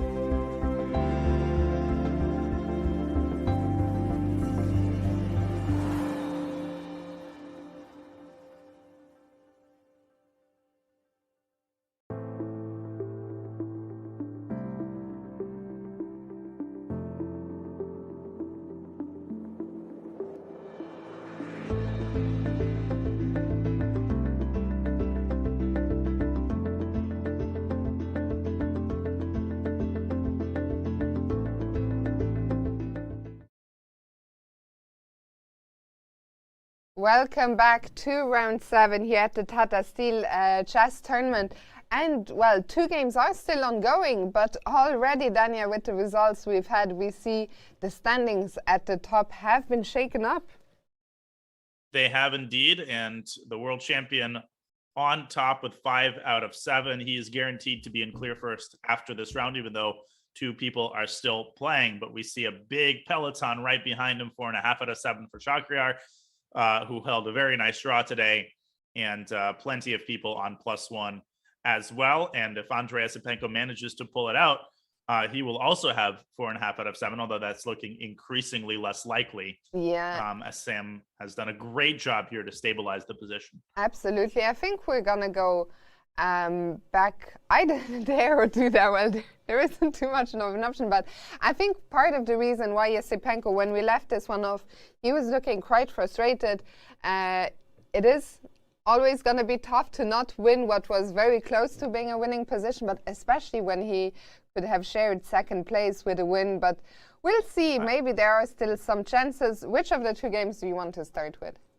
Let's go to I have a feeling that Andrei offered a draw. I feel like he accompanied the move rook e2 with a draw offer. And the reason I say that is because Sam has no moves other than bishop d6. Bishop d6 is absolutely forced. Bishop d6 is absolutely forced because bishop f6 gives up the pawn up before. Rook c5, I mean, this gives up 10 different pawns. There's no other moves. So I feel like Andrei might have offered a draw. I feel like Andrei might be getting a little bit concerned, as I said, about eventually being worse. But we'll see. I agree. Let's move to the Caruana game because we've had a couple of moves there, I believe. Actually, I think, well, up until a moment ago, only 1 move had been played.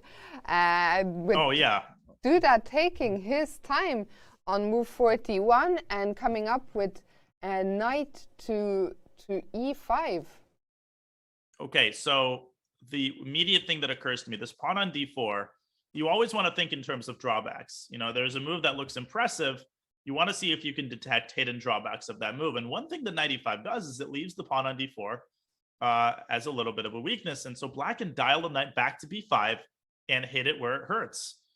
And you get really interesting complications here. So if white defends the pawn with the rook, then there's a tactic. There's knight takes d4 anyway. And after rook takes d4, rook c takes c5. How does this work? Well, if white covers with the rook, then black takes the knight. If white covers with the knight, then the rook on d4 becomes exposed and black wins.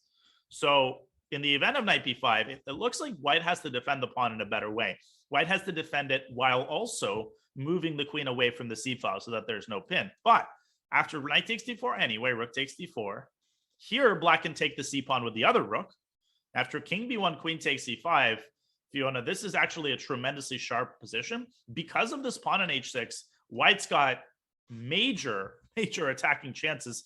The engine seems to think that black is better after king g8, but it's anybody's game. So this is one possibility. I mean, I feel you gotta feel sorry for the players. This position, this game is giving me headache. It's been so tremendously complicated throughout, and the players, I think both of them, for both of them, it was a very tense time scramble situation. With the players being down to the last seconds just before move 40, and then finally you make the time control. But life doesn't get any easier, and I think, Dania, very likely here that we can already start being into territory of a second time scramble. Oh, absolutely. And I was going to say something exactly to that point, which is that you often get lulled into this false sense of security when you hit time control. I've got 50 minutes. I can take a deep breath. I can relax. I can drink some water, and I can calculate at my leisure. You blink and you've got 15 minutes again. And that happens so very often because move 41 is often a tremendously committal decision, as it is here. I have a feeling that Fabi is going to go for knight b5. I think he's going to see it. Yeah, Fabi looking very focused there at the board. And I mean, this game, if you had to predict a result from here, Dania, what would your prediction be? I'm going to make a rather cynical prediction and call for a draw. I feel like it's going to fizzle out somehow. In fact, I think both of the remaining games are going to end in draws, but we'll see. This probably is not going to age well. Well, we'll see. I guess for sure it is the most likely result, but all three results still possible, especially if the time continues ticking down towards that second time control. Fabiano, his clock will be updated after he makes his next move. But let's go back, because you've piqued my interest. Let's go back to the end game between Yasipenko and Shankland. We don't know if there was a draw for. I agree with you. It's very likely. Look, he took, and again, the reason I say that, he took 8 minutes on bishop d6. Maybe he was just catching his breath and, you know, calculating something afterward. But if so, but if there was a draw for, then he's declined it. And Sam might believe that he's the one playing for a win. Now, I don't know if that's the case. So Yasipenko's idea is to go bishop e1. And he says, I don't need the g pawn. I'm giving that one away. But I'm keeping the h pawn so that the rook is unable to infiltrate to h3. And this is probably some sort of a mutual fortress. Like, it might be a situation where neither side is able to make any kind of significant progress. Yeah, there were a couple of things here I was wondering about. I was dreaming of getting the white king maybe all the way to e4. But I guess the problem with that, if I start running with king c1 and try to go to d2, I will have a problem with the pawn on a2, which is very easy for black to attack. And maybe I just have to go back and defend. You might be able to sacrifice it. King d2, rook takes a2, king d3 might be a feasible option, because black's pawns are also tremendously weak. This leads to a very sharp endgame. But yeah, of course, white can also repeat with king b1. So, well, plenty here to consider for Yasipenko after black's last move, rook h8. It is the young Russian to play bishop e1. If he is thinking, then what are the alternatives? Can we go for rook h2? I think he has just gone bishop e1. Yeah, it makes more sense to leave the rook to move to the g file at the right time. And I was going to say Magnus Shankland. Sam is very likely going to take on g6. He is already reaching out, and I think there he goes. King takes g6 is on the board. And I mean, I'm starting to like black. I understand the position still looks equal, but black just seems a bit more active somehow. Yeah, I mean, white is, of course, up a pawn. So that is white's main advantage here, the fact that he's got the h pawn and black doesn't. But yeah, in terms of piece activity, there's no question that black is more active. And black is the better structure. This pawn on b4, as I said, is totally freezing all of white's queenside pawns. The king is more active. The rook is better placed. And white's bishop is now saddled with this defensive task of guarding h4. So it is really hard to say who's playing for a win here. And I love your idea. I think Andre might try to get this king up toward the center. Or if he's kind of decided not to burn any bridges, then he might give a check on g2 and just sort of bide his time. No, he's gone king c1. He's gone king c1. King c1 is indeed on the board, and I'm curious. First of all, will Sam go rook a8? If he does, will Andre just go back, or will he go forward? Decide. I can't tell any longer. What's the joke? What's reality? This joke has become too meta for me. Ultimate optical illusion. It would actually be really cool if this truly was a straight line. That would have blown my mind.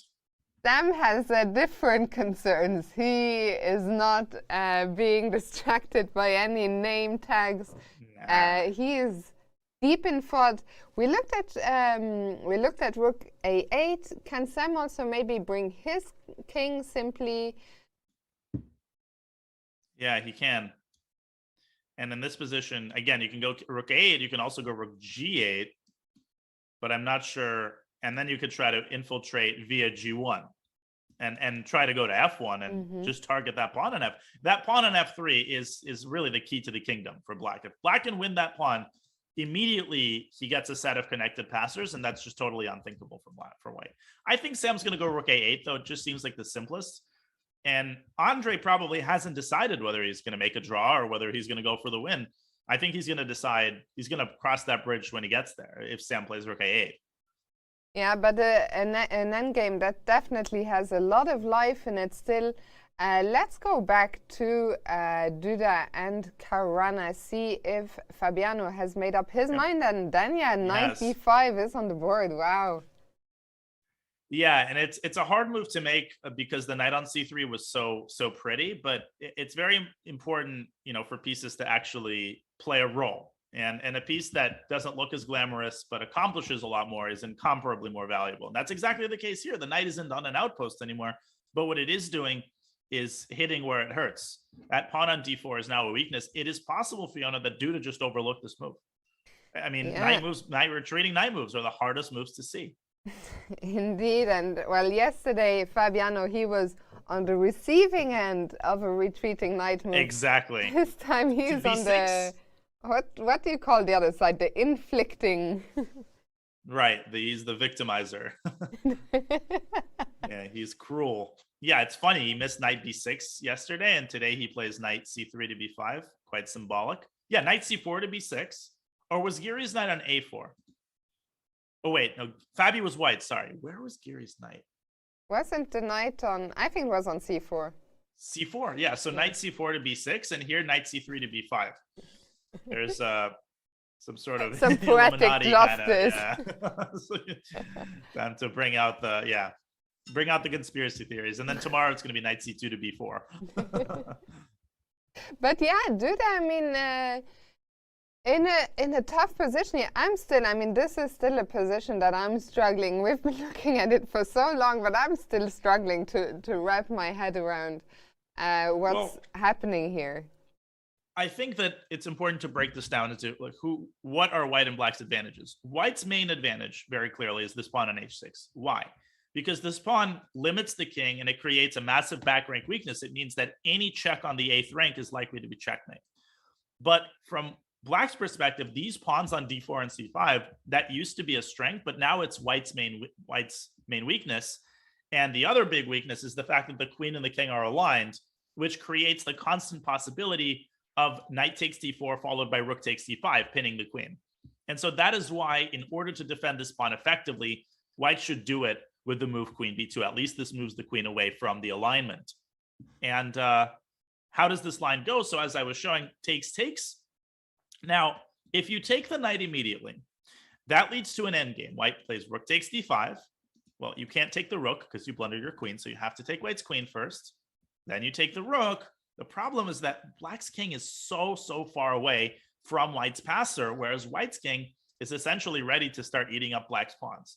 And so for that reason, if we rewind back to this moment, it's important for black to snap this pawn off first. Which rook should he do it with? Well, if you do it with this rook, you can do it with either rook. And that's going to lead to another type of endgame. So let's say black does it with this rook.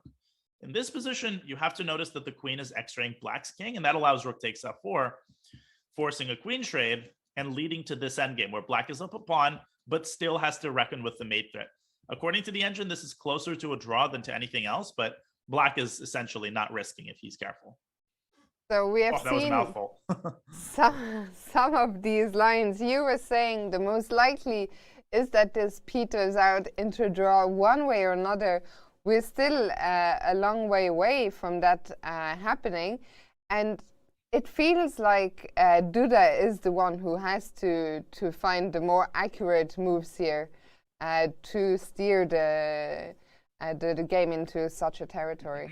Without question. And it starts here. I just don't see another move. I mean, I was thinking about something crazy like rook g1. And the idea here is takes. And if you just naively take on d4, then white has rook g7. But the funny thing is that even in this position, black is still better because black has queen takes h6. And even though there's a fork, black eats up all of white's pieces, and black has, a kingdom and a horse for the queen. So very concerning situation for Duda as he drops to 30 minutes. I was just going to say that is another danger looming here. Remember, this is only the first move that both sides have made after the time control. Yep. Duda's knight e5 and Fabiano's knight b5, which means that the players still have to make 19 moves. And maybe we can, for 1 second, bring up the tournament format and time control. So remember, the players get 100 minutes for the first 40 moves, then they get an extra 50 minutes, and then an extra 15 on move 60 with a 30-second increment from move 1. But so often, you were talking about it, this sense of security, you know, you make it to move 40, there is such a relief, you get an extra 50 minutes at that moment when you've been playing on a minute feels like all the time in the world, and suddenly you think about one move and half of that 50 minutes is already gone. That's exactly what's happened. I mean, basically half of it is gone. And I'm a little bit, Duda, I'm 99% sure that he blundered knight b5. And it's crucial for him not to lose his school, because one more mistake in this position and Wijk could end up being lost. So queen b2, this is the key move that he has to find to keep things relatively stable. And well, we'll come back to this one. Shall we see if there has been an update in the endgame between Yasipenko and Shankland, where we were curious? There has been. Rook a8 has indeed been played, and now Yasipenko, with the decision to make king b1, could potentially lead to a repetition after rook h8, king c1, rook a8. So the question is, do you go forward to d2 instead? Yeah, king d2 looks very tempting. I mean, at first, this just looks good for white. It looks like white's going to go up to c4 and, you know, win the b4 pawn. But the reality is probably that black should be able to hold the draw here. So rook a1, for instance, is the engine preferred move. And after king c4, king h5. Okay, well, what happens after bishop takes b4? It turns out, and this is a really cool idea, that black just goes king takes h4. And again, everything seems to come down to this f pawn. And as soon as black is able to win this pawn, I mean, this is just a draw. Black is going to take on f3. And if anything, maybe white has to be careful here, because this pawn is going to be very far advanced. Something tells me, though, that Yasipenko is going to go king d2. He's probably going to, especially because he was so close to being winning. I'm just going to have to take the other side of the bet just to contradict you, Daniel. Okay. Fair enough. No, and I wouldn't be like shocked if he goes for a draw here, because you also don't want to overpress and lose. I mean, there's nothing more painful than losing a game like this. Yeah, I mean, this last line you showed on the board in the final position, well, you said it yourself. The engine just says should be a draw, but I would be way more scared to play with white an extra pawn, but the black king on f3, the black pawn only 3 squares away. So I think unless Andrei finds something more convincing than that, because if he gets to that position, I don't think that's a position he thinks he can win. So if he plays on, I think he'll have to find something more than that. Yeah, and it's hard to tell by his body language, but it just seems like he's a little bit disappointed in what he's finding after king d2. Now, of course, after king b1, Sam might decline the repetition, not because he's playing for a win, but because he thinks there's a better, let's say, a better placement for the rook, just to avoid just to avoid the situation occurring again. But yeah, first things first, let's see what Andrei decides on. He's got 27 minutes, plenty of time, of course. I think he's going to make a decision within the next couple of minutes. Yeah, and Andrei really looks very disappointed. I think it's not so much the state of the current position, but he knows that he had some very serious winning chances today. Yeah, and I think more deep computer analysis will clarify whether, in fact, he was completely winning or, you know, a little bit winning. But I think, again, that moment, queen b5, this computer was giving something like +4, and that seemed to check out. So it's going to be a very frustrating evening if Andrei doesn't find a way to win this position, which is looking very unlikely. Sam's also got a lot of time. Yeah. I wouldn't be shocked if he goes back. I hope, of course, from a fan perspective, that he goes forward and that the fight continues. But we still have these two interesting games going on. We're going to go on a quick break, and then we'll be back here with the conclusion of round 7. So don't go anywhere.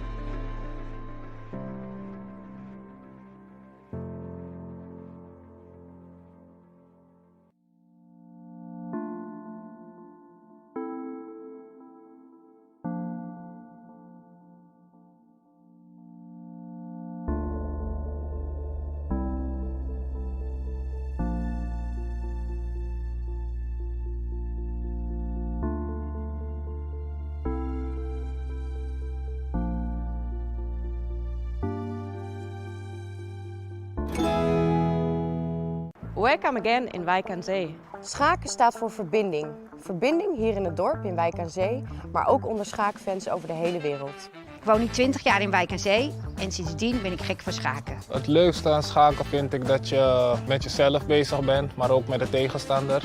Ik vind schaken een fantastische sport. Het scherpt de geest. Wijk aan Zee is de thuishaven van het schaken. Met schaken leer je vooruitdenken. Spelend leren. Ik ben bijzonder trots. Eindelijk weer gezelligheid in ons hotel. Het is een herinnering, elk jaar weer. Herinnering? Eigenlijk het eerste jaar dat Magnus Carlsen bij ons logeerde in het hotel. Dus ze hebben altijd wat te vertellen en zijn heel erg passievol. We beginnen met een lege gymzaal en we toveren het om naar een professionele schaaktoernooi. Deze klus, tijdens corona, hoe vet. Ik kan me geen januari voorstellen zonder schaaktoernooi. Daar leeft Wijk aan Zee en daar leef ik zelf ook. Het is gewoon heerlijk. Echt een onwijs mooie tijd is het voor. Verbinding. Tactiek. Thuishaven. Wijk aan Zee leeft.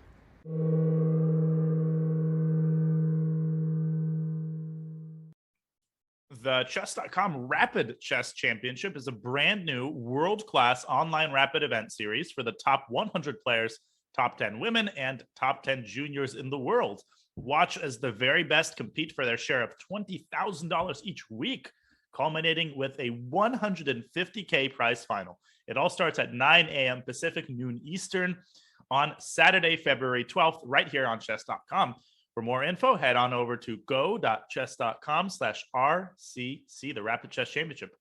A very exciting event on the horizon there. I very much look forward to Dania. But for now, we still got plenty of excitement here in round 7. And my eye immediately goes to the Duda game. We talked about this position at length. You thought that Queen B2 was necessary. But instead, Duda played rook to d1, and we see the bar not liking what it's seeing. No, and I'm shocked. I mean, we were contemplating knight takes d4. Okay, well, rook takes d4 is forced, and now rook c takes c5. Now, why not with the other rook? Because here white has the move rook d8 check. This is a deflection tactic, forcing black to take twice. And then at the end of it, white plays queen takes c5, and white's up a piece. But so for that reason, it's important to keep one of the rooks as a stopper on the d file. Now, you might get excited about queen takes c5 and say, well, this is going to be mate. But no, rook takes c5 is check. That's very important. For that reason, white has to go rook c4. Or wait, maybe Duda wants to play rook takes d5. But after rook takes c2, king takes c2, maybe Duda is going for this position, Fiona, where he is threatening rook d8 followed by knight f7. But against the simple king g8, I think white's initiative fizzles out and black is up a queen. I mean, black's going to take this pawn on h6. I mean, the black queen on f6 doing all the important jobs, especially covering the check on d8. Now that the king is not on h8 any longer, that's not a threat. Actually, we can go back maybe and see, well, if the queen was covering d8, what was the big trouble here? Forward in that position before king g8. Why did the king even have to move? I'll show the tactics. So at the end of that line, what would have happened if, let's say, queen e7? So white plays rook d8 anyway and puts the queen and king in a forkable spot, and then knight f7. It's a nice little tactic. So king g8 is actually the only way to stop it. Otherwise, against all other moves, rook d8 is possible. So king g8 is the only move, but it's probably good enough instead of queen e7, good enough to win this position with h6, as you mentioned, going to drop. And Fabiano, do you think he is already sensing his chance? Oh, absolutely. I can guarantee you he's betraying it with his face. Of course, he's not betraying it with his facial expression because it's Fabian. He's a professional, but I can guarantee you he's very excited right now. He's calculating knight takes d4, and he's asking himself, is this too good to be true? What am I missing?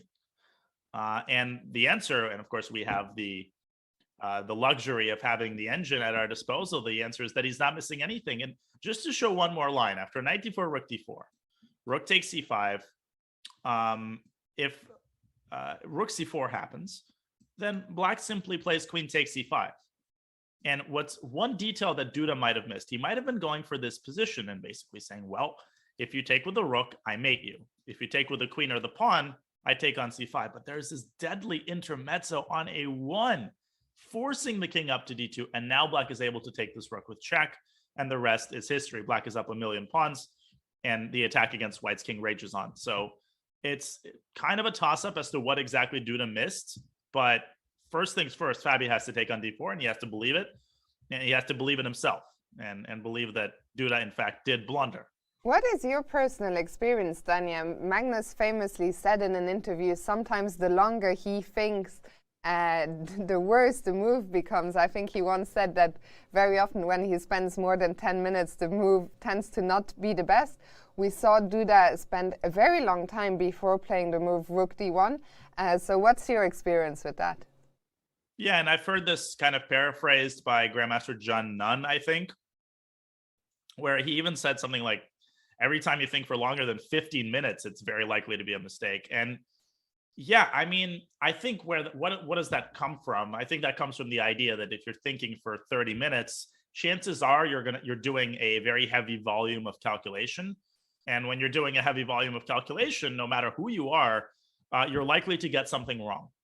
And for many players, just sticking to their intuition and saving that time for a later point, and just embracing the fact that, you know, the position is too complicated to figure out entirely might be the best approach. But here, I don't know what he missed.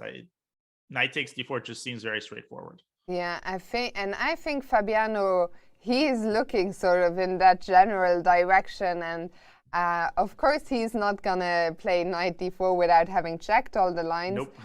But I think he sees it. I think he's double checking. And well, we mentioned the time situation a couple of times already, but Duda down to only 22 minutes already. We're on move 42, only 2 moves past the time control, which means still 18 moves to go. Yeah, 18 moves to go, and Fabi with plenty of time, over half an hour. And look at the discipline. He's sitting there. He's hammering it out. He knows that this is his golden opportunity. And Fabi also realizes that he had a dominant position earlier in the game. He knows that. So he certainly does not want to squander another opportunity that Duda has given him here, or that he's created, of course, with his good play. Yeah, and for Fabi, it will be a huge bounce back win. He started with 5 draws before losing the game. We all remember it in dramatic fashion to Anish Giri yesterday. And it would be great to see him bounce back. Of course, Fabiano and Jan-Krzysztof Duda are both players who will be playing in the Candidates Tournament later this year. That is, of course, the main focus. But it wouldn't, I'm sure they would be happy to go there coming off a good performance here in Wijk aan Zee. Without question.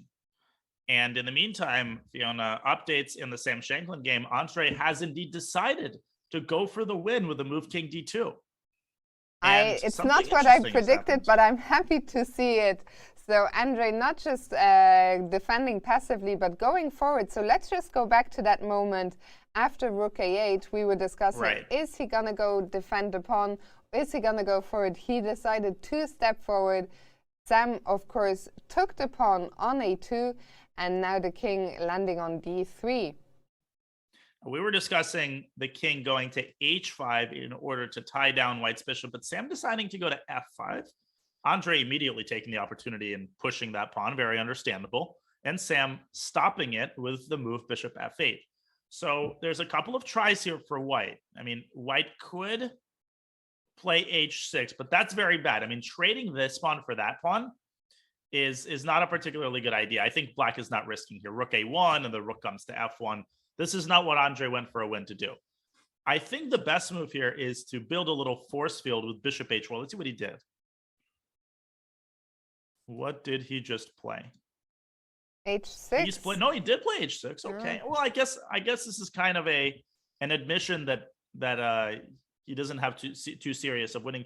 One idea is bishop h6, bishop b4, rook a1, and then maybe rook e1.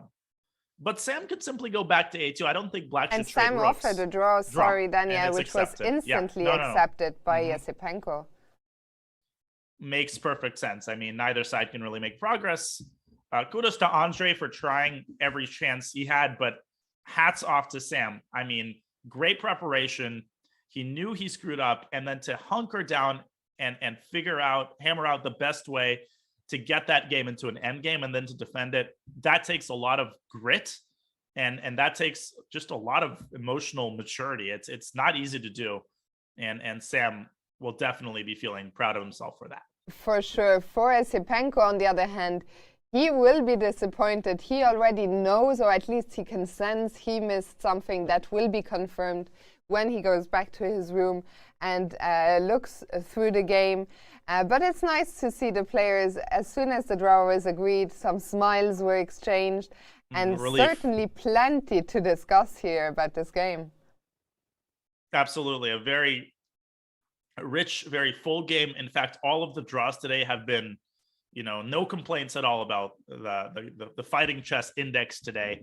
All of the games have been very, very interesting. And that leaves us with only one. And indeed, Fabi has taken on d4, Fiona. He's gone for it. And now all he has to do is take the c5 pawn with the correct rook. And he's going to be very, very close to winning this game. And just as we come back to Fabi's camera, Fabi making some big eyes there, maybe struggling to believe what's happening here. There was a lot of back and forth. And well, as you said now, the decision how to capture the pawn on c5. Yeah, and it's important for him not to be misled by queen takes c5. This is the simplest move, but it's a big blunder after ed. There's rook takes d5, and this pawn on h6 strikes yet again, because if you take the rook, a very elegant checkmating sequence, and if you don't take the rook, then Black's king is going to end up under massive attack, and of course, there isn't even a material advantage. No, Fabi's going to play rook c5. There's simply no other moves, and this is one of those things where Fabi is helped by the fact that his moves are quite literally forced. Everything else is easy to refute, and that's what makes Duda's chances to me so slim here. It's just hard to make a mistake. I also think maybe Fabi today double and triple checking things even more, because I think even when you're Fabiano Caruana, you're one of the best players in the world, I think a blunder like the one we saw yesterday is always gonna throw you off a little bit, as it happens so rarely. And I think it's something that's not so easy to shake off. So even more credit to Fabiano for bouncing back here straight away. Absolutely. And I think you're right on the money. I think perhaps he would play a little bit faster under normal circumstances, but doing that extra check here, just to make sure that he's not hallucinating. And you can see Duda, I mean, the body language kind of tells it all. He's just waiting for Fabi to take on c5. And it's one of the worst feelings. You're just waiting for your opponent to make the winning move. Yeah, and well, both players here, they came into the tournament. Duda, one of the hottest players of 2021. He won the World Cup. He came second in the World Blitz. He won the European Blitz. He had so many great performances. He didn't do great. He didn't start the year great in Wijk and Zedo. And this year, again, there was some missed chances. And today looks like it's going to be another tough day for him, with who still has to find his best form. Indeed. Yeah, no, and he got off to a good start this game. I thought he had a very nice position out of the opening, and then somewhere around the time that he burned all his bridges with his rooks, I think he underestimated Fabi's that move f5. When Fabi pushed that f pawn, I think that was the turnaround point. Because before Duda was having all the fun, he went h4. And after Fabi went f5, things shifted. And even though Duda kind of climbed back in the end, his position was always very difficult, no doubt about that. Yeah, for sure. And it almost looks like, to me, like Duda is just waiting for Fabiano to play the move that he knows. I think both players know the move that is going to appear on the board momentarily. But of course, the onus is on Fabi to make triple sure that the lines work out in his favor. Yeah, I mean, usually I think Fabi should make the move any second, because there's really nothing else that he can do at this point. And it's essentially resignable after rook takes c5. Probably the lesser evil for white is to go for that line where he sacks the queen. Let's have a look at that line again. So rook c5, rook d5. Of course, Black has to take the queen first. Okay, takes. And now, very important move, king g8, which Fabi has to factor in. After rook takes a5, there is one important detail, which is that queen takes h6 actually allows white to draw with a very interesting mechanism. White just keeps checking. And if you try to zigzag your way out of it, you're going to run into a problem where you can't go in any direction because of either the skewer or the fork on f7. So perhaps Fabi is thinking about this position and trying to find the correct approach. The correct approach is to give a check on f5. And if the king steps to b2, swinging the queen back to c8, and there it is, he's taken, stopping rook a8 and preparing queen c3, Fabi should be able to win this game. Yeah, and he's had plenty of time. He did invest a lot of his remaining clock time here at this moment, and no doubt that his calculations have gone as deeply as the lines that you were just showing.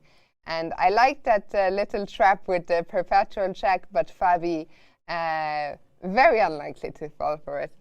Very unlikely. And yeah, given how much time he's just spent, I can almost guarantee you that he was focusing on that position and making sure that there is a way that he can worm his way out of, you know, these various ideas. And Duda indeed going down this line. So we're going to see very likely we're definitely going to see the position after king g8 on the board. Mm-hmm. And, you know, the last major pitfall for Fabi is he has to find queen f5, queen c8. And there it is, rook takes d5. So here is the moment where we expect king g8, as once again, let's remind everyone, if it were white to move, rook d8 would be the end of the game. And you might be thinking, but that rook is just hanging there. But that would force the fork on f7. So that's why king g8 here. Again, we see Fabi double checking, but he's just looking to the side there. Yeah, sure. And our producer is ready. Wow, what a great camera angle. That's really cool. King g8, there it is. Duda's going to take on a5 within a couple of seconds, I think. Mm-hmm. And yeah, and basically a lot of these positions where there's a rook and knight, a rook or bishop versus the queen, they're determined by who has the weaker pawns. The rook and the knight are just not very good in comparison to the queen at defending weaknesses. And it's funny how the pawn on h6 is slowly turning from a strength to a weakness. As soon as black is able to win that pawn under the right circumstances, the position is going to be resignable because black is going to have a pass pawn on f7. And but the other problem for white is that f2 is also weak. Yeah, that's true. f2 is weak.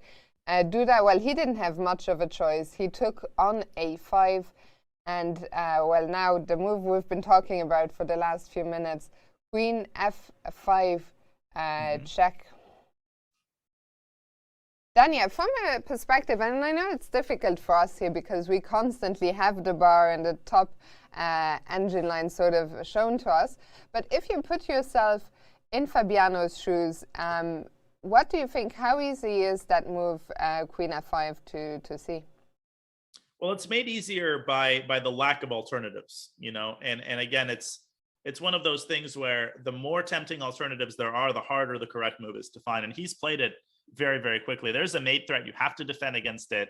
And there's only one check in this position. So process of elimination leads you to this maneuver quite quickly, I think. And Duda has to decide where to put his king. I think after king d2, probably the same idea prevails, queen c8, and then, you know, and then basically either queen c3. White's pieces are also not anchored, which of course raises the possibility of forks and really adds insult to injury. Queen d8 check is a threat, and that's a case in point. Yeah, this position just looks horrible with the white pieces not being coordinated well at all. And the sign, maybe tomorrow it will be fixed. I feel it's a little bit better. At least we don't see that Velcro part on the right-hand side. But anyway, Duda, Duda not happy, of course. He knows he will try and put up as much of a fight as he can, but Fabi, for sure, he had already foreseen this position when investing a lot of his time before taking on c5, and this one, I don't think he's going to let it slip. I think king b3 might be White's best practical chance. This does allow the check on b1. And then I was thinking about going king c4, but here what black does is goes queen e4 check. And the point is that A8 is now protected by the queen, which means you have time to improve your position. Well, how can you improve your position? One thing you can do is go F3, pushing this pawn forward and preparing for a scenario where you win the F2 pawn. White is kind of in Zugzwang here. I mean, White can barely move a piece. And at some point, the king can evacuate from G8 at the right moment. Maybe even on the previous move, King F8 is a fully viable alternative. I mean, this is just so dejecting for White. Yeah, and really the rook and the knight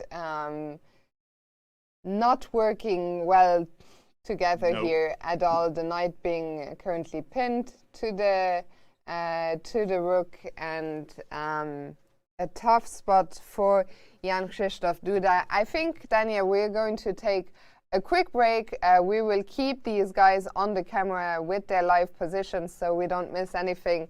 And we will return to this game in a few minutes, so we'll see you then. I just want to say, I know it's early. Yeah. It's early for all of us. But Fabi, you're looking fresh. Oh, thanks, Danny. Chad likes it, man. Looking good. What about me? All right, guys, let's go. Run a show back. Here we go. And Fabi, this video series was great, by the way. People love it. Really do. By the way, again, dude, you're just looking fresh, man. I love your new haircut. Looks good.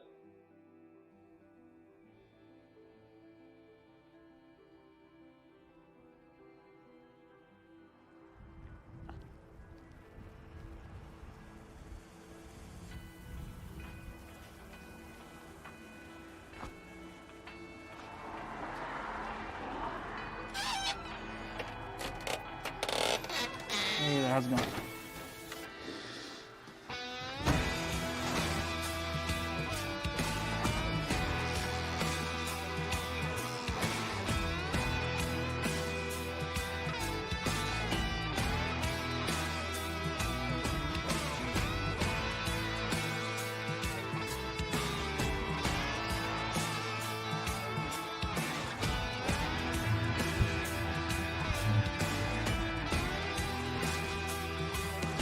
I don't even recognize myself, you know? It's a whole new me.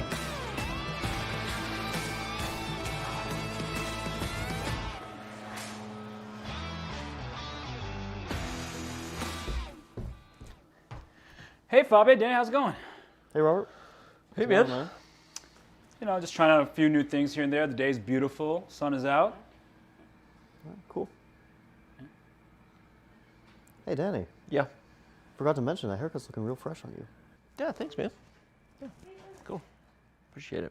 You serious? What does a guy got to do around here to get noticed? What are you talking about? That seems a little out of line, a little uncalled for. You know, you already can't spell chess without him. What more does he want?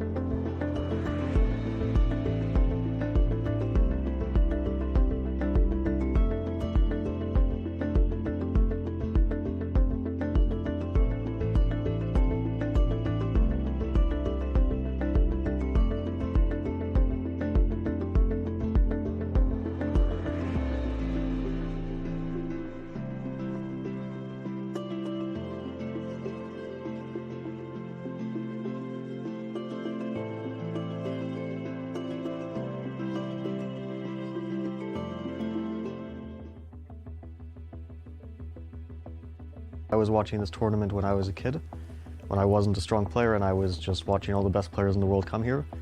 And I remember the first time I played here. Back then it was, there were 3 groups along with the open section, and I was playing in the C group. That was in 2008. But I was already watching this tournament many years before that. Usually there's a huge amount of people who love to play and to watch chess here. Now it's of course a bit different. Times have changed a bit, but hopefully someday we'll go back to that. Yeah, I grew up analyzing with a board, but things are very different now. Most of the analysis is done on the computer, but still it's nice to go back to that sometimes, and I think it's also useful to analyze over the board because it helps your understanding of the position. Even if you have the best analysis in the world, it might not help you over the board if you don't fully understand exactly what's going on. And it also helps your memorization if you see it over the board rather than seeing it on the computer. So I think it's still very helpful to work over the board. So it's also up to the guys who are, who have been there a bit longer to adapt because all the younger players are improving so quickly. Yeah, my goal is to win the tournament.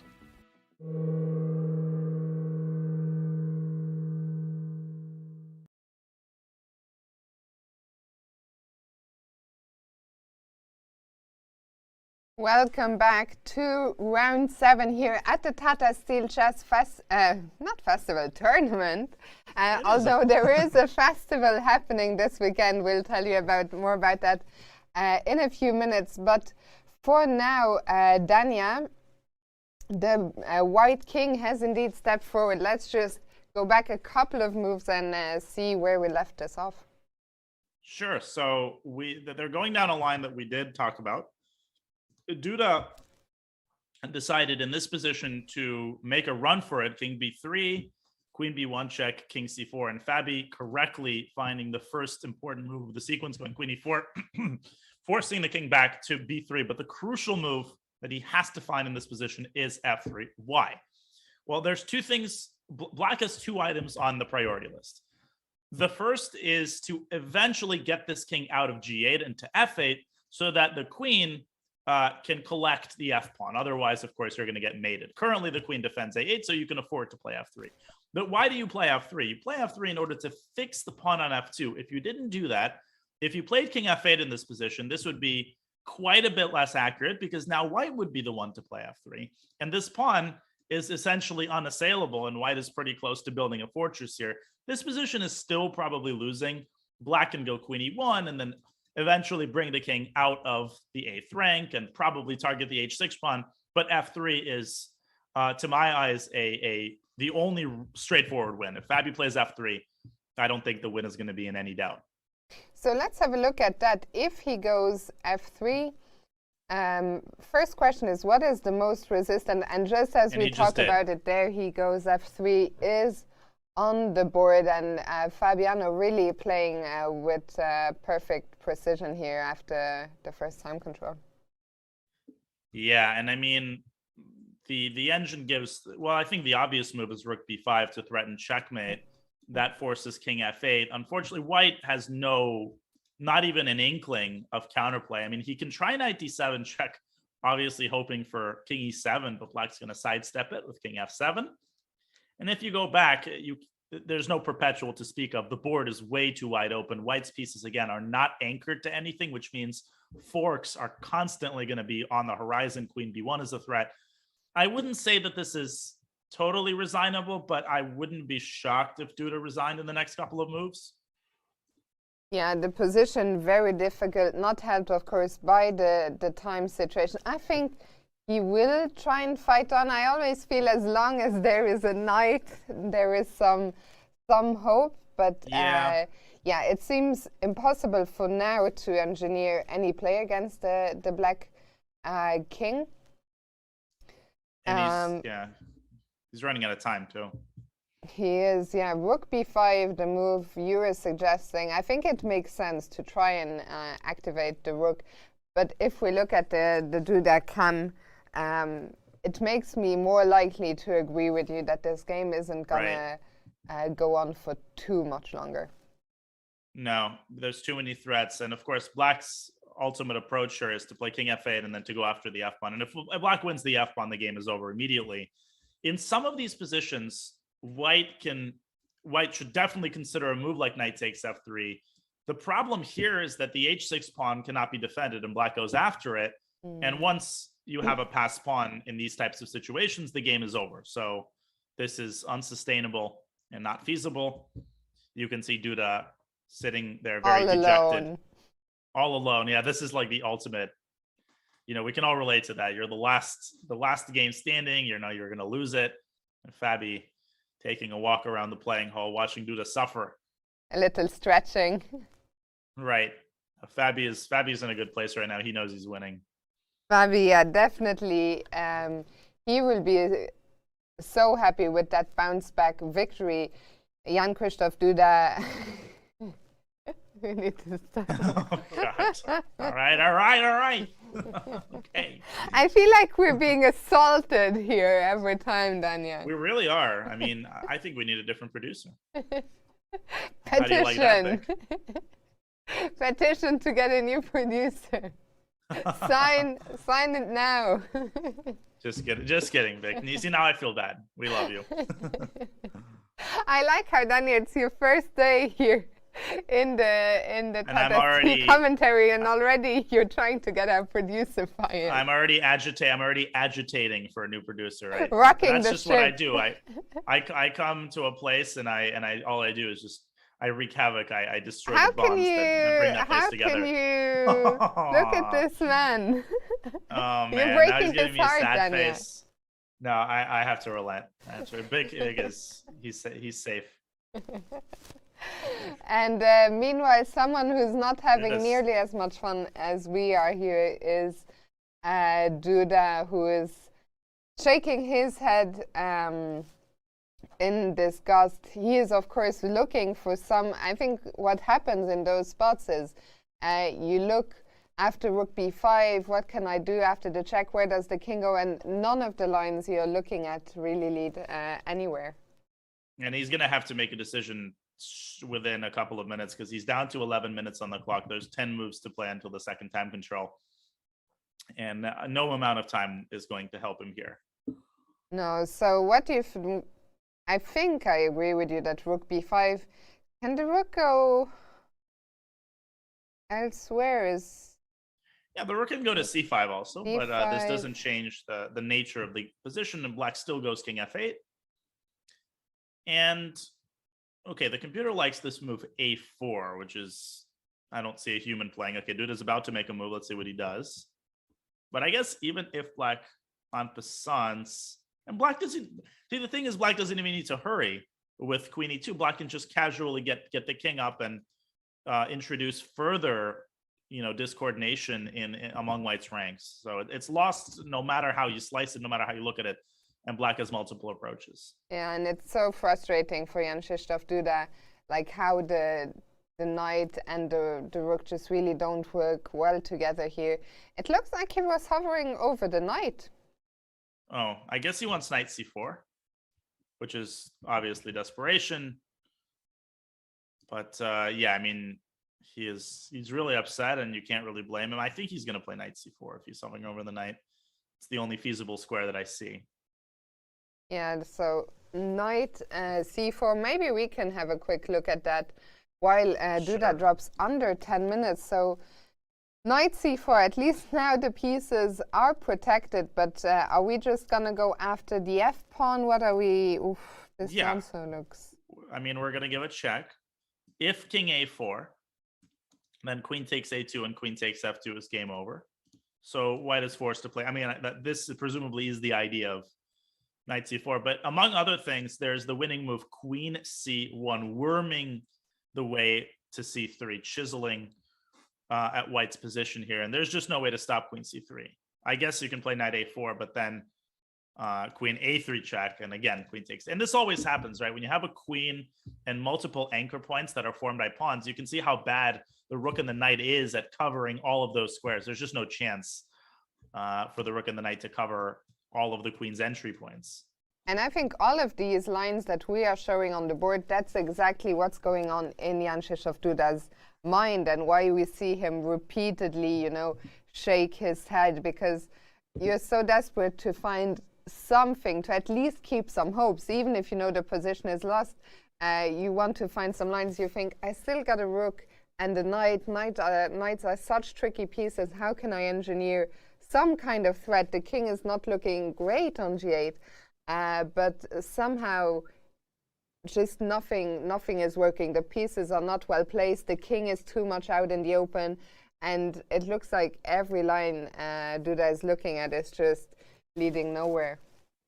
Yeah, I mean, the frustration is palpable. He's sort of talking to himself.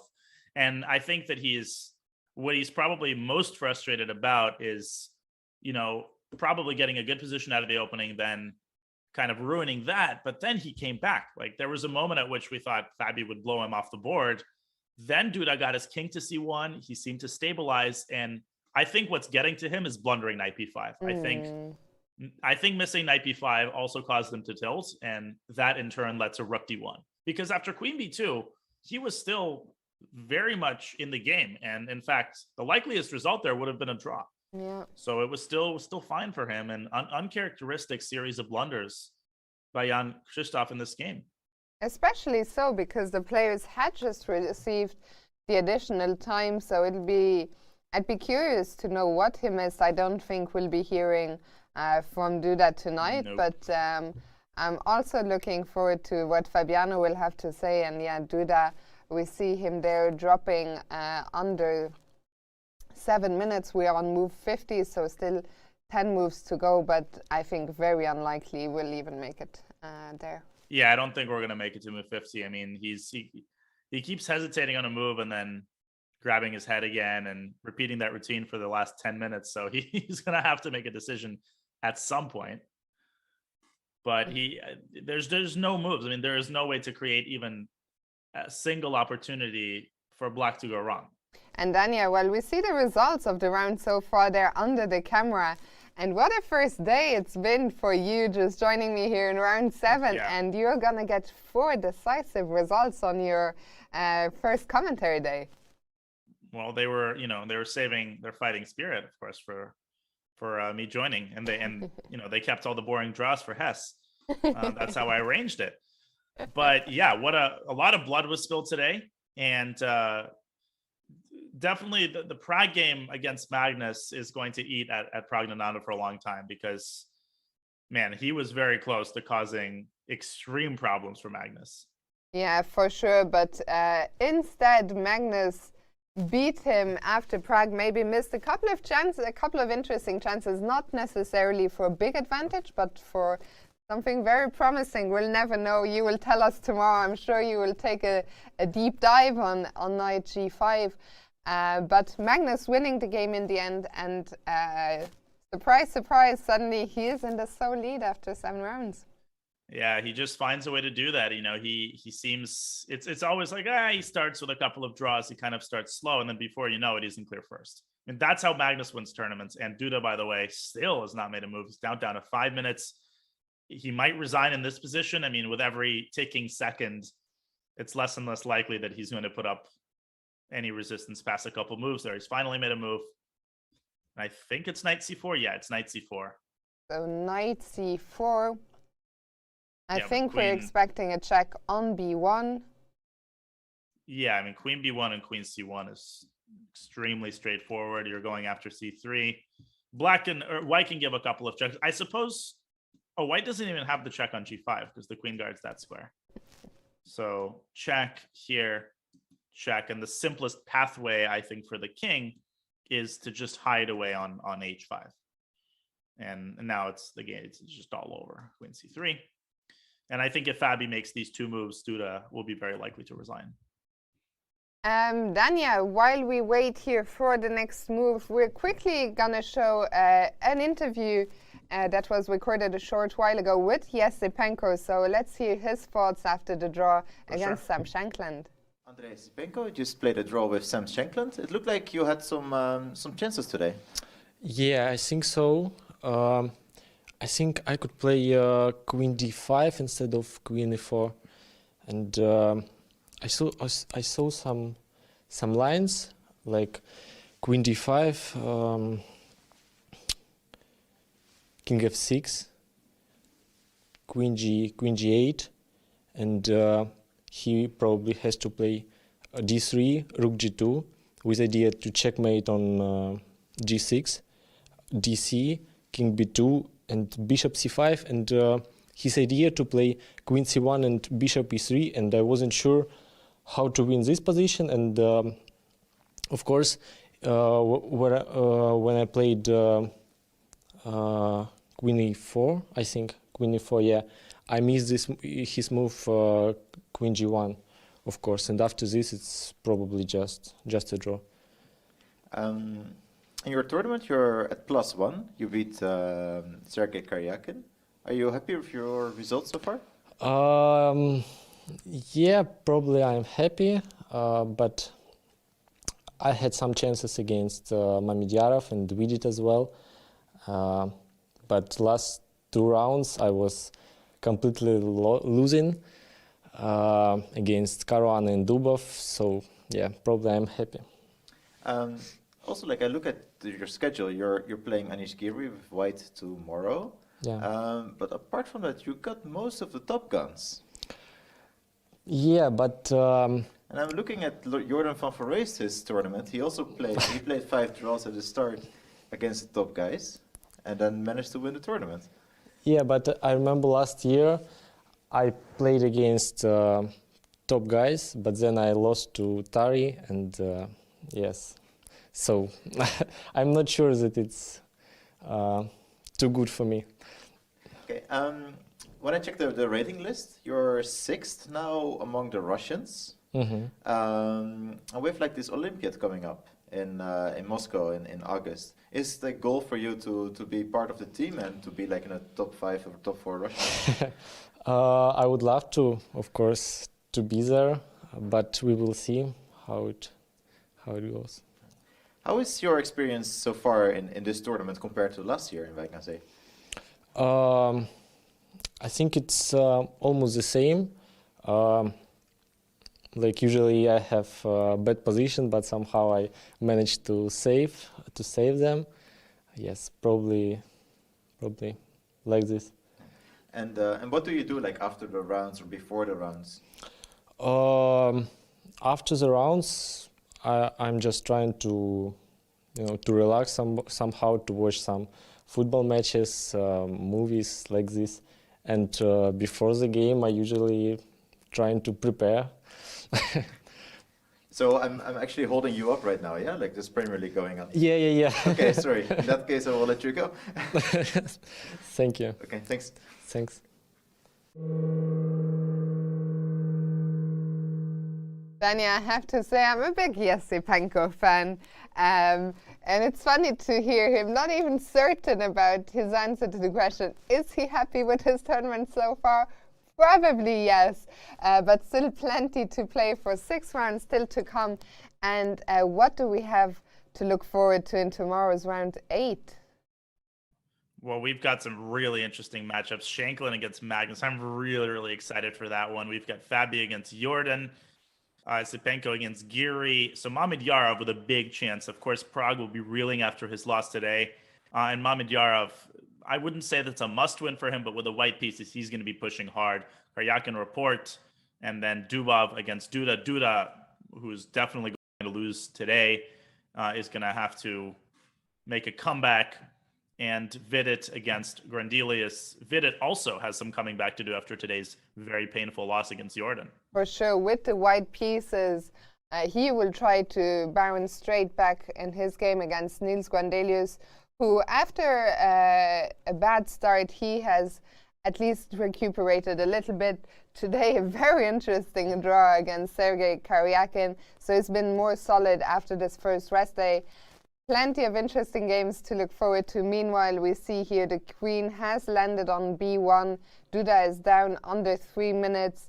I think it's a toss-up between making a move and resignation here. Well, yeah, I really don't quite understand what he's I mean, I usually don't like to say that. These players know what to think about a lot better than I do. But I mean, I think knight b2 is essentially forced. If you're blanking a4, he's probably thinking about whether to resign here or in a couple of moves. But at the end of this line, queen takes f2. And I mean, that's it. The queen moves aside and the pawn promotes.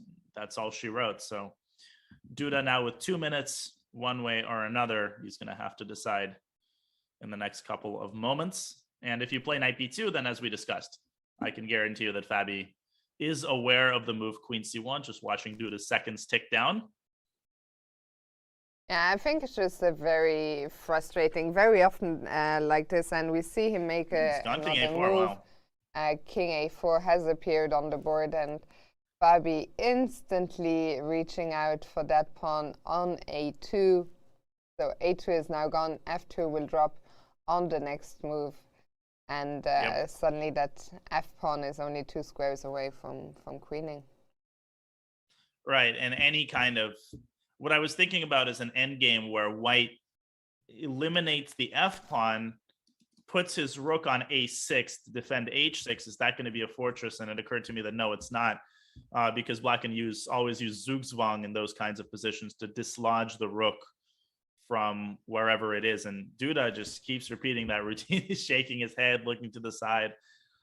Yeah, it's painful. It's painful to look at it. We see they are not completely alone in the playing hall. One of our challengers there on camera, Max Varmadam, his game, must still be going. But yeah, it's painful. I think as fellow chess players, we can all relate to the pain and emotions that Duda is going through. He has just stepped out onto b5, not even taking the pawn on b4. I think this gives Black an extra win. The engine is not indicating this, but I think b3. Oh, I guess b3 there might be king b4.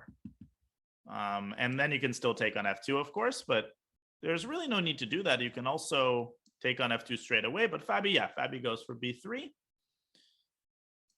And we're going to probably see king b4. Queen takes f2, or we'll see resignation here. Yeah, I think it is, of course, getting closer, and just such a tough game for Jan Krzysztof.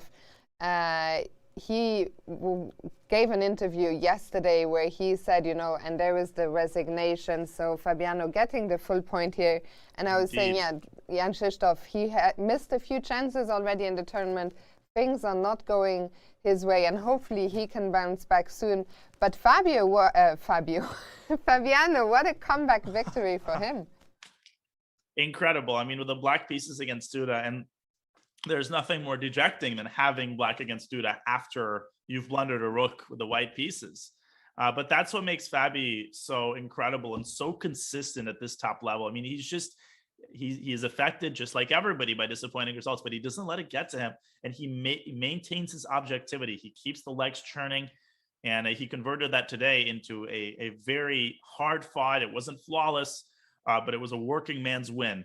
And this is a very big result for him as he gets back onto 50% and puts himself in a great position for the second half of the tournament. Fiona. Absolutely. All to play for still, as we see the players there getting ready to leave the playing hall. We'll see if we still get an interview with Fabiano. What's definitely still to come is your rapid recap of the day. I think we're going to go on a short break in a second, but first we will show the results from today. With 4 games ending decisively, one of them wasn't actually played, Anish Giri against Daniel Dubov, with Daniil still expecting the result from his PCR test, so that was a walkover win for Anish. But 3 decisive results on the board. Magnus Carlsen in his first ever classical encounter against Praggnanandhaa, winning that game with the black pieces. Maybe we'll talk about it in a sec. Pragg maybe missing some chances. We just saw the longest game of the round, Fabiano Caruana beating Duda with black, and Jorden van Foreest, he got a big victory over one of the joint leaders, Vidit Gujrati. Absolutely. It was an incredible day, and even the draws were very hard fought. I mean, Report Mamedyarov is a very interesting game. Esipenko Shankland, Andre was very, very close to winning. He's going to be kicking himself for that, but all credit to Sam. And of course, Grandelius putting together an amazing resistance with almost no time on the clock against none other than Sergei Kiryakin. So great results, great games all around, Fiona. It was such a fun round. Absolutely. After that round, we have a new sole leader. We'll show you the standings a little bit later, but we're going to go to an interview with Fabiano. You just beat Jan Krzysztof Duda with the black pieces. That must be like a very big relief for you.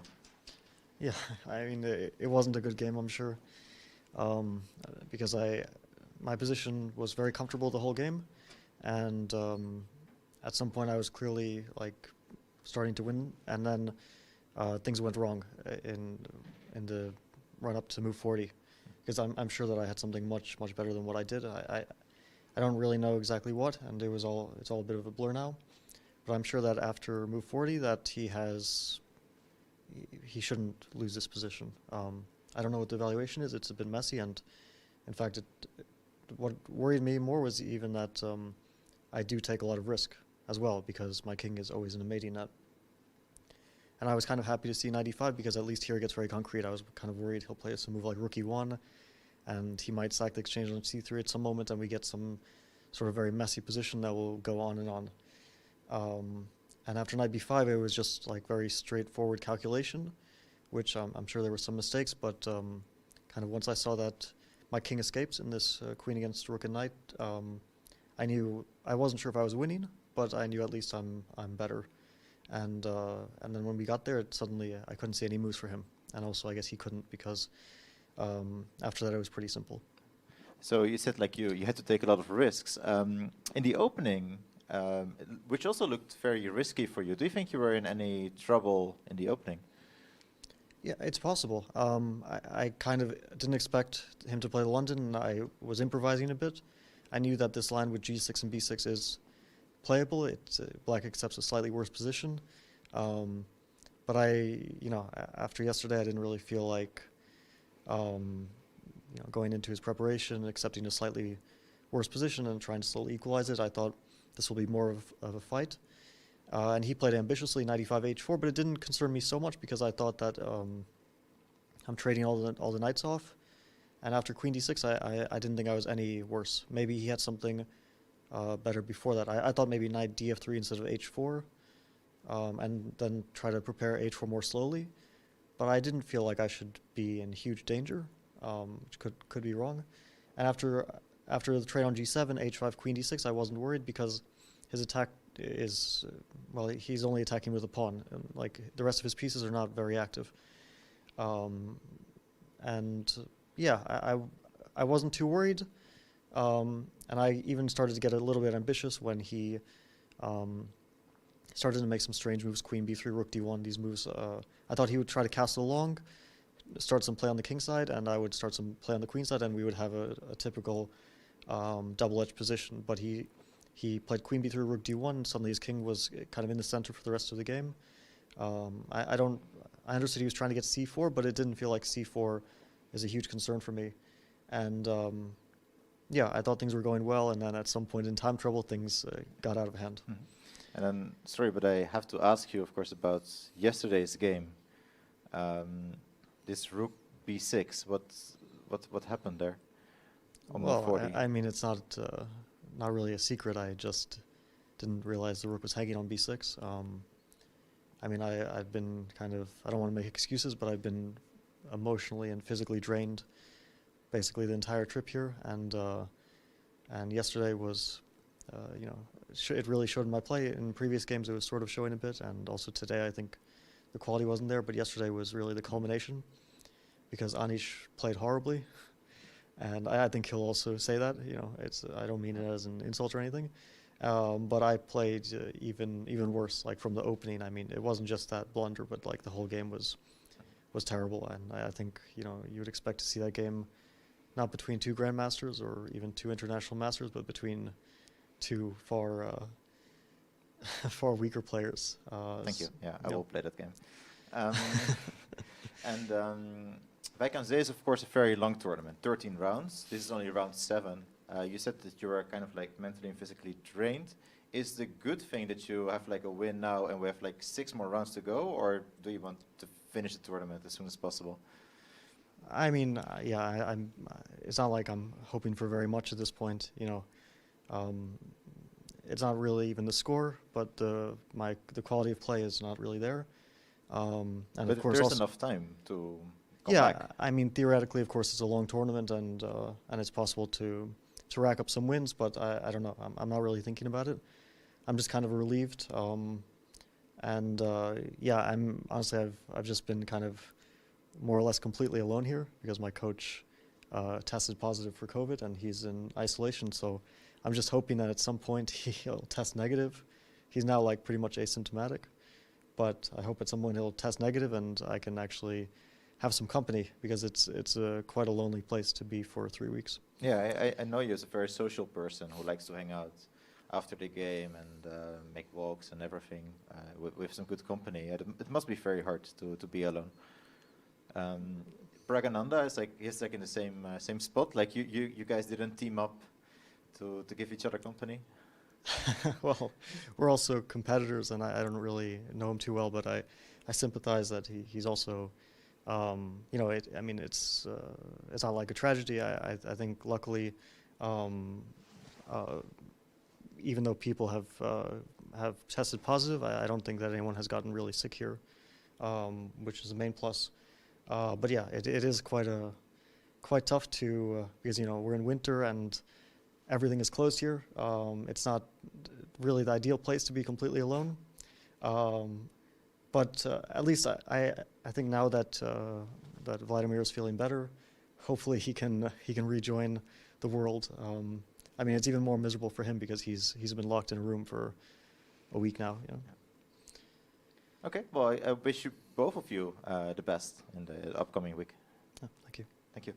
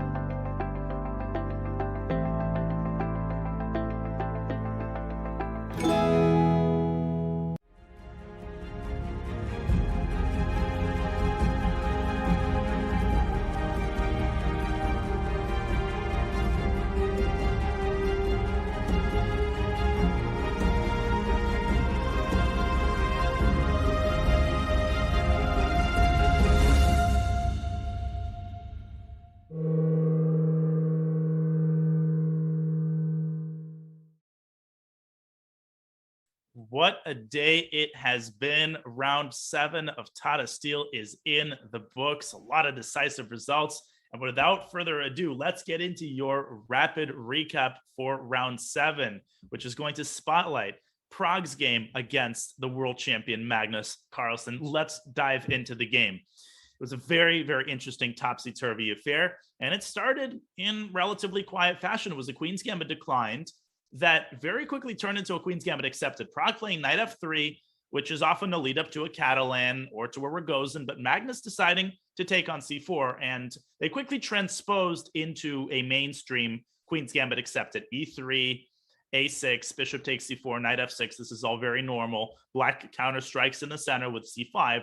And the first really interesting moment of the game, Pragg playing b3, which is quite a bit more rare than some of the mainstream moves in this position. The two main moves are a4 to stop b5 and d takes c5, which leads into a very well-studied Queen's Gambit accepted endgame. But Pragg going for b3, Magnus responding with b6. I thought that b5 might have been a bit more natural, but Magnus definitely still in his preparation, going for b6, and Pragg going for the hyper fianchetto, bishop a3.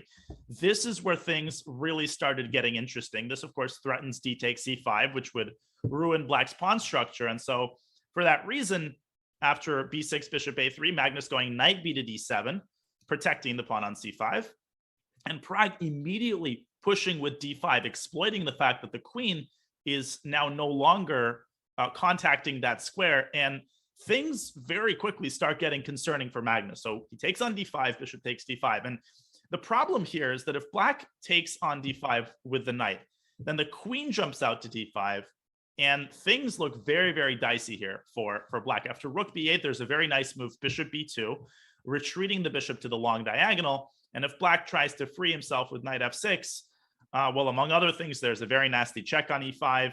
And after bishop e6, even something like knight g5 or the simple developing move knight bd2 leads to a nasty position for Black. It's just hard to get rid of White's very active pieces, and the queen can swing to g5 as well. So Magnus deciding against taking the bishop, he decides to go rook b8.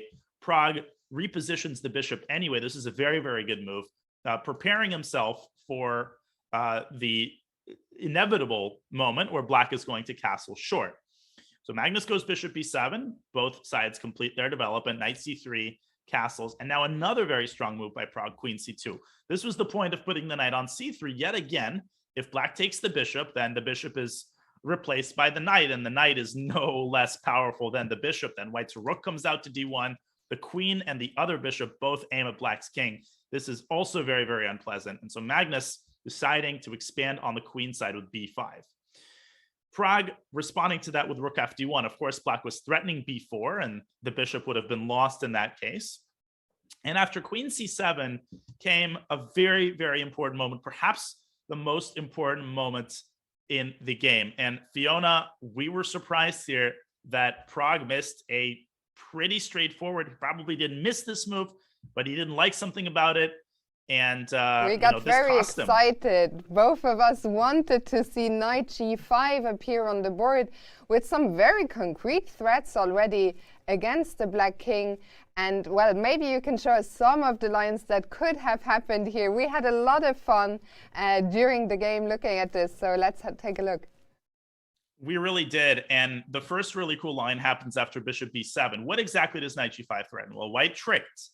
And then after rook takes b7, White swoops in with knight d5, and this wins on the spot. And after queen takes b7, there's multiple possibilities here, but even the simple knight d5 does the trick, and Black's defenses are totally overwhelmed. Rook fe8, and now bishop takes f6, and then knight takes f6, and White takes on h7, and White is winning here. So Black has to respond pretty immediately to all of these threats, and he can do so by playing h6. But now there's a really pretty line. Bishop takes f7 check, replacing the bishop with the knight. Well, you can't take it because of queen h7 and queen h8. That's called checkmate. And after queen c6, White plays bishop takes f6, and then White takes again. Black has to take with a pawn in order to keep the h7 square protected. After knight takes f7, And queen h7 check, the situation is quite dire. The engine was indicating a crazy move, king g7 in this position, which maybe keeps black in the game. But man, this would not have been fun for Magnus at all. And so we were quite shocked that Pragg didn't seize this opportunity to go knight g5. And I will add that it might have been more accurate to put the other rook on d1 precisely because of that long line where this rook from f1 in some variations can lift itself via f3. But in any case, Pragg deciding on a more positional approach, playing a4 and trying to contest black's queenside. Magnus, he said, I'm not letting you put the knight on g5 twice. He immediately plays h6. And this was a subtle turning point in the game. There's a trade on b5. And here, it seems like Pragg started floundering just a little bit. Queen e2 is a natural move, hitting the pawn, which Magnus defends. And now he sends the e-pawn forward. This still looks very intimidating for black because e5, well, that's a very serious threat. But Magnus deals with it very expertly. He plays rook e8. And the point is that if white shoves the pawn forward with e5, black doesn't have to move the knight. Magnus steps back with the bishop. The rook pins the queen, and the pawn on e5 is now more of a weakness than a strength. And this might have been underestimated by Pragg, who now decides to move his queen away from the purview of the rook. Another inaccuracy allows Magnus to complete the regrouping with bishop f8. And this is where Pragg kind of slides off the ledge a little bit. He plays queen f4, still trying to prepare e5. Apologies for that. Still trying to prepare e5. And Magnus, again, he strikes first. That was the theme of this middle game. Magnus kept striking first before Pragg could accomplish his plans. After b4, he's forced to move the knight to a4. And now, Fiona, another very important moment. It's like Magnus the tactics kept working for him. He didn't just move his queen back. He did something Magnus a lot more impressive than that. Instead, deciding to capture on d5, and things really heated up here. And the tide was starting to turn. Pragg, who got such a nice position out of the opening. He missed that one shot, knight g5. Magnus stopped it, and suddenly he is the one who's taking control of the position. Exactly. The bishop is gone from the board, and now the queen from b6 swings to e6, a very nifty move, attacking e4. And Pragg had to go for a very nasty but defensible position with the move knight takes c5. This leads to a mass trade on c5. White takes on b8. And after queen takes b3, nobody can really blame Pragg for not wanting to play this position. But according to the engine, this was the best chance to hold the draw. It turns out that the opposite colored bishops do give white pretty decent chances after bishop d4. But Pragg, trying to keep the tension, goes rook a d1, and Magnus immediately pounces. Rook a8, another very, very powerful move, preparing this move c4. When the pawn on b3 is unsustainable, white's entire queenside collapses. Pragg steps back with the queen, but in comes black queen. Queen takes c4. And a very important detail is that if white takes twice on d8, on d7, black goes rook a d8. And at the end of the day, when the smoke clears, the simple threat of queen e2 followed by rook d1 is utterly unstoppable. White's pieces are simply too uncoordinated. And so Pragg took the opportunity to make some luft, but that gave black the opportunity to protect the knight. Now black is up a pawn. He's dominating. And at this point, they were entering the time pressure phase as Magnus steps back with his queen, maneuvers it to e6. And Magnus did give Pragg one more chance. So in this position, there was this very, very strong move, bishop b7. But with 1 minute on the clock, that is so hard to see. You have to notice that white takes the rook, then black. If a white takes the knight, then black takes white's knight, and black is winning. But Magnus going for his aforementioned idea and playing c4. And at this point, Pragg had one more chance. He could have taken on g7 with the bishop. Loose pieces drop off. That rook on a7 is undefended. And at the end of this line, there's a fork on d4. Now, it may seem like white is winning. White is not winning because of knight f6. And unfortunately for white, after queen takes a7, knight takes d5, black emerges a piece up. But if we go back, in this position, white has a much more resilient defense, and that is the move rook d6, actually going for the h6 pawn. This might have been what Pragg missed in time pressure. This position is really scary for black, and black is still probably winning. White can swing the rook back to d4, and there's this very important defensive resource, knight f8. And black is able to make it just in time, defending all of the key squares. But this would have definitely caused Magnus a lot more trouble than the game. In the game, Pragg, he plays queen d4 immediately, allows the knight to swing to f6, counterattacking the rook, and the rest is simple. c3 driving the pawn, and all of white's pieces are hanging.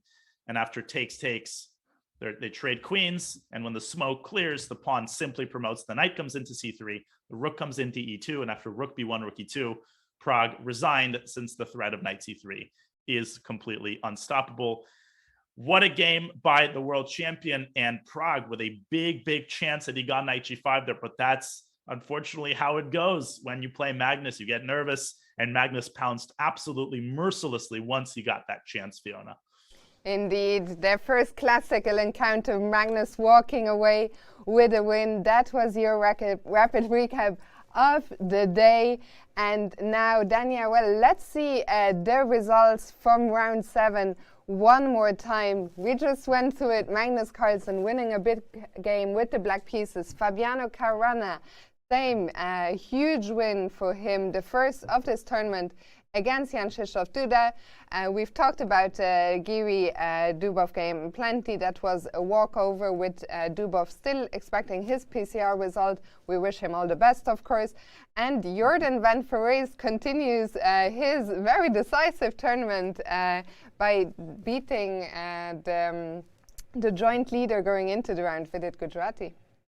Indeed, that was a very impressive game. And let's have a look at the standings. We have the world champion in clear first. He's got 5 out of 7, putting together a very nice performance. And right behind him is Shakhriyar, who had a very nice defensive game against Richard Rapport. He's got 4.5 out of 7. A big group with 4. So tomorrow's round is going to be so important. Some of these people who've got 4 out of 7, they're going to have to win if they want to contest Magnus. Magnus has black, Fiona against Sam. He's definitely going to be playing for a win. And, you know, people like Fabi, who's now on 50%, he needs to try to make a push. Andrei Asipenko with the white pieces against Giri. And we're going to keep a close eye on Shakhriyar Mamedyarov. He's got white against Pragg. He's the favorite, and he's going to make a big push. For sure, Shakhriyar, he will try and make the most out of the white pieces tomorrow, trailing Magnus by only half a point. Let's have a quick look at the tournament schedule, because tomorrow is the last game before the next rest day. So tomorrow we'll be back same place, same time, 2 p.m. Central European time. That's 5 a.m. Pacific for round 8. And the day after that, January 24th, will be a rest day. But for today, that is all. It's been such an eventful day. Dania, thank you so much. What are your final words here at the end of your first day? Fiona, I could not have asked for a better first day. The action was incredible. The games were so much fun. And these 6 hours went by in an absolute flash, largely because I have a great co-commentator. So Fiona, this was so much fun. Thank you to you. Thank you. Thank you to the producer, Bick, whom I made feel bad throughout the entire stream. I'll apologize afterwards. And of course, thank you to everybody watching on Twitch and on YouTube and supporting your favorite player. This was so much fun. I can't wait for tomorrow's round 8. Absolutely. The pleasure is all mine. Thank you for watching us. What a great day of chess it's been. We'll see you tomorrow for round 8. Have a good one. Bye-bye. See you tomorrow.